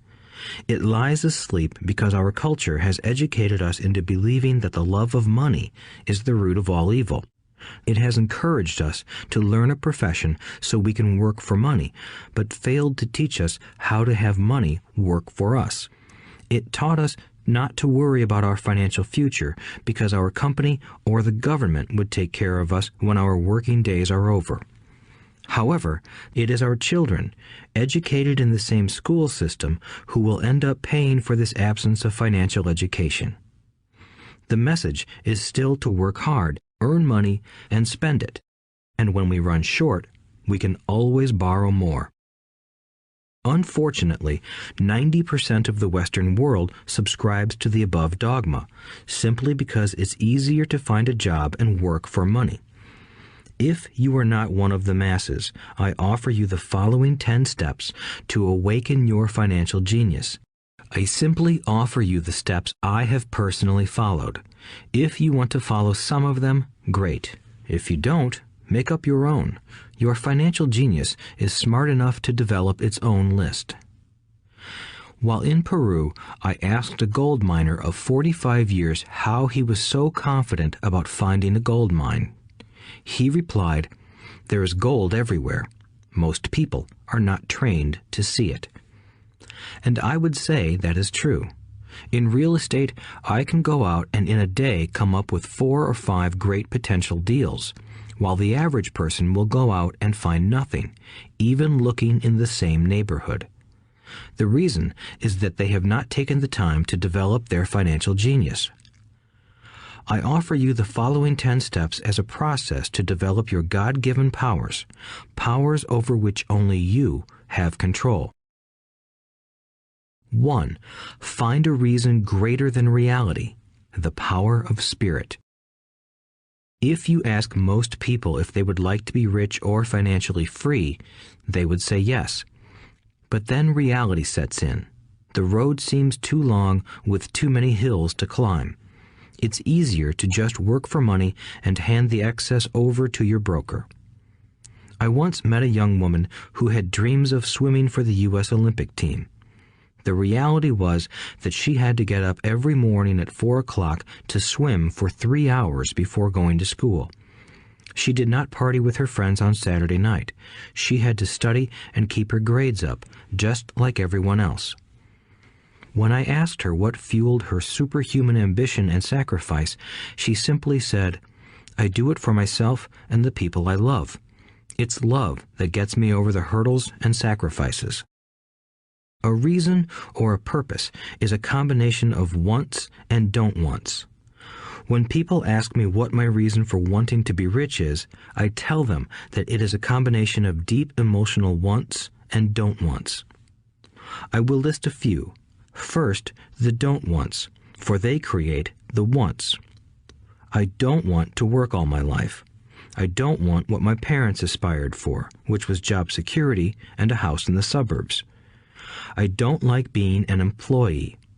I hated that my dad always missed my football games because he was so busy working on his career.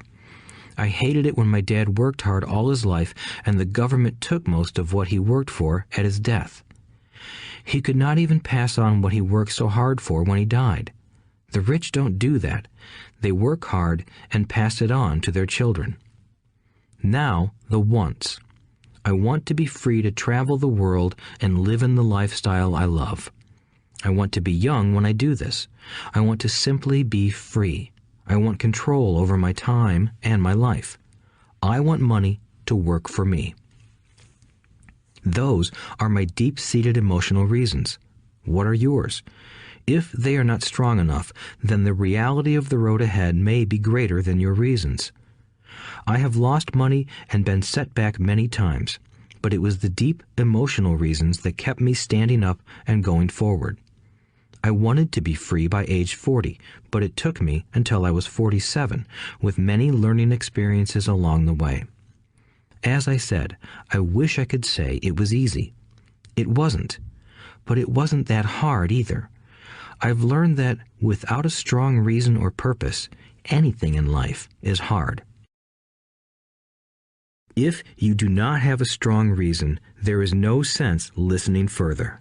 It will sound like too much work. 2. Make daily choices. The power of choice. Choice is the main reason people want to live in a free country. We want the power to choose. Financially, with every dollar we get in our hands, we hold the power to choose our future, to be rich, poor, or middle class. Our spending habits reflect who we are. Poor people simply have poor spending habits. The benefit I had as a boy was that I loved playing Monopoly constantly. Nobody told me Monopoly was only for kids, so I just kept playing the game as an adult. I also had a rich dad who pointed out to me the difference between an asset and a liability. So a long time ago, as a little boy, I chose to be rich, and I knew that all I had to do was learn to acquire assets, real assets. My best friend, Mike, had an asset column handed to him, but he still had to choose to learn to keep it. Many rich families lose their assets in the next generation simply because there was no one trained to be a good steward over their assets. Most people choose not to be rich. For 90% of the population, being rich is too much of a hassle. So they invent sayings that go, "I'm not interested in money. I'll never be rich. I don't have to worry. I'm still young. When I make some money, then I'll think about my future." My husband or wife handles the finances. The problem with those statements is that they rob the person who chooses to think such thoughts of two things. One is time, which is your most precious asset. The second is learning. Having no money should not be an excuse to not learn, but that is a choice we all make daily. The choice of what we do with our time, our money, and what we put in our heads. That is the power of choice. All of us have choice. I just choose to be rich, and I make that choice every day. Invest first in education. In reality, the only real asset you have is your mind, the most powerful tool we have dominion over. Each of us has the choice of what we put in our brain once we're old enough. You can watch TV, read golf magazines, or go to ceramics class or a class on financial planning. You choose.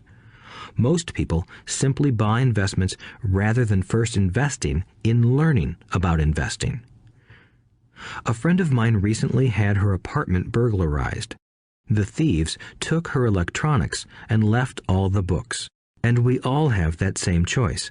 90% of the population buys TV sets, and only about 10% buy business books. So what do?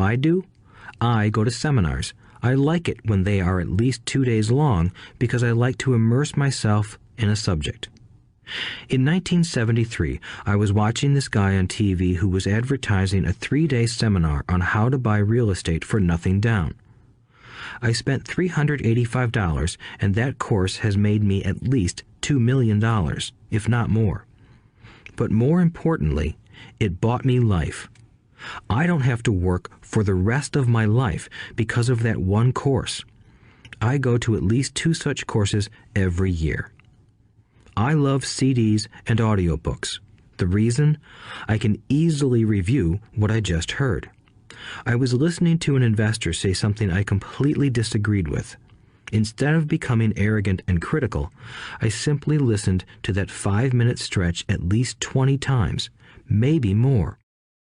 But suddenly, by keeping my mind open, I understood why he said what he said. It was like magic. I felt like I had a window into the mind of one of the greatest investors of our time.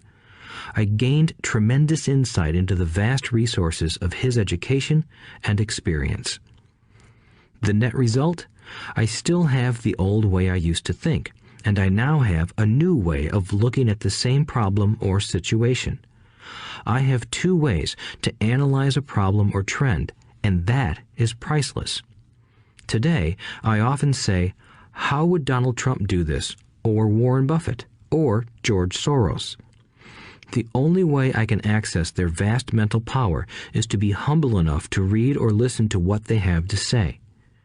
Arrogant or critical people are often people with low self-esteem who are afraid of taking risks. That's because if you learn something new, you are then required to make mistakes in order to fully understand what you have learned. If you have listened this far, arrogance is not one of your problems. Arrogant people rarely read or listen to experts. Why should they? They are the center of the universe. There are so many intelligent people who argue or defend when a new idea clashes with the way they think. In this case, their so-called intelligence combined with arrogance equals ignorance. Each of us knows people who are highly educated or believe they are smart, but their balance sheet paints a different picture. A truly intelligent person welcomes new ideas, for new ideas can add to the synergy of other accumulated ideas. Listening is more important than talking. If that were not true, God would not have given us 2 ears and only 1 mouth. Too many people think with their mouth instead of listening in order to absorb new ideas and possibilities. They argue instead of asking questions. I take a long view on my wealth. I do not subscribe to the get-rich-quick mentality most lottery players or casino gamblers have. I may go in and out of stocks, but I am long on education. If you want to fly an airplane, I advise taking lessons first. I am always shocked at people who buy stocks or real estate but never invest in their greatest asset, their mind. Just because you bought a house or two does not make you an expert at real estate. 3. Choose friends carefully.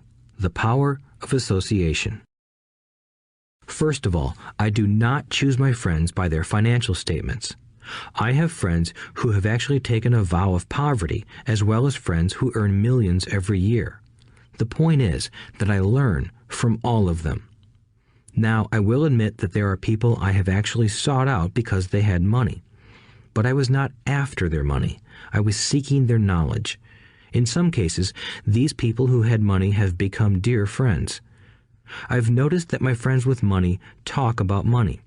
They don't do it to brag. They're interested in the subject. So I learn from them, and they learn from me. My friends who are in dire financial straits do not like talking about money, business, or investing. They often think it rude or unintellectual. So I also learn from my friends who struggle financially. I find out what not to do. I have several friends who have generated over $1 billion in their short lifetimes. The 3 of them report the same phenomenon. Their friends who have no money have never come to them to ask them how they did it, but they do come asking for one of 2 things, or both, a loan or a job. Warning: don't listen to poor or frightened people. I have such friends, and while I love them dearly, they are the Chicken Littles of life. To them, when it comes to money, especially investments, it's always, the sky is falling, the sky is falling. They can always tell you why something won't work. The problem is that people listen to them. But people who blindly accept doom and gloom information are also Chicken Littles. As that old saying goes, birds of a feather flock together. If you watch business channels on TV, they often have a panel of so-called experts. One expert will say the market is going to crash, and the other will say it's going to boom. If you're smart, you listen to both. Keep your mind open, because both have valid points. Unfortunately, most poor people listen to Chicken Little. I have had many close friends try to talk me out of a deal or an investment. Not long ago, a friend told me he was excited because he found a 6% certificate of deposit. I told him I earned 16% from the state government. The next day, he sent me an article about why my investment was dangerous. I have received 16% for years now, and he still receives 6%. I would say that one of the hardest things about wealth building is to be true to yourself and to be willing to not go along with the crowd. This is because, in the market, it is usually the crowd that shows up late that is slaughtered. If a great deal is on the front page, it's too late in most instances. Look for a new deal.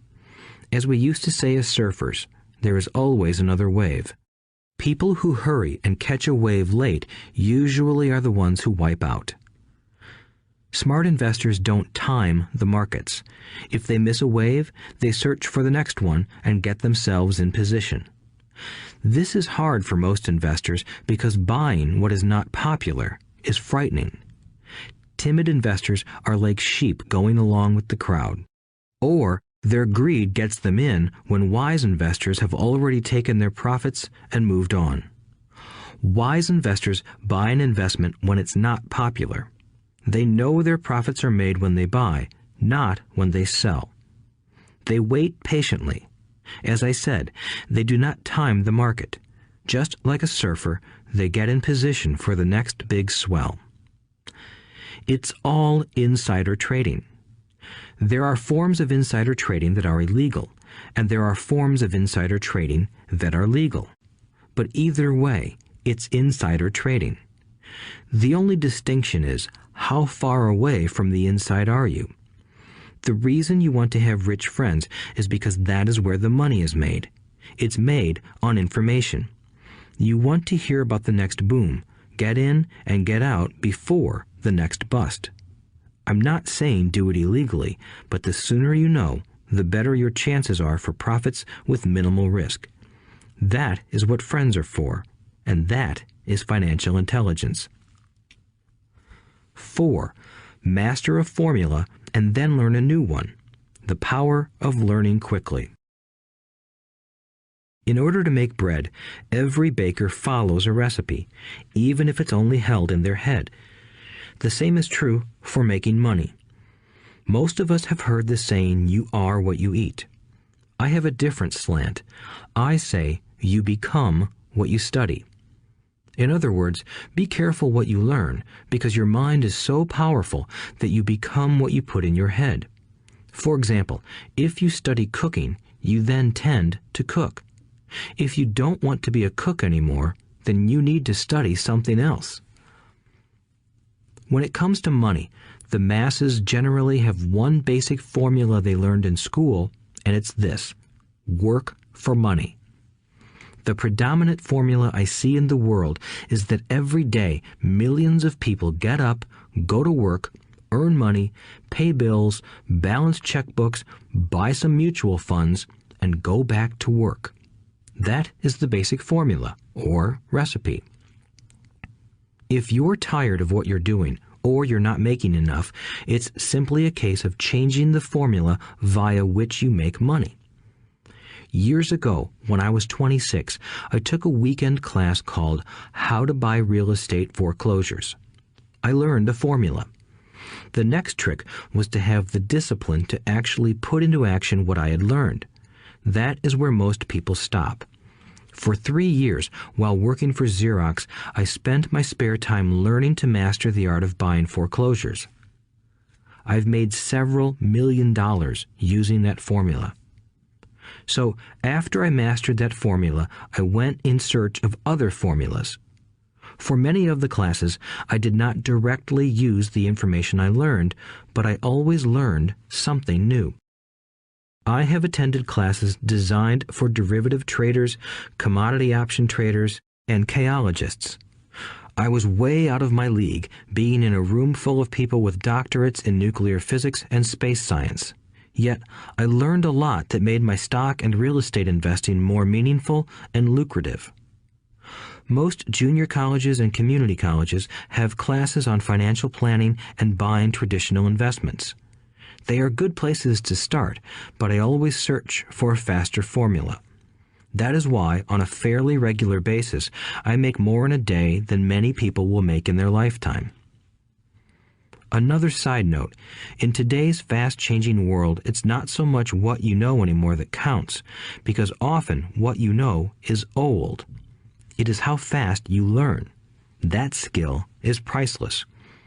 It's priceless in finding faster formulas, recipes, if you will, for making dough.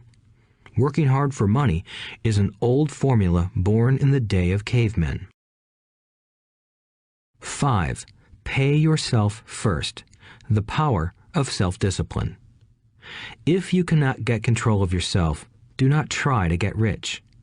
It makes no sense to invest, make money, and blow it.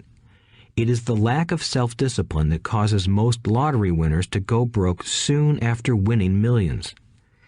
It is the lack of self-discipline that causes people who get a raise to immediately go out and buy a new car or take a cruise. It is difficult to say which of the 10 steps is the most important, but of all the steps, this step is probably the most difficult to master if it is not already a part of your makeup. I would venture to say that personal self-discipline is the #1 delineating factor between the rich, the poor, and the middle class. Simply put, people who have low self-esteem and low tolerance for financial pressure can never be rich. As I have said, a lesson learned from my rich dad was that the world will push you around. The world pushes people around, not because other people are bullies, but because the individual lacks internal control and discipline. People who lack internal fortitude often become victims of those who have self-discipline.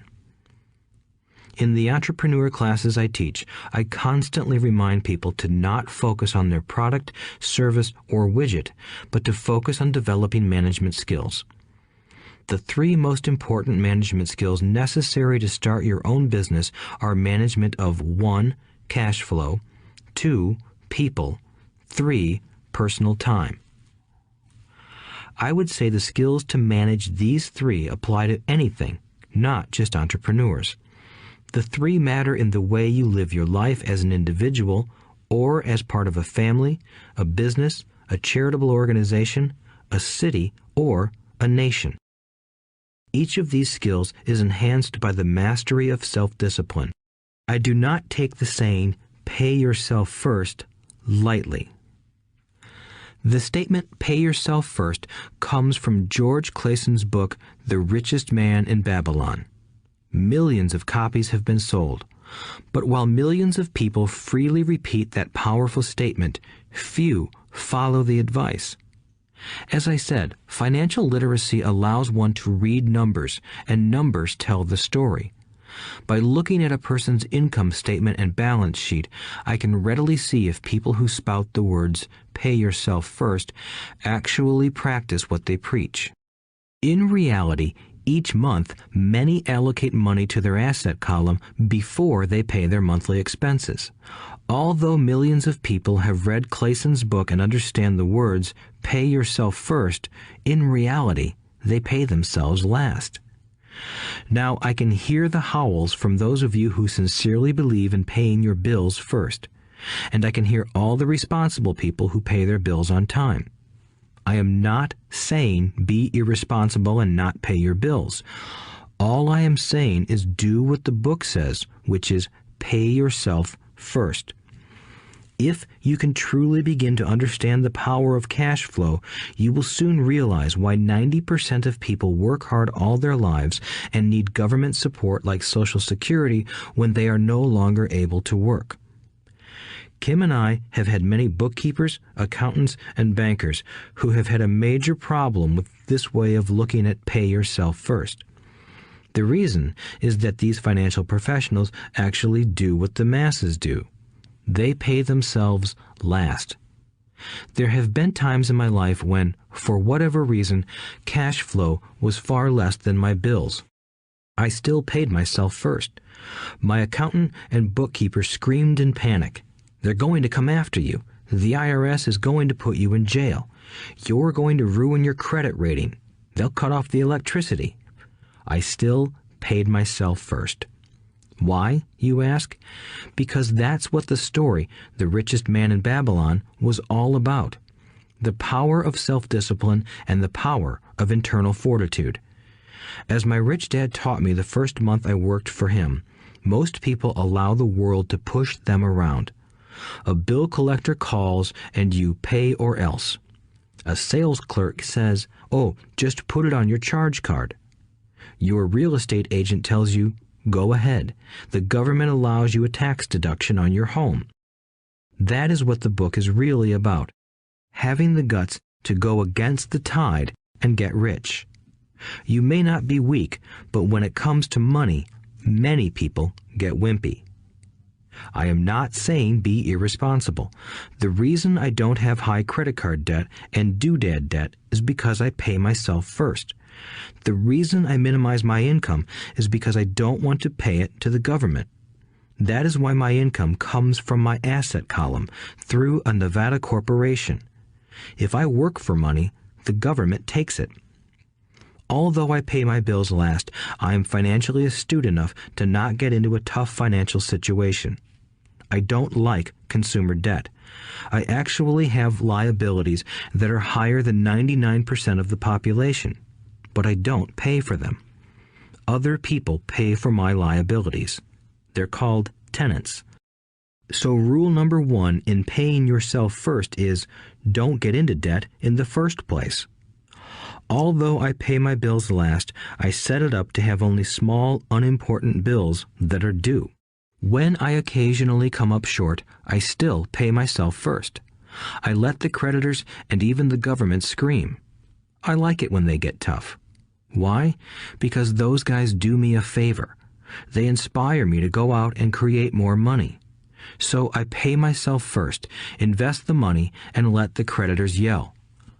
I generally pay them right away anyway. Kim and I have excellent credit. We just don't cave into pressure and spend our savings or liquidate stocks to pay for consumer debt. That is not too financially intelligent. To successfully pay yourself first, keep the following in mind. 1. Don't get into large debt positions that you have to pay for. Keep your expenses low. Build up assets first. Then buy the big house or nice car. Being stuck in the rat race is not intelligent. 2. When you come up short, let the pressure build and don't dip into your savings or investments. Use the pressure to inspire your financial genius to come up with new ways of making more money and then pay your bills. You will have increased your ability to make more money as well as your financial intelligence. So many times I have gotten into financial hot water and used my brain to create more income while staunchly defending the assets in my asset column.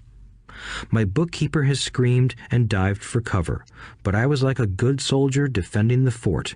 Fort assets. Poor people have poor habits. A common bad habit is innocently called dipping into savings. The rich know that savings are only used to create more money, not to pay bills.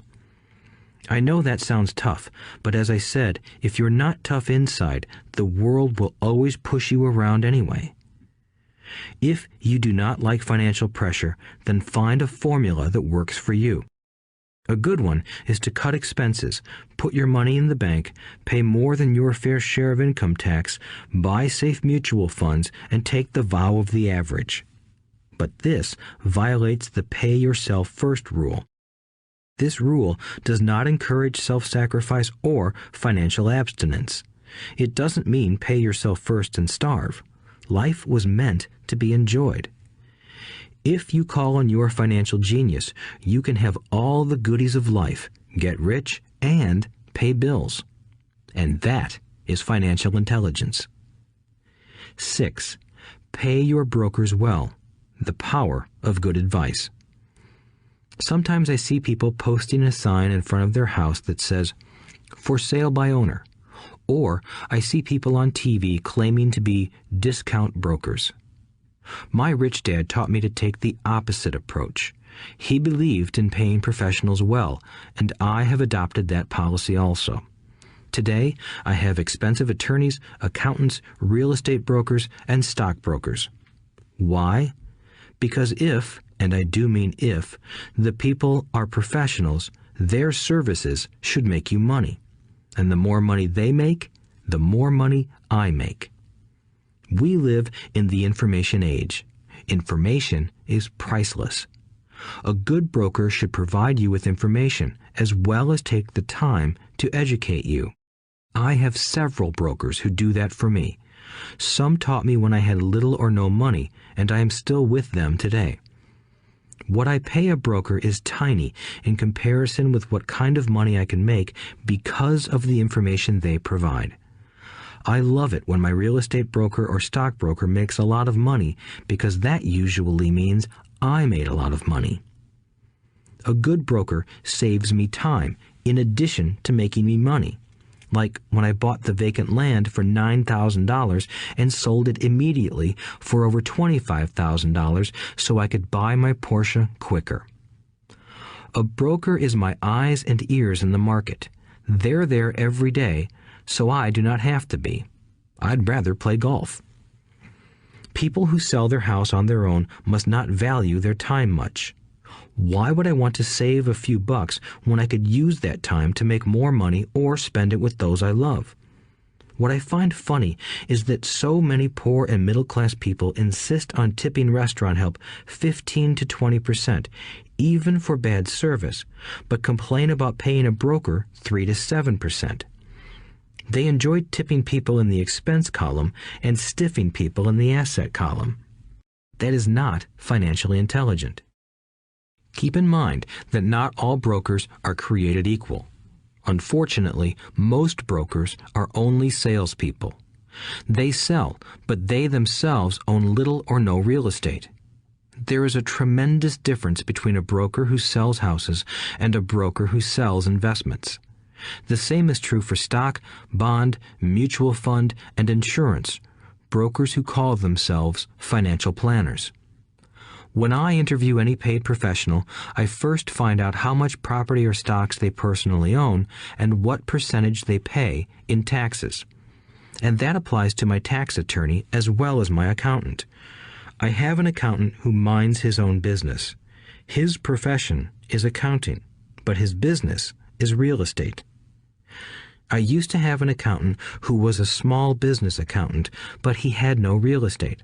I switched because we did not love the same business. Find a broker who has your best interests at heart.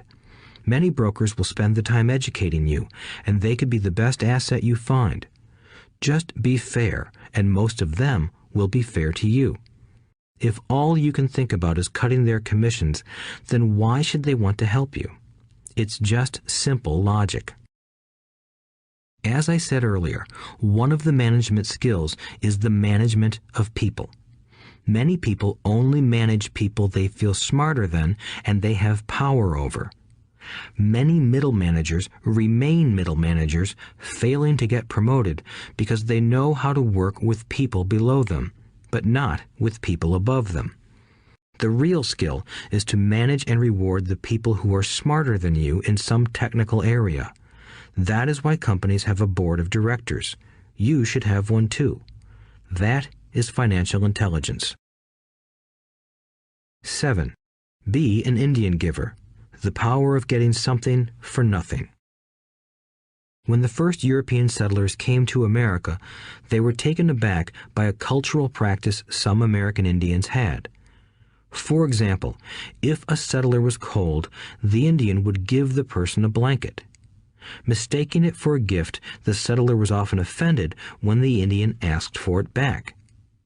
The Indians also got upset when they realized that settlers did not want to give it back. That is where the term Indian giver came from, a simple cultural misunderstanding. In the world of the asset column, being an Indian giver is vital to wealth. The sophisticated investor's first question is, how fast do I get my money back? They also want to know what they get for free, also called a piece of the action. That is why the ROI, or return on investment, is so important. For example, I found a small condominium that was in foreclosure a few blocks from where I lived. The bank wanted $60,000 and I submitted a bid for $50,000, which they took simply because, along with my bid, was a cashier's check for $50,000. They realized I was serious. Most investors would say, "Aren't you tying up a lot of cash? Would it not be better to get a loan on it?" The answer is, not in this case. My investment company uses this condominium as a vacation rental in the winter months when the snowbirds come to Arizona. It rents for $2,500 a month for 4 months out of the year. For rental during the off-season, it rents for only $1,000 a month. I had my money back in about 3 years. Now I own this asset, which pumps money out for me, month in and month out. The same is done with stocks. Frequently, my broker calls and recommends I move a sizable amount of money into the stock of a company that he feels is just about to make a move that will add value to the stock, like announcing a new product. I will move my money in for a week to a month while the stock moves up. Then I pull my initial dollar amount out and stop worrying about the fluctuations of the market because my initial money is back and ready to work on another asset. So my money goes in, and then it comes out, and I own an asset that was technically free. True, I have lost money on many occasions, but I only play with money I can afford to lose. I would say, on an average 10 investments, I hit home runs on 2 or 3, while 5 or 6 do nothing, and I lose on 2 or 3. But I limit my losses to only the money I have in at that time. People who hate risk put their money in the bank. In the long run, safe savings are better than no savings. But it takes a long time to get your money back, and, in most instances, you don't get anything for free with it.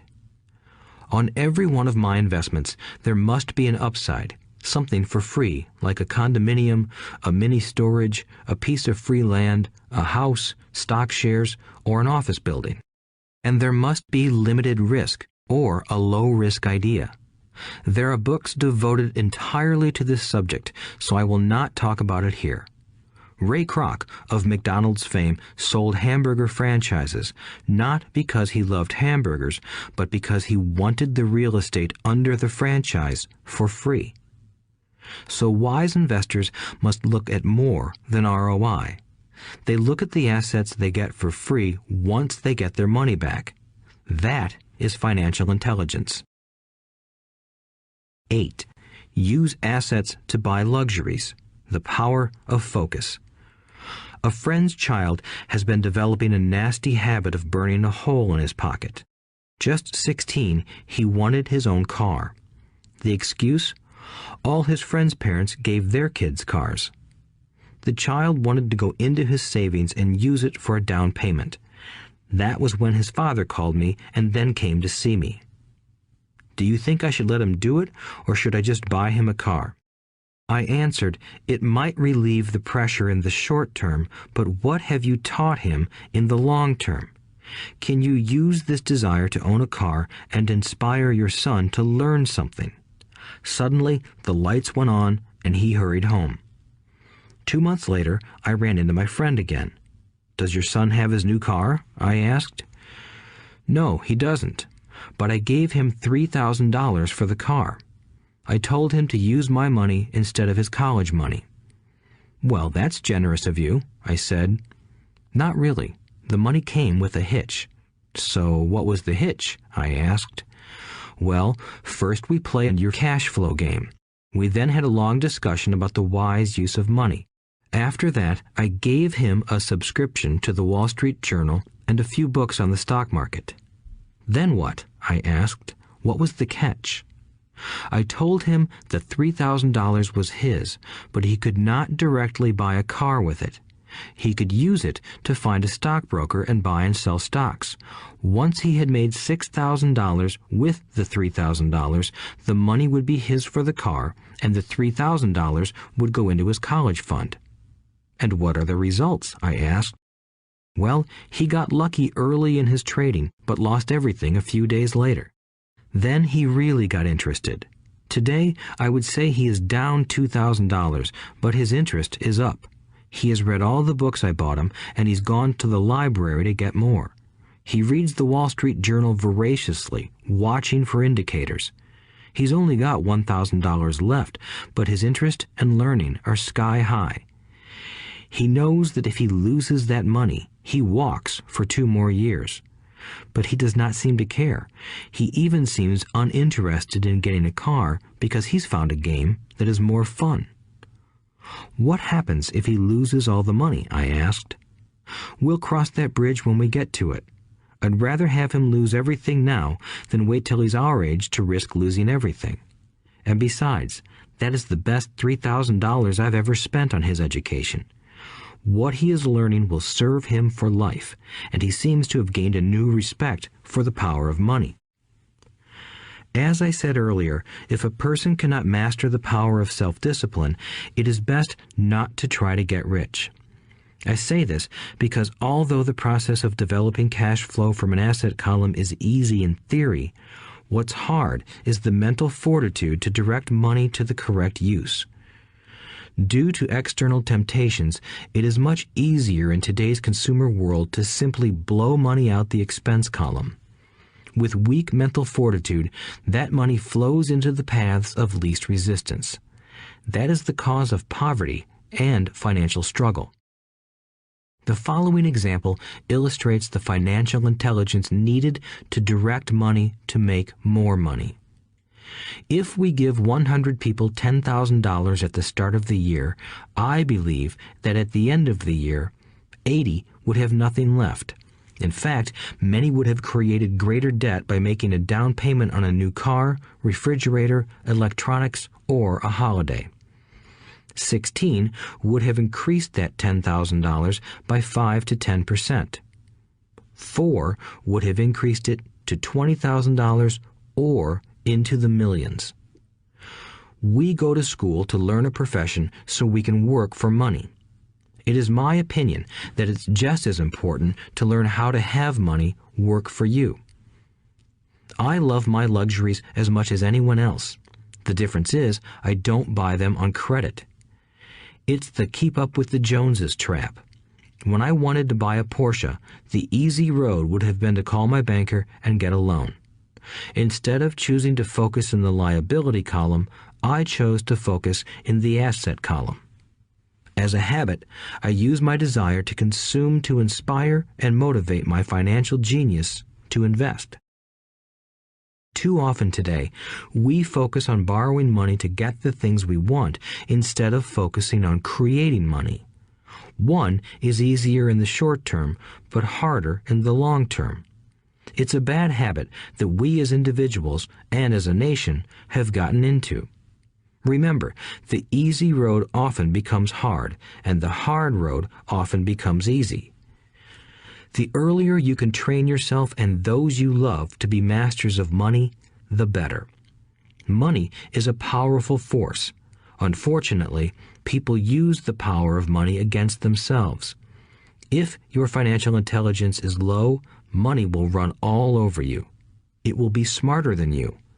If money is smarter than you, you will work for it all your life.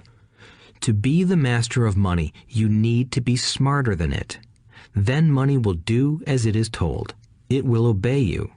Instead of being a slave to it, you will be the master of it. That is financial intelligence. 9. Choose heroes. The power of myth. When I was a kid, I greatly admired Willie Mays, Hank Aaron, and Yogi Berra.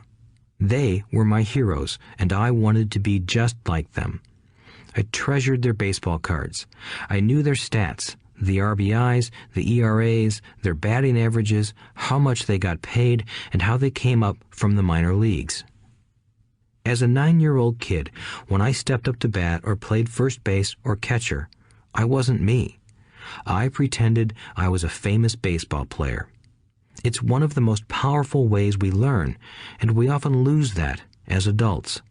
We lose our heroes. Today, I watch young kids playing basketball near my home. On the court, they're not little Johnny. They're pretending to be their favorite basketball hero. Copying or emulating heroes is true power learning. I have new heroes as I grow older. I have golf heroes, and I copy their swings and do my best to read everything I can about them. I also have heroes such as Donald Trump, Warren Buffett, Peter Lynch, George Soros, and Jim Rogers. I know their stats just like I knew the ERAs and RBIs of my childhood baseball heroes. I follow what Warren Buffett invests in, and I read anything I can about his point of view on the market and how he chooses stocks. And I read about Donald Trump, trying to find out how he negotiates and puts deals together. Just as I was not me when I was up to bat, when I'm in the market or I'm negotiating a deal, I am subconsciously acting with the bravado of Trump. Or, when analyzing a trend, I look at it as though Warren Buffett were doing it. By having heroes, we tap into a tremendous source of raw genius. But heroes do more than simply inspire us.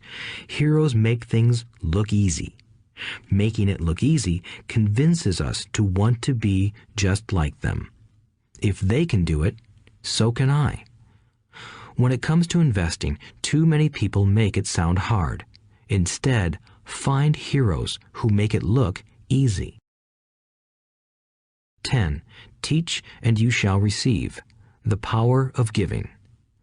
Both of my dads were teachers. My rich dad taught me a lesson I have carried all my life, the necessity of being charitable or giving. My educated dad gave a lot of his time and knowledge, but almost never gave away money.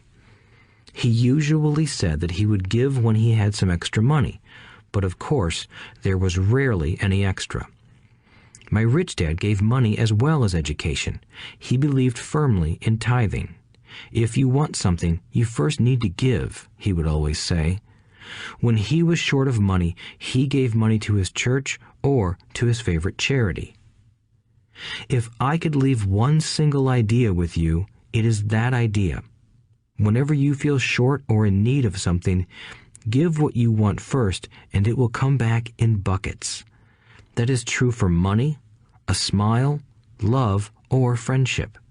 I know it is often the last thing a person may want to do, but it has always worked for me.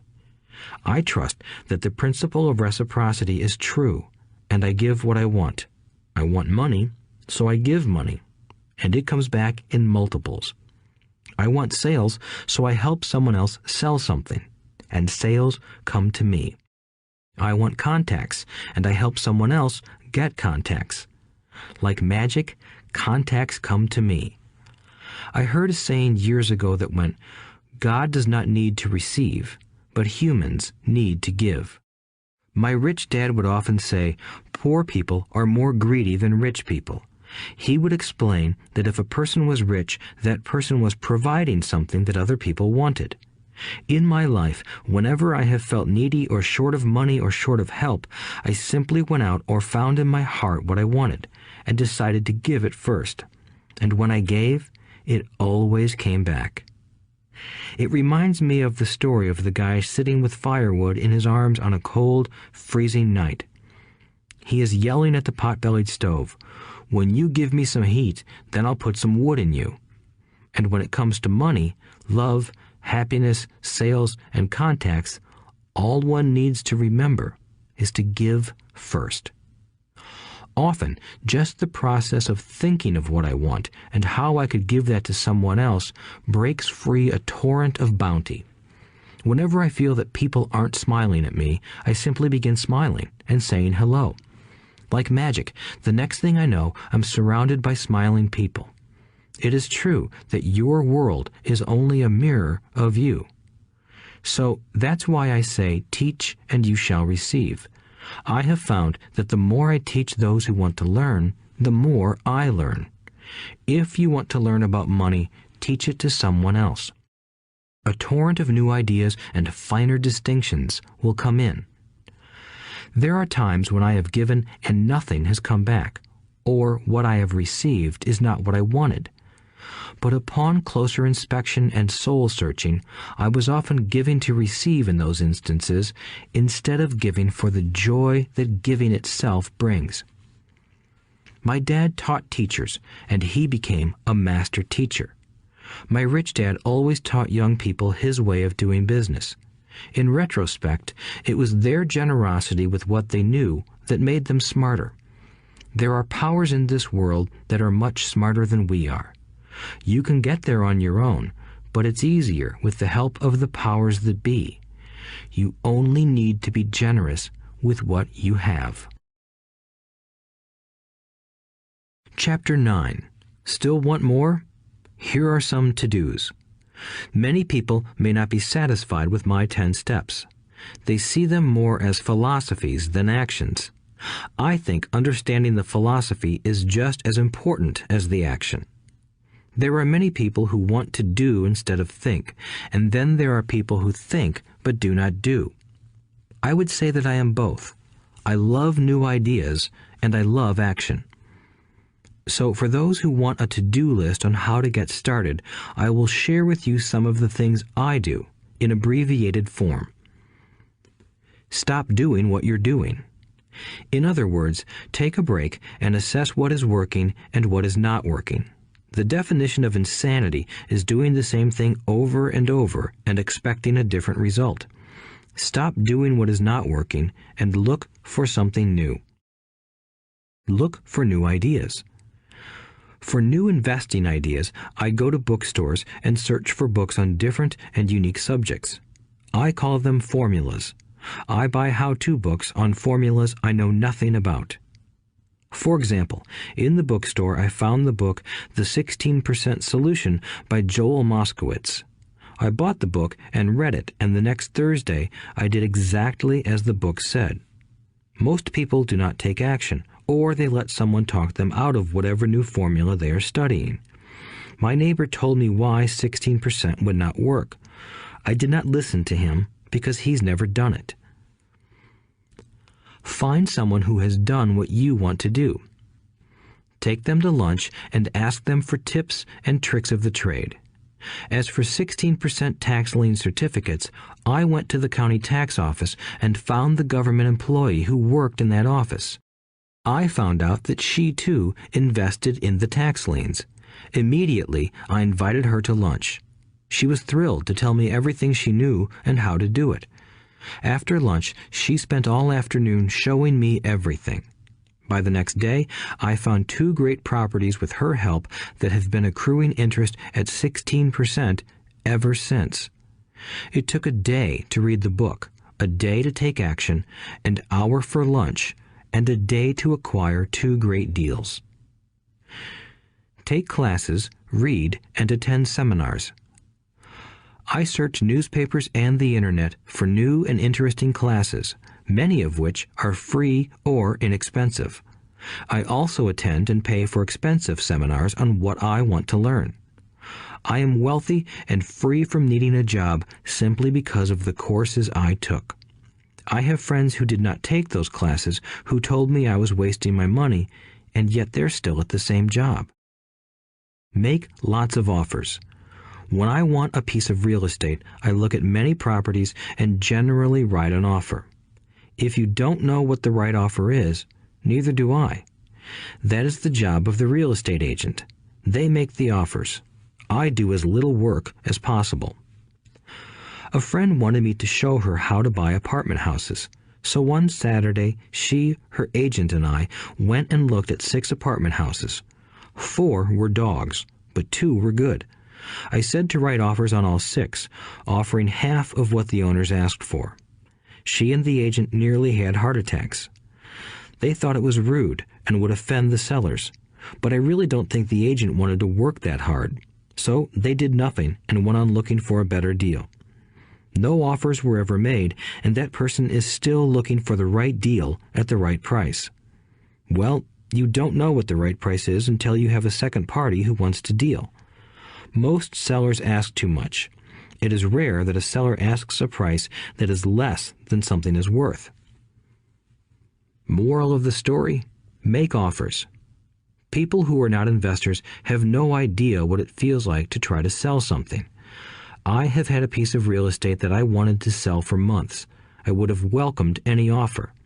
They could have offered me 10 pigs and I would have been happy. Not at the offer, but just because someone was interested. I would have countered, maybe for a pig farm in exchange.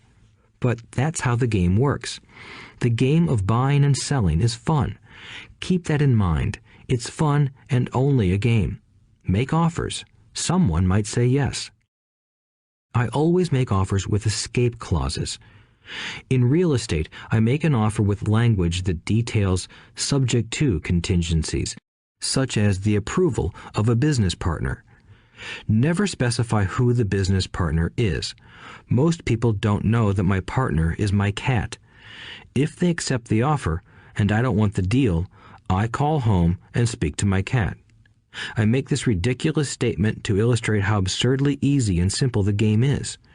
So many people make things too difficult and take it too seriously. Finding a good deal, the right business, the right people, the right investors, or whatever is just like dating. You must go to the market and talk to a lot of people, make a lot of offers, counter-offers, negotiate, reject, and accept. I know single people who sit at home and wait for the phone to ring, but it's better to go to the market, even if it's only the supermarket. Search, offer, reject, negotiate, and accept are all parts of the process of almost everything in life. Jog, walk, or drive a certain area once a month for 10 minutes. I have found some of my best real estate investments doing this. I will jog a certain neighborhood for a year and look for change. For there to be profit in a deal, there must be 2 elements, a bargain and change. There are lots of bargains, but it's change that turns a bargain into a profitable opportunity. So when I jog a neighborhood I might like to invest in. It is the repetition that causes me to notice slight differences. I notice real estate signs that are up for a long time. That means the seller might be more agreeable to deal. I watch for moving trucks going in or out. I stop and talk to the drivers. I talk to the postal carriers. It's amazing how much information they acquire about an area. I find a bad area, especially an area that the news has scared everyone away from. I drive it for sometimes a year, waiting for signs of something changing for the better. I talk to retailers, especially new ones, and find out why they're moving in. It takes only a few minutes a month, and I do it while doing something else, like exercising or going to and from the store. Shop for bargains in all markets. Consumers will always be poor. When the supermarket has a sale, say on toilet paper, the consumer runs in and stocks up. But when the housing or stock market has a sale, most often called a crash or correction, the same consumer often runs away from it. When the supermarket raises its prices, the consumer shops somewhere else. But when housing or the stock market raises their prices, the same consumer often rushes in and starts buying. Always remember, profits are made in the buying, not in the selling. Look in the right places. A neighbor bought a condominium for $100,000. I bought the identical condo next door for $50,000. He told me he's waiting for the price to go up. I told him that profit is made when you buy, not when you sell. He shopped with a real estate broker who owns no property of her own. I shopped at the foreclosure auction. I paid $500 for a class on how to do this. My neighbor thought that the $500 for a real estate investment class was too expensive. He said he could not afford the money or the time. So he waits for the prices to go up. Look for people who want to buy first, then look for someone who wants to sell. A friend was looking for a certain piece of land. He had the money, but did not have the time. I found a large piece of land, larger than what my friend wanted to buy, tied it up with an option, called my friend, and he said he wanted a piece of it. So I sold the piece to him and then bought the land. I kept the remaining land as mine for free. Moral of the story: buy the pie and cut it in pieces. Most people look for what they can afford, so they look too small. They buy only a piece of the pie, so they end up paying more for less. Small thinkers don't get the big breaks. If you want to get richer, think big. Think big. Retailers love giving volume discounts simply because most business people love big spenders. So even if you're small, you can always think big. When my company was in the market for computers, I called several friends and asked them if they were ready to buy also. We then went to different dealers and negotiated a great deal because we wanted to buy so many. I have done the same with stocks. Small people remain small because they think small, act alone, or don't act at all. Learn from history. All the big companies on the stock exchange started out as small companies. Colonel Sanders did not get rich until after he lost everything in his 60s. Bill Gates was one of the richest men in the world before he was 30. Action always beats inaction. These are just a few of the things I have done and continue to do to recognize opportunities. The important words are have done and do. As repeated many times throughout this audiobook, you must take action before you can receive the financial rewards. Act now. Final thoughts. I would like to share some final thoughts with you. The main reason I wrote this book, and the reason it has remained a bestseller since 2000, was to share insights into how increased financial intelligence can be used to solve many of life's common problems. Without financial training, we all too often use the standard formulas to get through life. Work hard, save, borrow, and pay excessive taxes. Today, more than ever, we need better information. I use the following story as an example of a financial problem that confronts many young families today. How do you afford a good education for your children and provide for your own retirement? It requires using financial intelligence instead of hard work. A friend of mine was griping one day about how hard it was to save money for his 4 children's college educations. He was putting $300 away in a college fund each month and had so far accumulated only about $12,000. He had about 12 more years to save for college since his oldest child was then 6 years old. At the time, the real estate market in Phoenix was terrible. People were giving houses away. I suggested to my friend that he buy a house with some of the money in his college fund. The idea intrigued him, and we began to discuss the possibility. His primary concern was that he did not have credit with the bank to buy another house since he was so overextended. I assured him that there were other ways to finance a property rather than through the bank. We looked for a house for 2 weeks, a house that would fit all our criteria. There were plenty to choose from, so shopping was fun. Finally, we found a 3-bedroom, 2-bath home in a prime neighborhood. The owner had been downsized and needed to sell that day because he and his family were moving to California where another job waited. The owner wanted $102,000, but we offered only $79,000. He took it immediately and agreed to carry back the loan with a 10% down payment. All my friend had to come up with was $7,900. As soon as the owner moved, my friend put the house up for rent. After all expenses were paid, including the mortgage, he put $125 in his pocket each month. His plan was to keep the house for 12 years and let the mortgage get paid down faster by applying the extra $125 to the principal each month.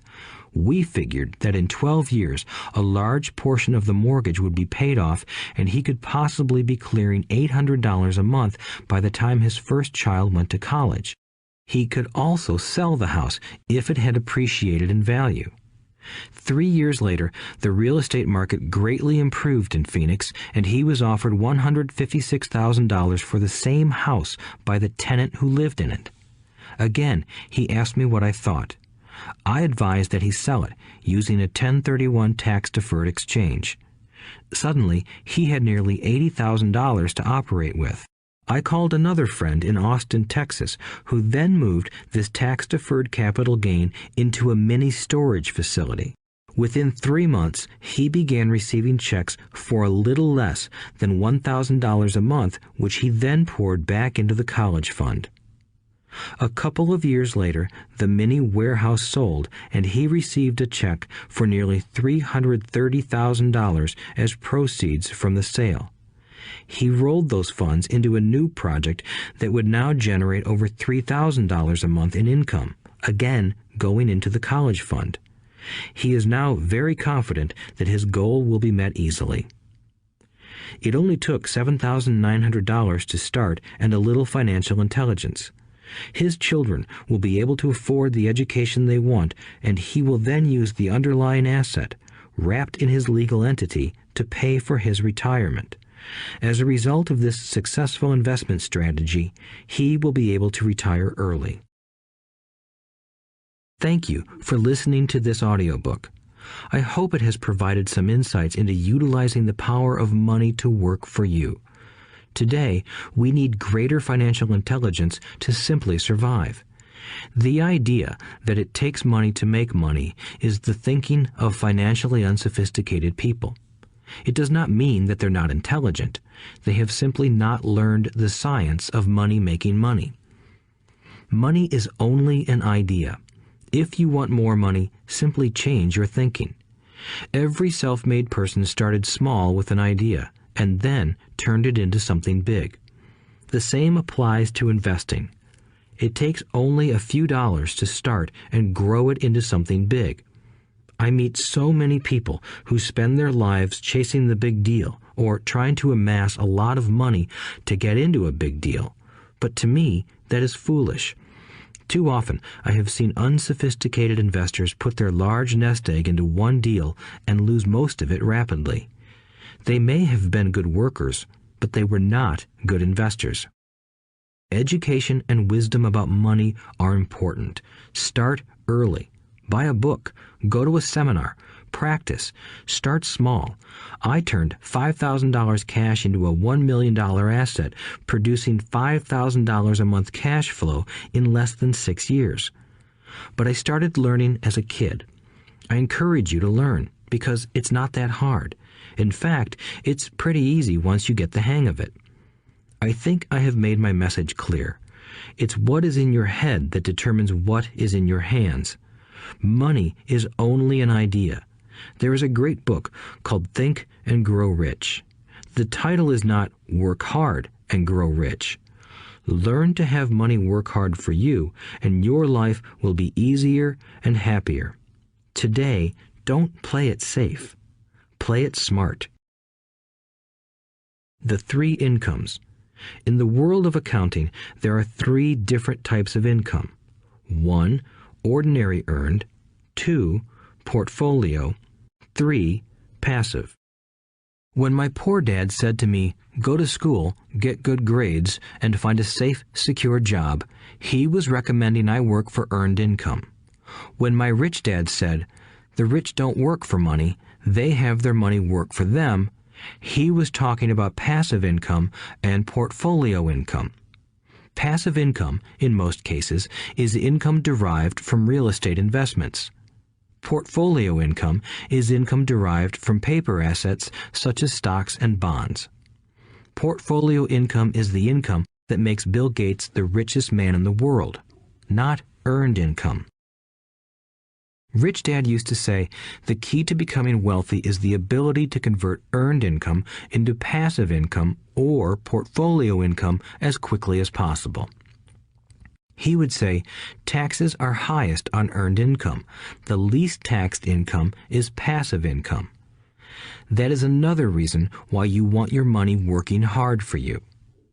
The government taxes the income you work hard for more than the income your money works hard for. In my second book, Rich Dad's Cash Flow Quadrant, I explain the 4 different types of people who make up the world of business. They are E, employee, S, self-employed, B, business owner, and I, investor. Most people go to school to learn to be an E or an S. The cash flow quadrant is written about the core differences of these 4 types and how people can change their quadrant. In fact, most of our products are created for people in the B and I quadrants. In Rich Dad's Guide to Investing, book number 3 in the Rich Dad series, I go into more detail on the importance of converting earned income into passive and portfolio income. Rich Dad used to say, all a real investor does is convert earned income into passive and portfolio income. If you know what you're doing, investing is not risky. It's just common sense. The key to financial freedom. The key to financial freedom and great wealth is a person's ability to convert earned income into passive and/or portfolio income. My rich dad spent a lot of time teaching Mike and me this skill. Having this ability is the reason my wife Kim and I are financially free, never needing to work again. We continue to work because we choose to. Today, we own a real estate investment company for passive income and participate in private placements and initial public offerings of stock for portfolio income. We also went back to work to build a financial education company so that we can continue to create and publish books and games. All of our educational products are created to teach the same skills my rich dad taught me, the skills of converting earned income into passive and portfolio income. The games we create are important because they teach what books cannot teach. For example, you would never learn to ride a bicycle by only reading a book. Our cash flow games for adults and cash flow for kids game are designed to teach players the basic investment skills of converting earned income into passive and portfolio income. They also teach the principles of accounting and financial literacy. These games are the only educational products in the world that teach people all of these skills simultaneously. Cash Flow 202 is the advanced version of Cash Flow 101 and requires the game board from 101 as well as a full understanding of 101 before it can be played. Cash Flow 101 and Cash Flow for Kids teach the principles of fundamental investing. Cash Flow 202 teaches the principles of technical investing. Technical investing involves advanced trading techniques such as short selling, call options, put options, and straddles. A person who understands these advanced techniques is able to make money when the market goes up, as well as when the market comes down. As my rich dad would say, a real investor makes money in an up market and a down market. That is why they make so much money. One of the reasons they make more money is simply because they have more self-confidence. Rich Dad would say they have more self-confidence because they are less afraid of losing. In other words, the average investor does not make as much money because they are so afraid of losing money. The average investor does not know how to protect themselves from losses, and that is what Cash Flow 202 teaches. Average investors think investing is risky because they have not been formally trained to be professional investors.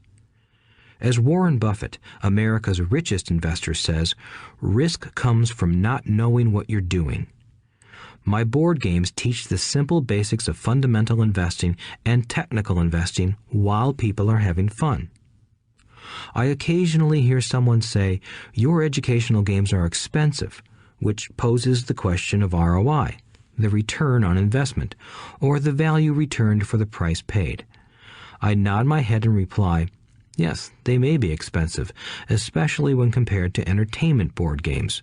But my games are not as expensive as a college education, working hard all your life for earned income, paying excessive taxes, and then living in terror of losing all of your money in the investment markets.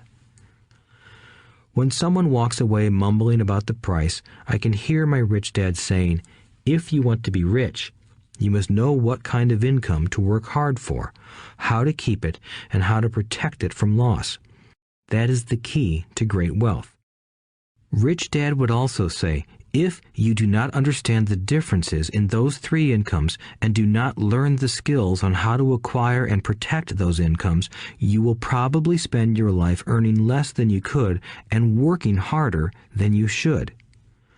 My poor dad thought a good education, a good job, and years of hard work were all you needed to be successful. My rich dad also thought a good education was important. But to him, it was also important that Mike and I know the differences in the three incomes and what kind of income to work hard for. To him, that was basic financial education. Knowing the differences in the three incomes and learning the investment skills of how to acquire the different incomes is basic education for anyone who strives to acquire great wealth and achieve financial freedom, a special kind of freedom that only a few will ever know. As Rich Dad states in lesson number 1, the rich do not work for money. They know how to have money work hard for them. Rich Dad said, earned income is money you work for, and passive and portfolio income is money working for you. Knowing that little difference has been significant in my life. Or, as Robert Frost ends his poem, and that has made all the difference. Take action. All of you were given two great gifts, your mind and your time. It is up to you to do what you please with both. With each dollar bill that enters your hand, you and only you have the power to determine your destiny. Spend it foolishly, and you choose to be poor. Spend it on liabilities, and you join the middle class. Invest it in your mind and learn how to acquire assets, and you will be choosing wealth as your goal and your future. The choice is yours, and only yours. Every day, with every dollar, you decide to be rich, poor, or middle class. Choose to share this knowledge with your children, and you choose to prepare them for the world that awaits. No one else will. You and your children's future will be determined by choices you make today. not tomorrow. I wish you great wealth and much happiness with this fabulous gift called life. Robert Kiyosaki.